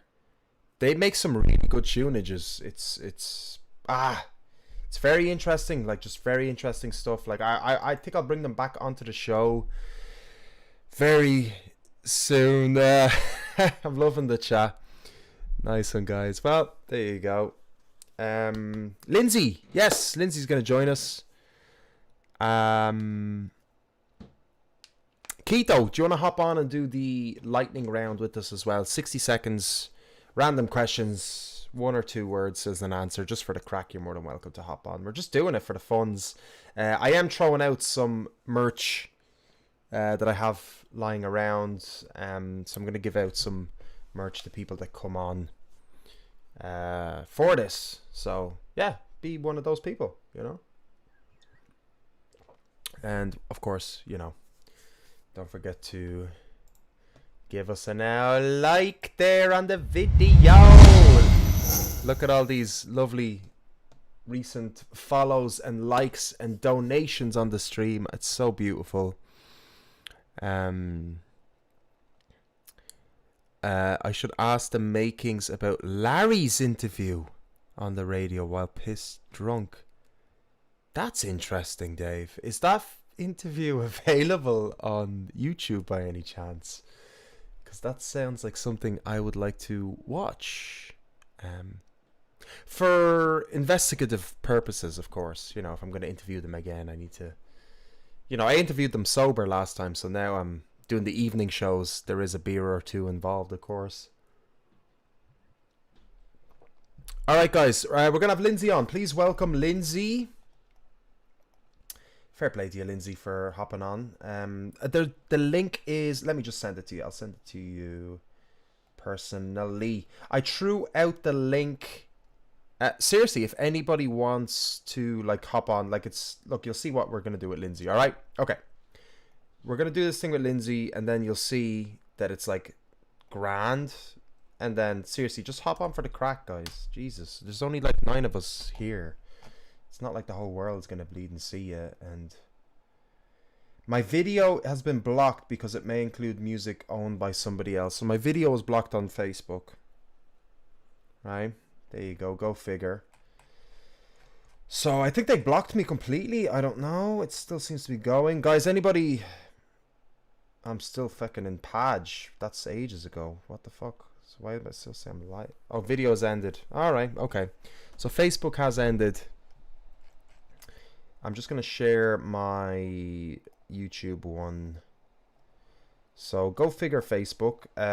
Twitch is still going, which is nice. We got 1 person on Twitch. So whoever's on Twitch, what's the story? There's a lot more activity on YouTube. I'm loving the YouTube thing. Like 9 viewers. Like we've been like consistently like 9 to 10 like throughout the whole show, which I'm very... That's brilliant. Like thanks so much, like guys. Jesus, fair play to you for hanging on and chatting, and I'm very happy that I'm giving you something worthwhile to watch and use up your time with. So that's really awesome. What can I say? Like, you know, I'm gonna start giving a bit back. So what's Dave saying? I had to produce it. Was the worst Best interview because it was mad talk and worst, Larry was incoherent. I would love to see that video. It's a shame. It's a shame. To be honest, like, you know, it happens. You know, it happens to people. You know, it's... What can I say? You know, I don't want to be too critical. Happens, you know. People just do it. You know, I've gotten pretty drunk and done some ridiculous things. You know, it's unfortunate. It's alcohol can be alcoholism is, I see as an illness. You know, it's people self-medicating. I'm not saying he is. I'm just saying. I'm just saying. Lindsay, awesome. Okay, let's get Lindsay onto the show. Make some noise. Make some. Give a big shout out. Awesome. Okay. Hello. Let's get Lindsay onto the. What's the story, Lindsay? Hello. Just mute the video you're watching. And we're good to go. How's it going? Jesus, I'm so happy you actually came on. That's brilliant. Fair play to you. Jesus. Yeah. Everyone's afraid to come on. How are you keeping? Making it. I am making it. Amazing. Are you having a few drinks tonight? What are you up to? Yes, I'm having cocktails tonight. Oh, what kind of cocktails are you having? Well, actually, this cocktail in particular was created by one of my friends. It's basically a riff of a Manhattan, but with blueberry shrub. So like a vinegar-based cocktail. Vinegar-based? Yeah. Like apple cider vinegar? Yes. Jesus. And is that like, is it sweet? What kind of flavors are we talking here? It's more sour to me.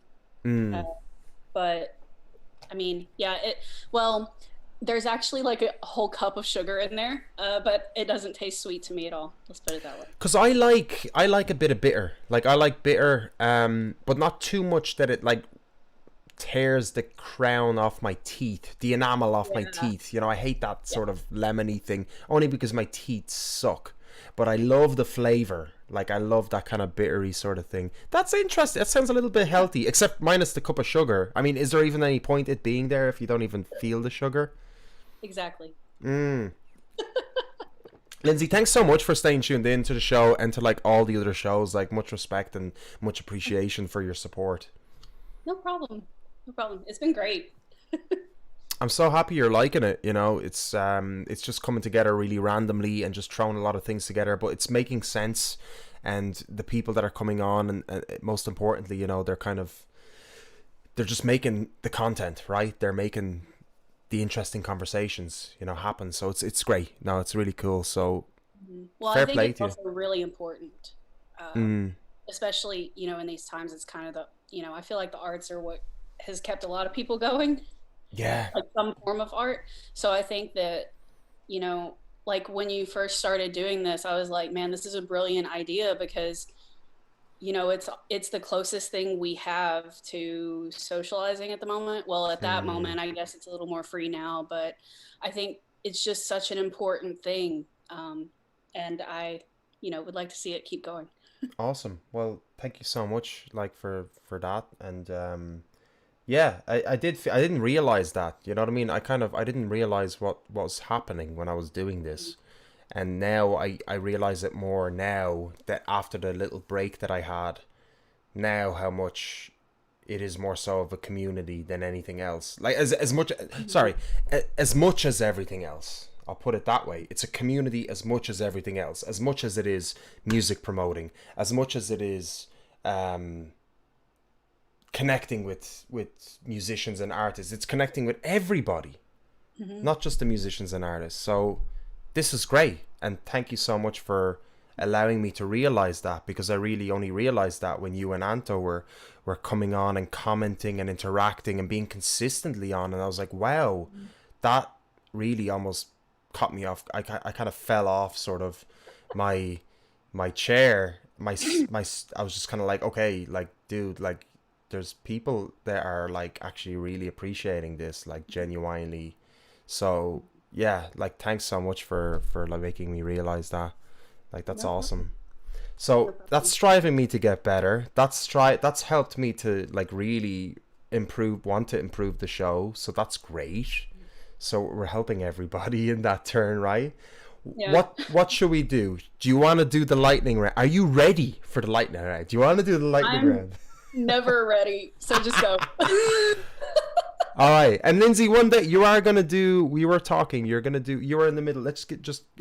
I'm not gonna interview you. I'm not gonna grill you or anything. Don't worry. I'm not gonna get you off guard because I know we didn't prepare.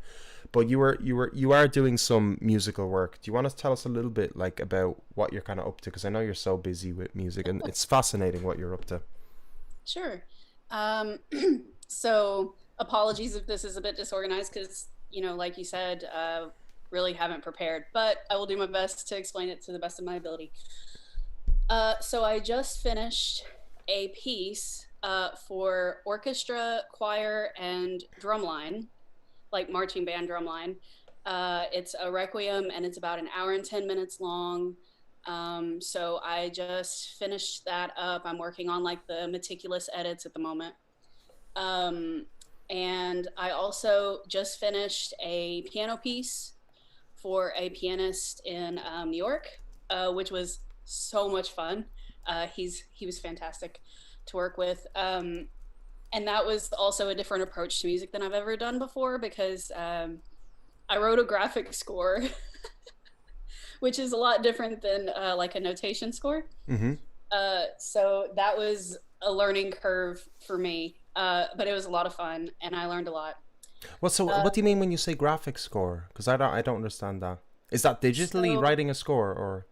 Well, it can be digital, or you can hand draw it. So it's basically, you can think of it like a picture, but you read it musically.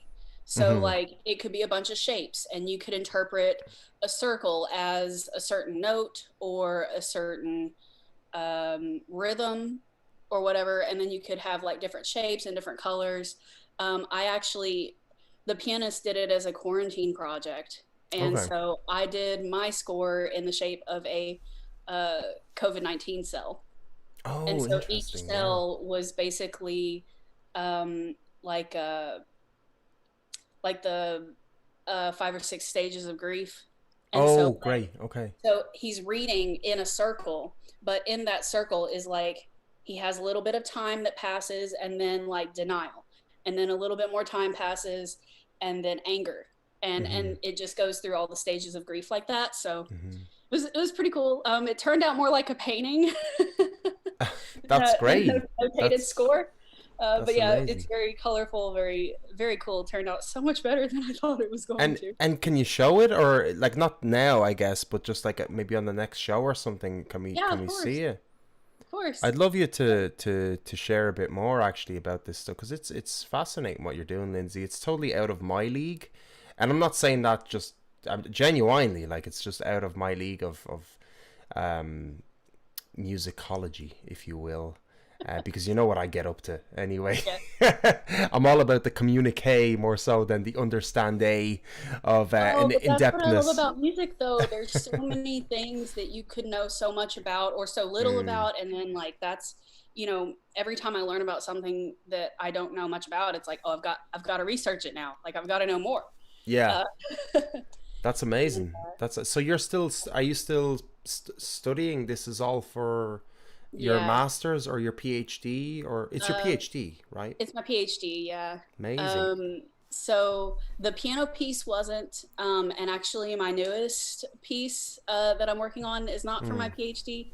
It's more to give me something else to think about other than the PhD, because that's really important. And a lot of academics that forget to do things like that, I think. Do you know what Dave's saying? Lindsay is a show in itself, and you know it's funny. It's kind of making me think like, gee, Lindsay would be a great kind of like information sort of source where I kind of go, Lindsay, do you agree with that? Is that you know what I mean? Because you're the well-learned person here. So I'd be like, and Lindsay be like, yeah, let me just check my, you know, like in Countdown, you have someone that's manning the dictionary. I mean, I'm cool with that. You know.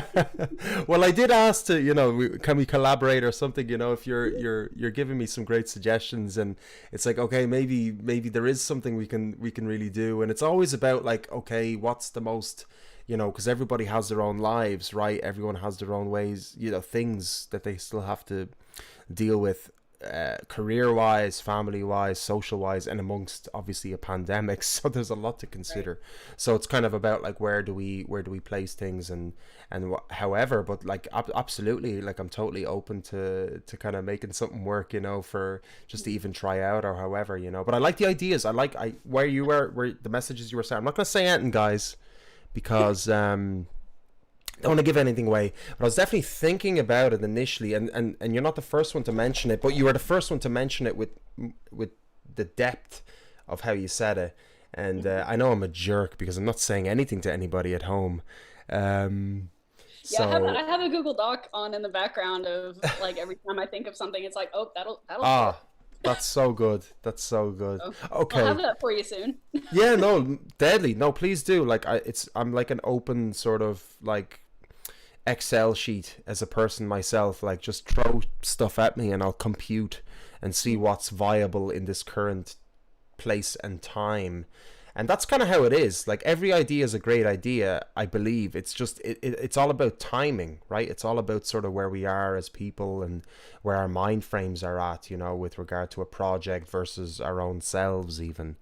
So yeah, no, much appreciated. I think it's time to put that into play actually, and I think it is necessary. I think so. Yeah, I think it's going to happen, especially now that I'm doing 3 shows. I think I want to spread out and add a third one that's not the same as the Thursday. So I think the Saturday should be different from the Thursday. So I think it'll be the Saturday show probably that would be done in, you know. Guys, I'm telling you nothing. Lindsay knows what's going on. Lindsay, are we going to do the lightning round? All right, I'm ready. You're going to do this. One more sip. All right, take a sip. Take a long sip. And we're doing this for Kevin Casey's. I don't have it flipping on me. But we're going to do this, and you're going to get, because you came on, you're the only brave one. But you've been tuned in really You've been tuned in from the get-go. So, look, guys, don't feel ashamed or anything. Like, I'm not dissing you. It's all good. Everybody can come on in their own due time. Don't worry. There's even Dave, don't worry, man. Don't worry. Well, at some point, you know, I would like to come on with music. Well, that's the plan, right? I'm waiting for you to hit me up with that. So whenever you get a good recording, you know. Well, it's not. You've seen we've done shows without music. It's just been chats. We could just do that, you know. Hopefully, there's music next time I come on. Yeah, it's no big deal. I mean, it's like you either have music, we can still have the chats. I love that. Yeah, Dave, telling us everything but telling us nothing. Exactly, Dave. That's exactly it. Okay, guys, I think it's going to be our last lightning round of the evening. Lindsay, are you ready? I'm ready. Woohoo! Let's do this. Bam, lightning round. You don't hear the music, but everybody else does at home. Lindsay, what is your favorite instrument? Marimba. What is your favorite venue to watch a gig in?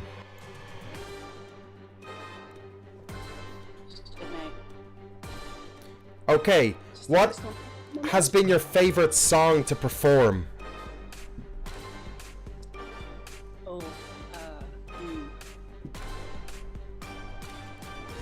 Yikes. Short Ride in a Fast Machine. If you could start a cover band, what cover band would it be? Flyleaf. What's your favorite beverage? Guinness. Oat milk, almond, or neither? Almond.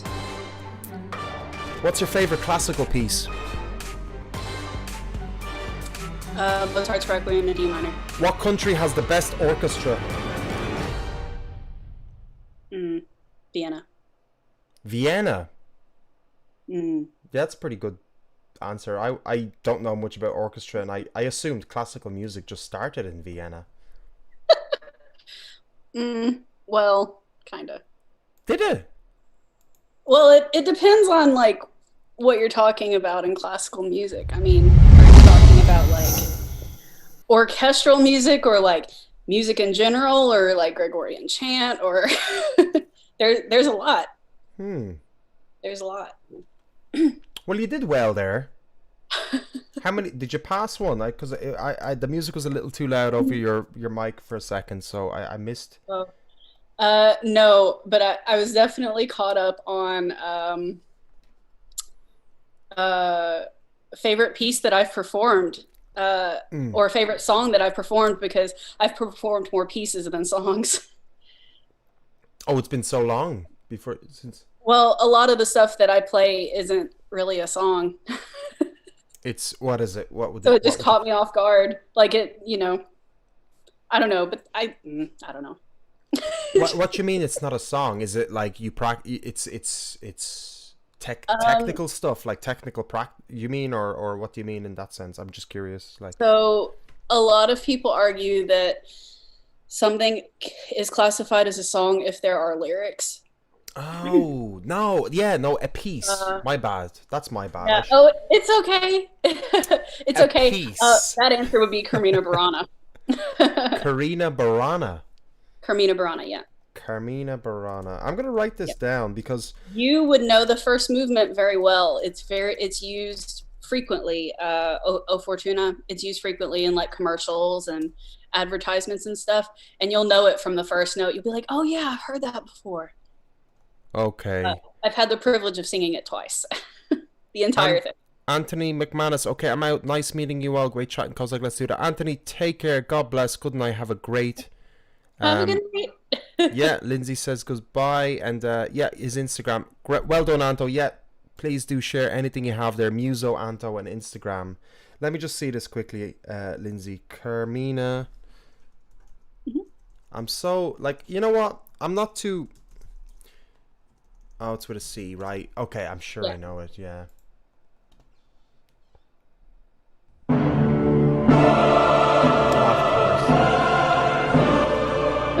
So the entire thing is brilliant. So you performed it on what instrument? Timpani? No, I sang. You sang? I did it. What? I didn't know you were a singer. I'm more of a I'm more of like a choir singer than I am a solo vocalist. I'm very good at blending. I'm not very good at like projecting my voice. Dave, by the way, Dave's such a the only movement Kozak knows is bell movements. Isn't that bleeding harsh?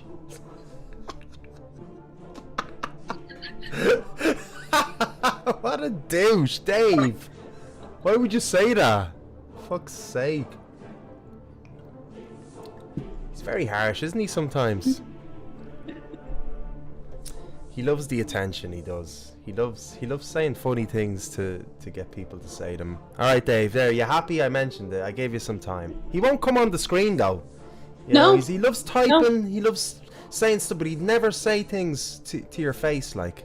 And I guarantee you I'm more shy than he is. Yeah, fair play to you. Dave showing his face on the screen, jeez, he'd shit himself like. He'd have a bleeding bell movement. Anyway. Lindsay, tell us, yeah, what were we talking about there? Carmina Burana? Yeah, sorry, no, I didn't mean to. Vocalists. Yeah, so yes. Oh yeah, of course. Yeah, tell us a little bit about like what range are we talking here in a choir, right? Yeah, so I'm technically a mezzo soprano, which means I could sing soprano or alto, but I sound the best in like the soprano 2 range. So not the tippy top of the soprano range, but kind of in the middle. Oh, okay. Jeez, yeah. That's great. I think I'm baritone. I think you can probably tell. Yeah, from the way your voice is, I would guess baritone. Yeah, that's awesome.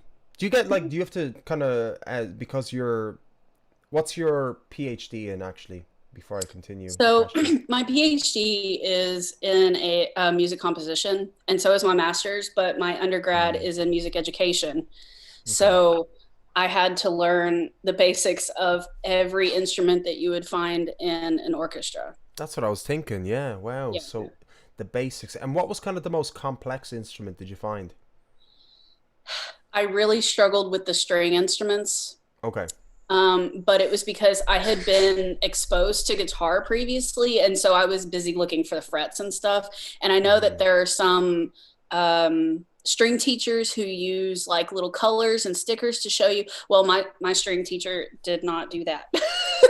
She's like, you know, you're in college, figure it out. And so wow, I struggled. I played cello though, and it was fun. I can play Twinkle Twinkle Little Star.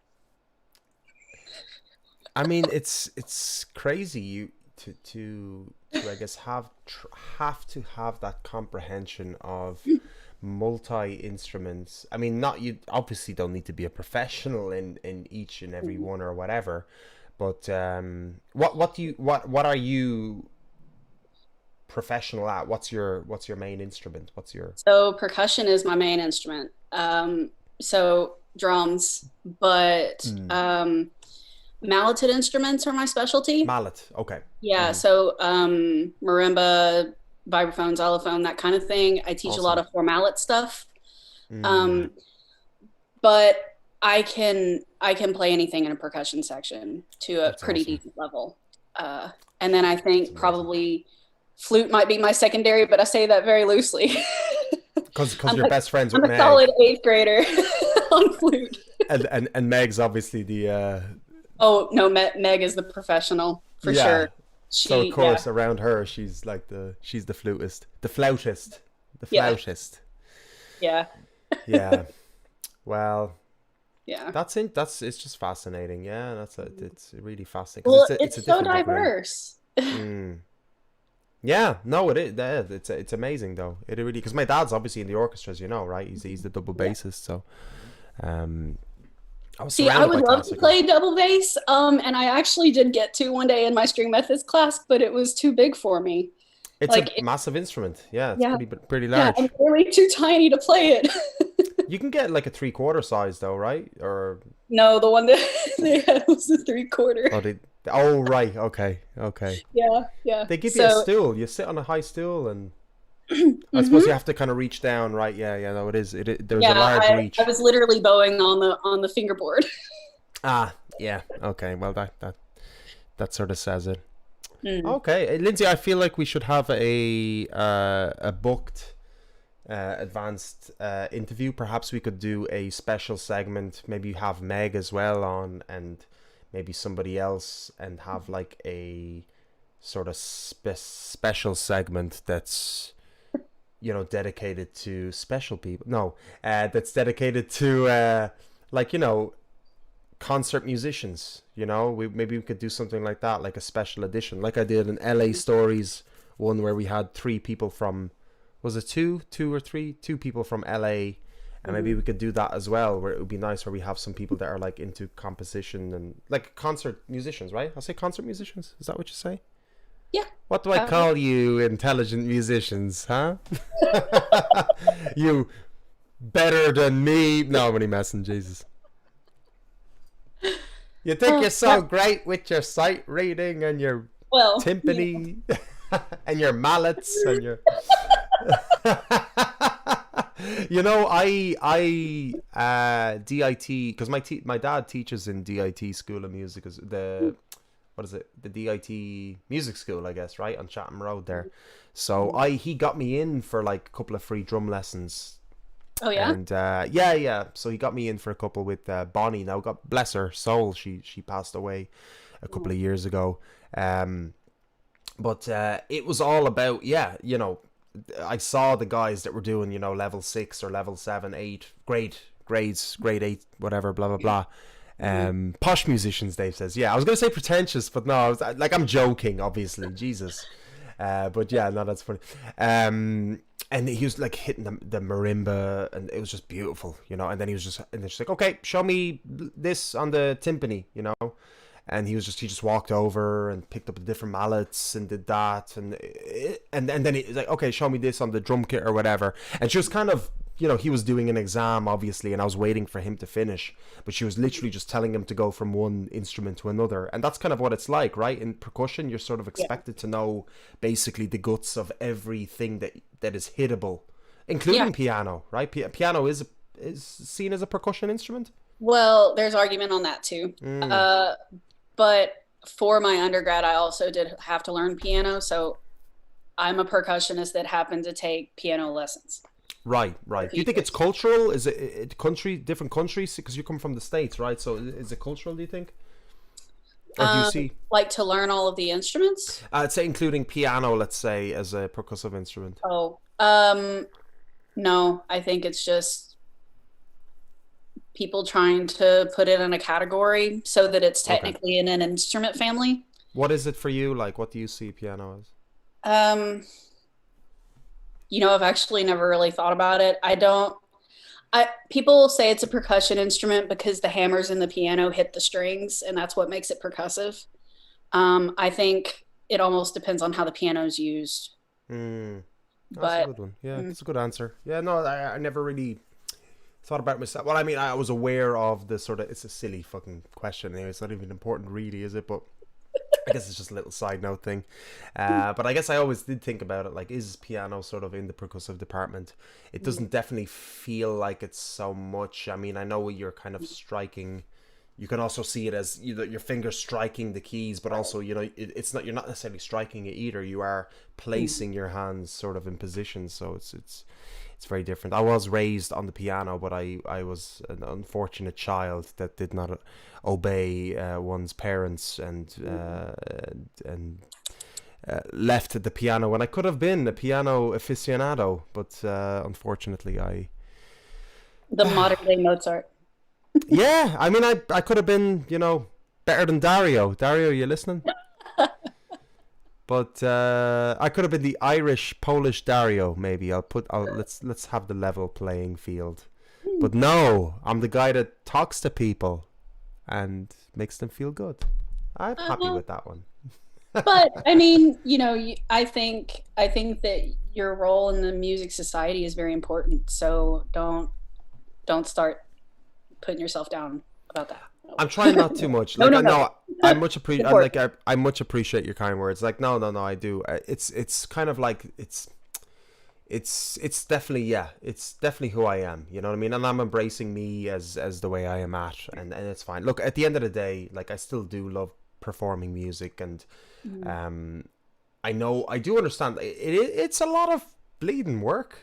Like, it is. Jesus. Like, I really do. I understand firsthand how difficult it is to be very proficient at any aspect of music. Like, how much dedication, you know. So I value that, you know, as the fact that I can really sympathize, empathize, and familiarize with the people I'm speaking to by the amount of effort, you know, which is advantageous, I suppose, as an interviewer. Or a conversationalist even. I don't see this even as an interview so much, but yeah. Cool, Lindsay. I'm burping here, so maybe I'm on my bleeding 4th or 5th beer here, so Anto's giving you some love in the chat. Damn, that cool lady on right now looks very much like, wait a minute. So you guys so where's Anto now? Where are you to Anto? Like, on the other side of the apartment. Our apartment is so long. Because I had a feeling you were living together, but I was like, okay. And where are you living? Whereabouts? You don't have to give me your address because I don't want to give it out on the internet, I guess. But no, we're near Mountjoy Square. Great. That's awesome. Yeah. That's awesome. That's great, guys. Well. Yeah. Lindsay, go on. I'll let you go. I'm gonna give you a piece of merch. I can give you I'll give you something nice. I'm gonna give you something nice. All right? No, seriously, I will. I promise. I'm gonna give you something nice because, like, nobody comes on. I might do a section where we do, like, random come on the Zoom chat just for the crack, anybody, because people do kind of want to come out and just express themselves even a little bit, or just have a chat. Doesn't have to have any aim or goal, and it's pretty easy, isn't it? This wasn't hard. I mean, you know, like I said, I'm more shy than Dave, so yeah, you know. But Dave knows I might wind them up a little bit. Do you know what I mean? Like Dave, because I know Dave, like, you know, so I might catch him off. I think Dave thinks I might, you know, mess with him a little bit, you know, because I know how much he likes to mess around on his keyboard. I like to verbally mess with people as well, so I think Dave might. Dave, what you think? I mean, unless I make a pact, you know, and say, listen, I'm not gonna flute about with you, you know, in the chat, you know, and ask you some weird questions or something. I don't know. Yeah, he didn't ask me anything weird. No, not you. No, Jesus, no. I mean, but I might deliberately, you know, just to mess with somebody. You know what I mean? Just to catch psychologically. You know, you know. Anyway, I won't go too much into it. But anyway, Dave, come on up on next. No, listen, I should probably finish. Lindsay, listen, thanks so much for being the brave one. And is there anywhere people could? Do you have a composition page yourself, or do you have a Facebook page yourself that you can promote? You do. So I have a YouTube, Facebook page. I have like most of a website now. Oh, deadly, great. And I'm on Twitter, Instagram. I haven't been overly active lately because school consumes my life, but I'm trying to remember to post on it every once in a while. But no, my Facebook page is Lindsay Vincent Composer. Lindsay Vincent Composer, awesome. Yeah, and same for my YouTube. And brilliant. I think my Instagram and Twitter are both LL Vincent or LL Vincent Comp. Okay, perfect. My name's too long for the for the character count there.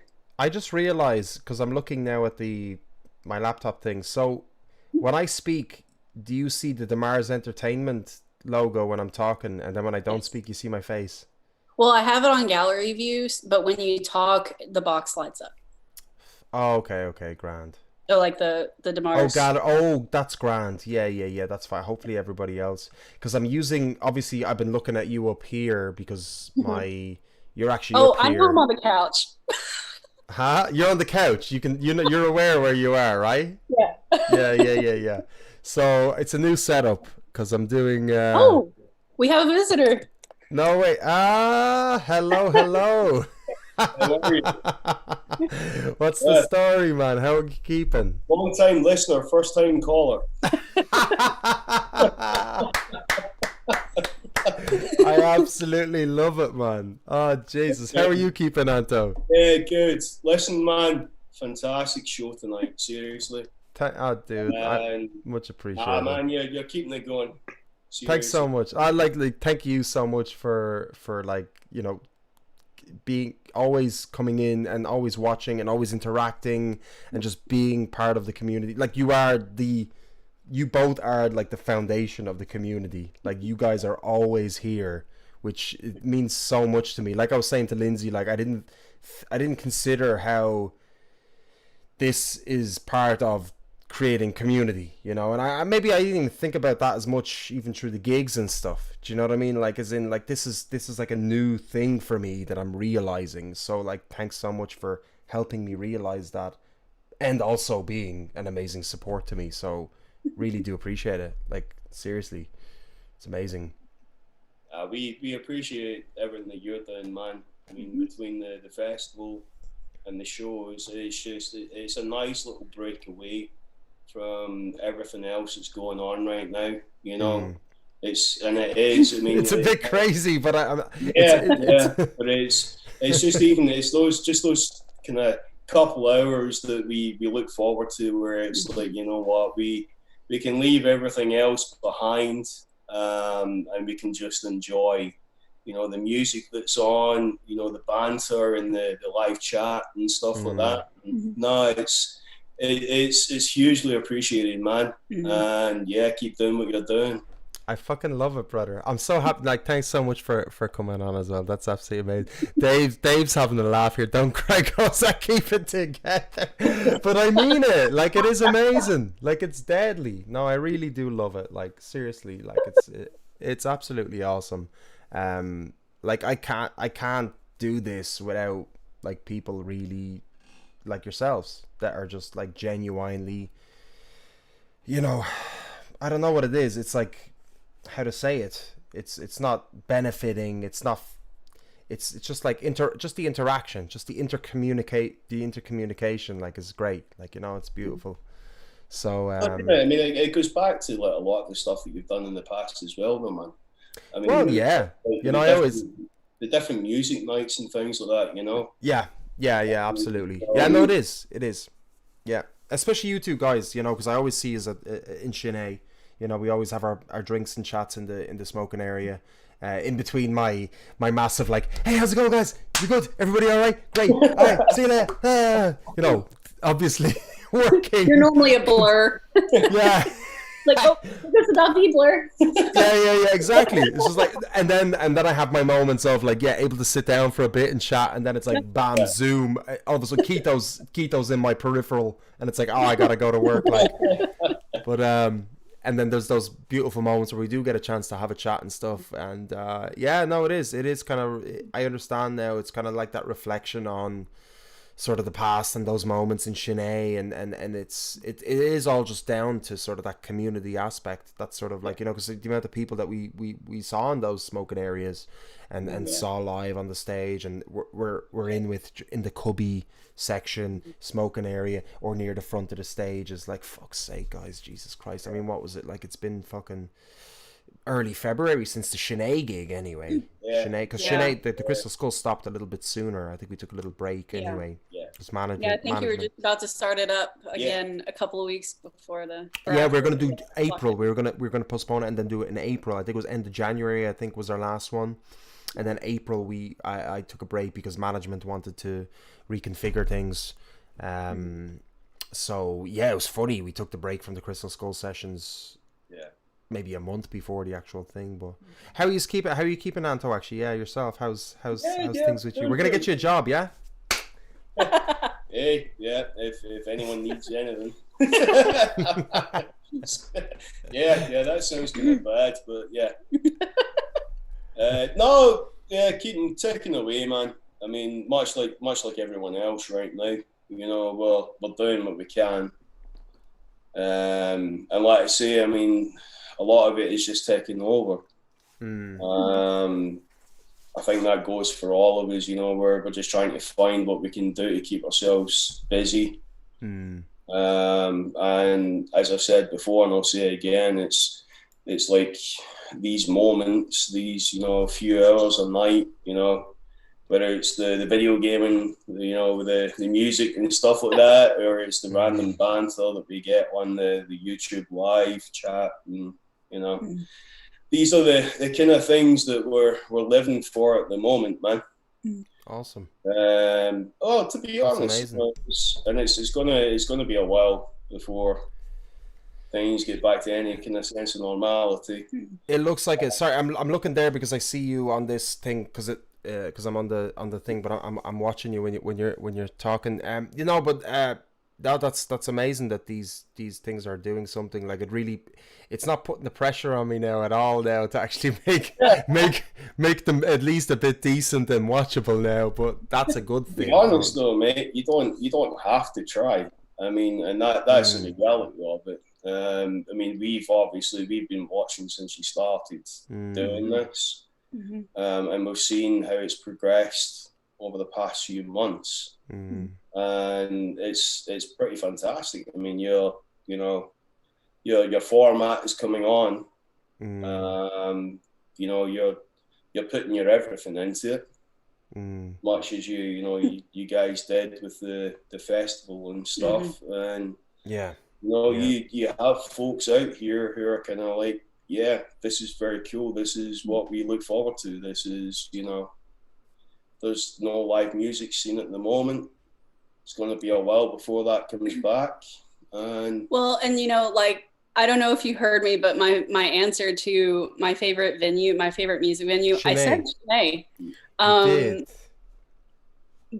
But I think it's because that was my favorite atmosphere for music. And like, you know, I mean, they do a great job and everything, but it's like, that's where music kind of happens to me. And I think a lot of it is attributed to like Crystal Skull and all the music on Saturdays, and then, well, the bluegrass band on Tuesdays. Even though bluegrass isn't my thing, I still went. That's awesome. And you know, so I think, you know, I hope it can resume again soon.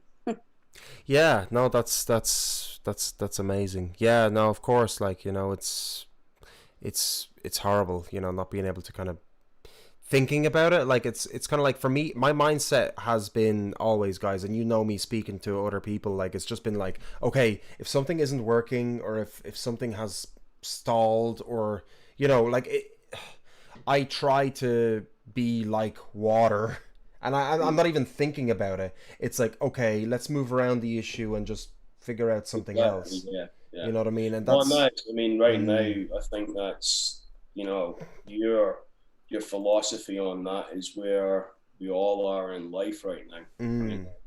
I think that's it. I really think everybody just is learning that, you know, in their own ways, in however their capabilities, or their own I guess their own hobbies, or yearning, perhaps is the word, even, you know, or aspiration, you know, because everybody has that anyway in their own selves, like where they see themselves, and everybody has their own levels of what they want as well within, or expectation, let's say, within themselves. Yeah. I definitely have an expectation within myself. It's like, and I have for a long time, but I haven't acted upon it, let's say, accordingly in my 20s. You know, I'm 31 now, guys, you know, and it took me a long time to really start getting my shit together and to start running better gigs. And it took me only maybe, you know, maybe I was like 26, 27, where I started to cop on a little bit. And still then, I still didn't cop on, but I just improved a little bit. And then I was kind of going with that, and then didn't really, whatever, blah, blah, blah. And then upgraded a little bit more in my mind, you know, upgraded a little bit. And then only now really I'm realizing, like, oh shit, there's more to this than anything. Well, I mean, you have years of experience, and, you know, that helps, I think. You know, you've experienced a lot of different things, and you know how to make things more fluid, I guess. But I think that's just pretty much with anything that you want to do. Yeah, you got to start. Totally agree. Yeah, totally agree. It is, Lindsay. Yeah, so it's just all about putting the time in, right? Yeah, well, and we all have false starts. I mean, that's the thing as well, you know. If the first thing that we try doesn't work, then we look at it again, and we kind of go, okay, so that didn't quite work out the way I thought it would the last time. What can I tweak to, you know, make it work going forward? Totally. And there's never any mistake. I don't see things as mistakes. No. Actually, do you know what? Mistake.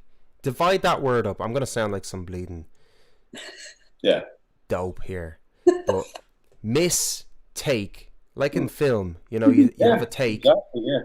It was just a mistake. It was just a mistake. We move on, and we learn from that and go on to the next take. Even in music, like, I mean, if you're recording a song, you know, the likelihood that you're going to get that track down on that very first playthrough is very, very low. So there are going to be missed takes from that, and like you say, if you break down the words, that's. I'd actually never thought of that. That's a really cool perspective. That was an accident. I didn't even think of that ever before. It just happened from our conversation. There you go. You should go ahead and trademark that right now. That's the name. That's the name of the book that you're going to write. Unless you trademark it, Anto. You can't see that I had the phone in my other hand. What time's the trademarking office open at? Who gets up the earliest? Yeah, I've already bought the .com. Oh, for fuck's sake. I bet you were the guy that hacked into Joe S.'s website as well, weren't you? All right, Jesus, guys. Well, this is a beautiful conversation, guys. Thanks so much for hopping on and taking the time. What are you drinking, Ant? Are you drinking tonight? Well, I've got Carlsberg, but I actually left it in the kitchen. Why, Jeff? Why are you drinking Carlsberg? Like, that's not a great beer. But well, you can get 8 of them for €10. 8. Jesus, that's a good deal. So the off license is across from Fibbles, like kind of diagonal. Oh fuck yeah, because you're Mount Joy. Yeah, you're pretty close. Yeah. Oh shit, yeah, you're right beside Fibbers, guys. Fucking hell. Yeah, it was really great up until March 16th. Have you been there since on the new regulation stuff? We went in for a meal on my birthday. Yeah. Oh great. Okay, amazing. They're doing well on it. Obviously, it's not. We wouldn't go in all the time because it's just. Like well, we ended up going in a second time because we were comfortable with what they were doing. Yeah. We've only been twice though. Yeah, I mean the live music thing, as you said, is a huge thing. Yeah, it's and it also feels like you're in a fucking gulag or something. They're telling you where to go, they're telling you where to sit, they're telling you to. Do you have to wear your mask until you sit down or something, or what is the story with that shite? I mean, at that point, you didn't. I mean, since they brought in the mask stuff, yeah. I don't know how that's working, to be perfectly honest. Yeah, I'm not, because I heard like in restaurants you wear your mask until you sit to your table, but it's like it just seems a little bit redundant, like the whole thing. Yeah, by the time you've got to that point. For God's sake, yeah, it's like whatever. Well, they were like checking temperatures at the door and stuff. Yeah. But like that's the temperature's only one of the bleeding symptoms. Like it's just so weird. It doesn't make sense to me, guys. Yeah. You could be like they were saying, you could be asymptomatic. So what the fuck is the point taking a temperature? You could also have a temperature and have a normal flu. Yeah. I bet you how many people, I wonder, I'd love to know these fucking statistics, guys. How many people were turned away by taking their temperature from, like, globally, from the temperature taking fucking situation? Yeah. Yeah. I don't know. It seems like a load of bollocks. Seriously, it's so frustrating. Anyway, sorry, I'm letting a little bit out here, but hey, listen, it's not you're not saying anything that like many folks are thinking, brother. I mean, this is the thing, It's as much for us chatting to you, it's good for you to chat to us as well. Absolutely. And can I get these things like you're thinking kind of out there too? Mm-hmm. It's a shame you guys have to see me on the green screen part and not the. Oh, we can see. Oh, we have. You have this one. We're still on our TV, yeah. brother. Yeah. Okay, so there we go. We're at the equal. Yeah, I have to figure this one out. Okay, guys. Listen, I'll love yous and leave yous. Thanks so much for coming on and just fucking winning. Oh no problem. It was fun, actually. I told you it was easy. And not you. I mean, I'm talking to the guys at home. Like, piece of piss, guys. Look. Yeah, exactly. Drunk Kozak after a couple of beers. Even sober is no bother. Like, I mean, could that be a new segment? Like, drunk with David? Oh, well, I mean, I think they're all gonna be drunk probably now. If they're all between 6 and 9 p.m., like that's fairly fucking late, like, right? I mean, that's. I need to start a drinking game now. So if you do X, then everybody has to take a sip. If you do Y, everybody has to take a sip. However many cars David is driving, take one shot. Guys, these are great with the ideas. I'm serious, like. If he wrecks his car, if he wrecks the car, then yeah, you have to down what you're drinking. Seriously, like, keep throwing me suggestions. I'm not even just saying that. Like, keep throwing me shit. I thought the best drinking game was how many times Kozak says M. So do you have a shot? But yeah, guys. Maybe 30 minutes into it, and then you would have no one left watching, man. But that would be a good sign. Then I fucking try to sort my shit out, because people do practice speech to remove those M's. it's like it's a habit, and I just never bothered. I just got lazy. I tried a little bit. I actually reduced it, but then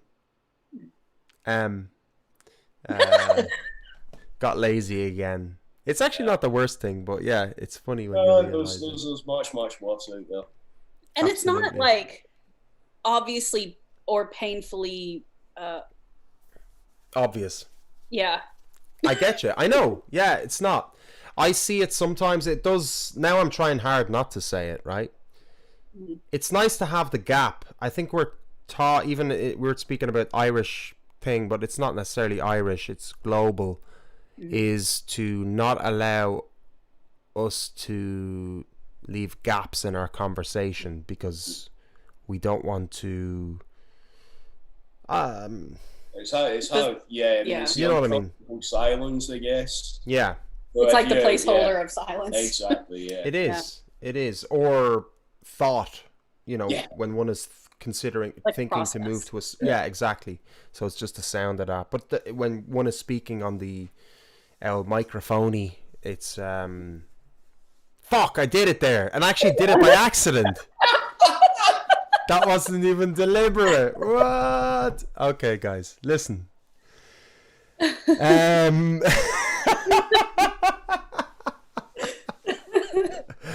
God, I love it. I love it. Listen, I'm so happy you came on, guys. So happy to see you. So happy to have a drink with you. Let's leave it at this and have a fantastic rest of your evening.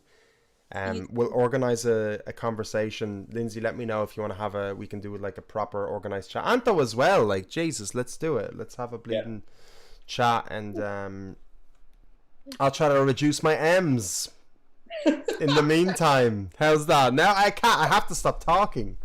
I can't. It's hurting me. I can't. I'm gonna. If I say it again, and I don't realize in the States they say which I think M is better than because, and there's a saying in the States is like, if you say it's like you're saying I'm dumb. Oh, right. And it's like, oh no. I try not to. Do you know what? As a percussionist, you could just go bunch.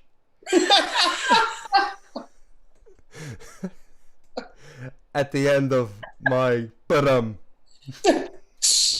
and on that note. Yeah. No. Okay. I thought it was good. I thought it was good. I think I do it like whenever Anna says, I know right, and I just go left. Yeah. Okay, guys.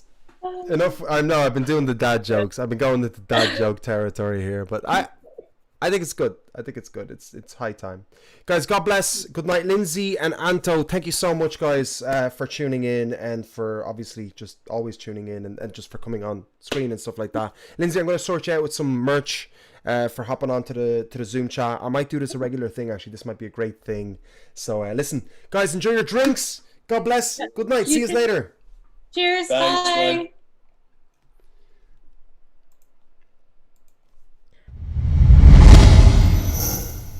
All right, guys. So we just had Anto and Lindsay hopping onto the Zoom chat there. Lindsay did her lightning round, and I have thrown her some merch for braving the group and being the first one to come on randomly onto the show. This might be a segment worth chasing. So yeah, this could be something we could do in the future where we just bring some random Zoomer on to take part in the lightning round, or maybe something else we can do, maybe a challenge of questions, or whatever, something like that. So look, it's all about trying to make the show more interesting, more fun, more interactive. It's all about the interactiveness, and that's what I really want to aim for. So yeah, that was really cool that they came on.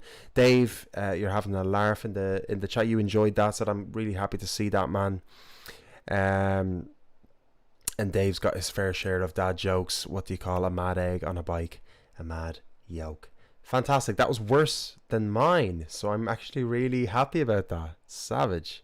But yeah, we were going great places, but it was great. It was just like with Joe S, we were going towards space. So I guess these shows can end a little bit openly start off nice and controlled, and then after a couple of spaten or rum, we can sort of loosen up a bit. So thanks so much to 6 viewers. I don't know who the 6 are. I don't know who. I know we got Dave, Lindsay, Anto, Keto. I guess we got Keto in the gaff. That's 1, 2, 3, 4. One jumped off just there. So yeah, whoever's been tuned in, thanks so much, guys. That concludes the end of the show.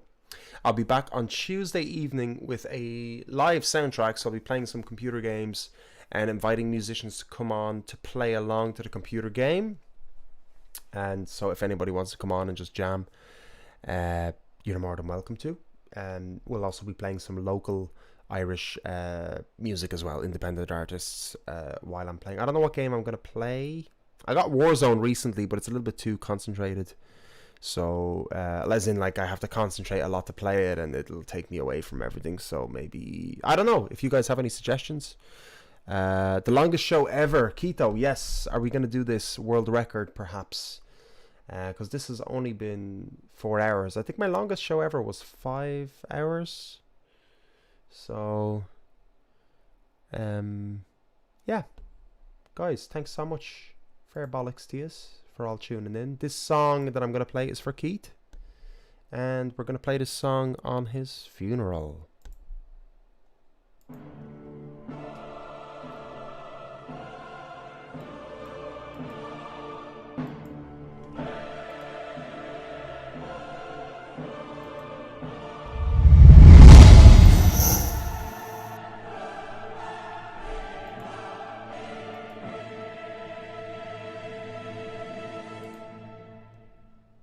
Cheers, Dave, man. Yeah, it was a great gig at Kelly's. Everybody did a great job.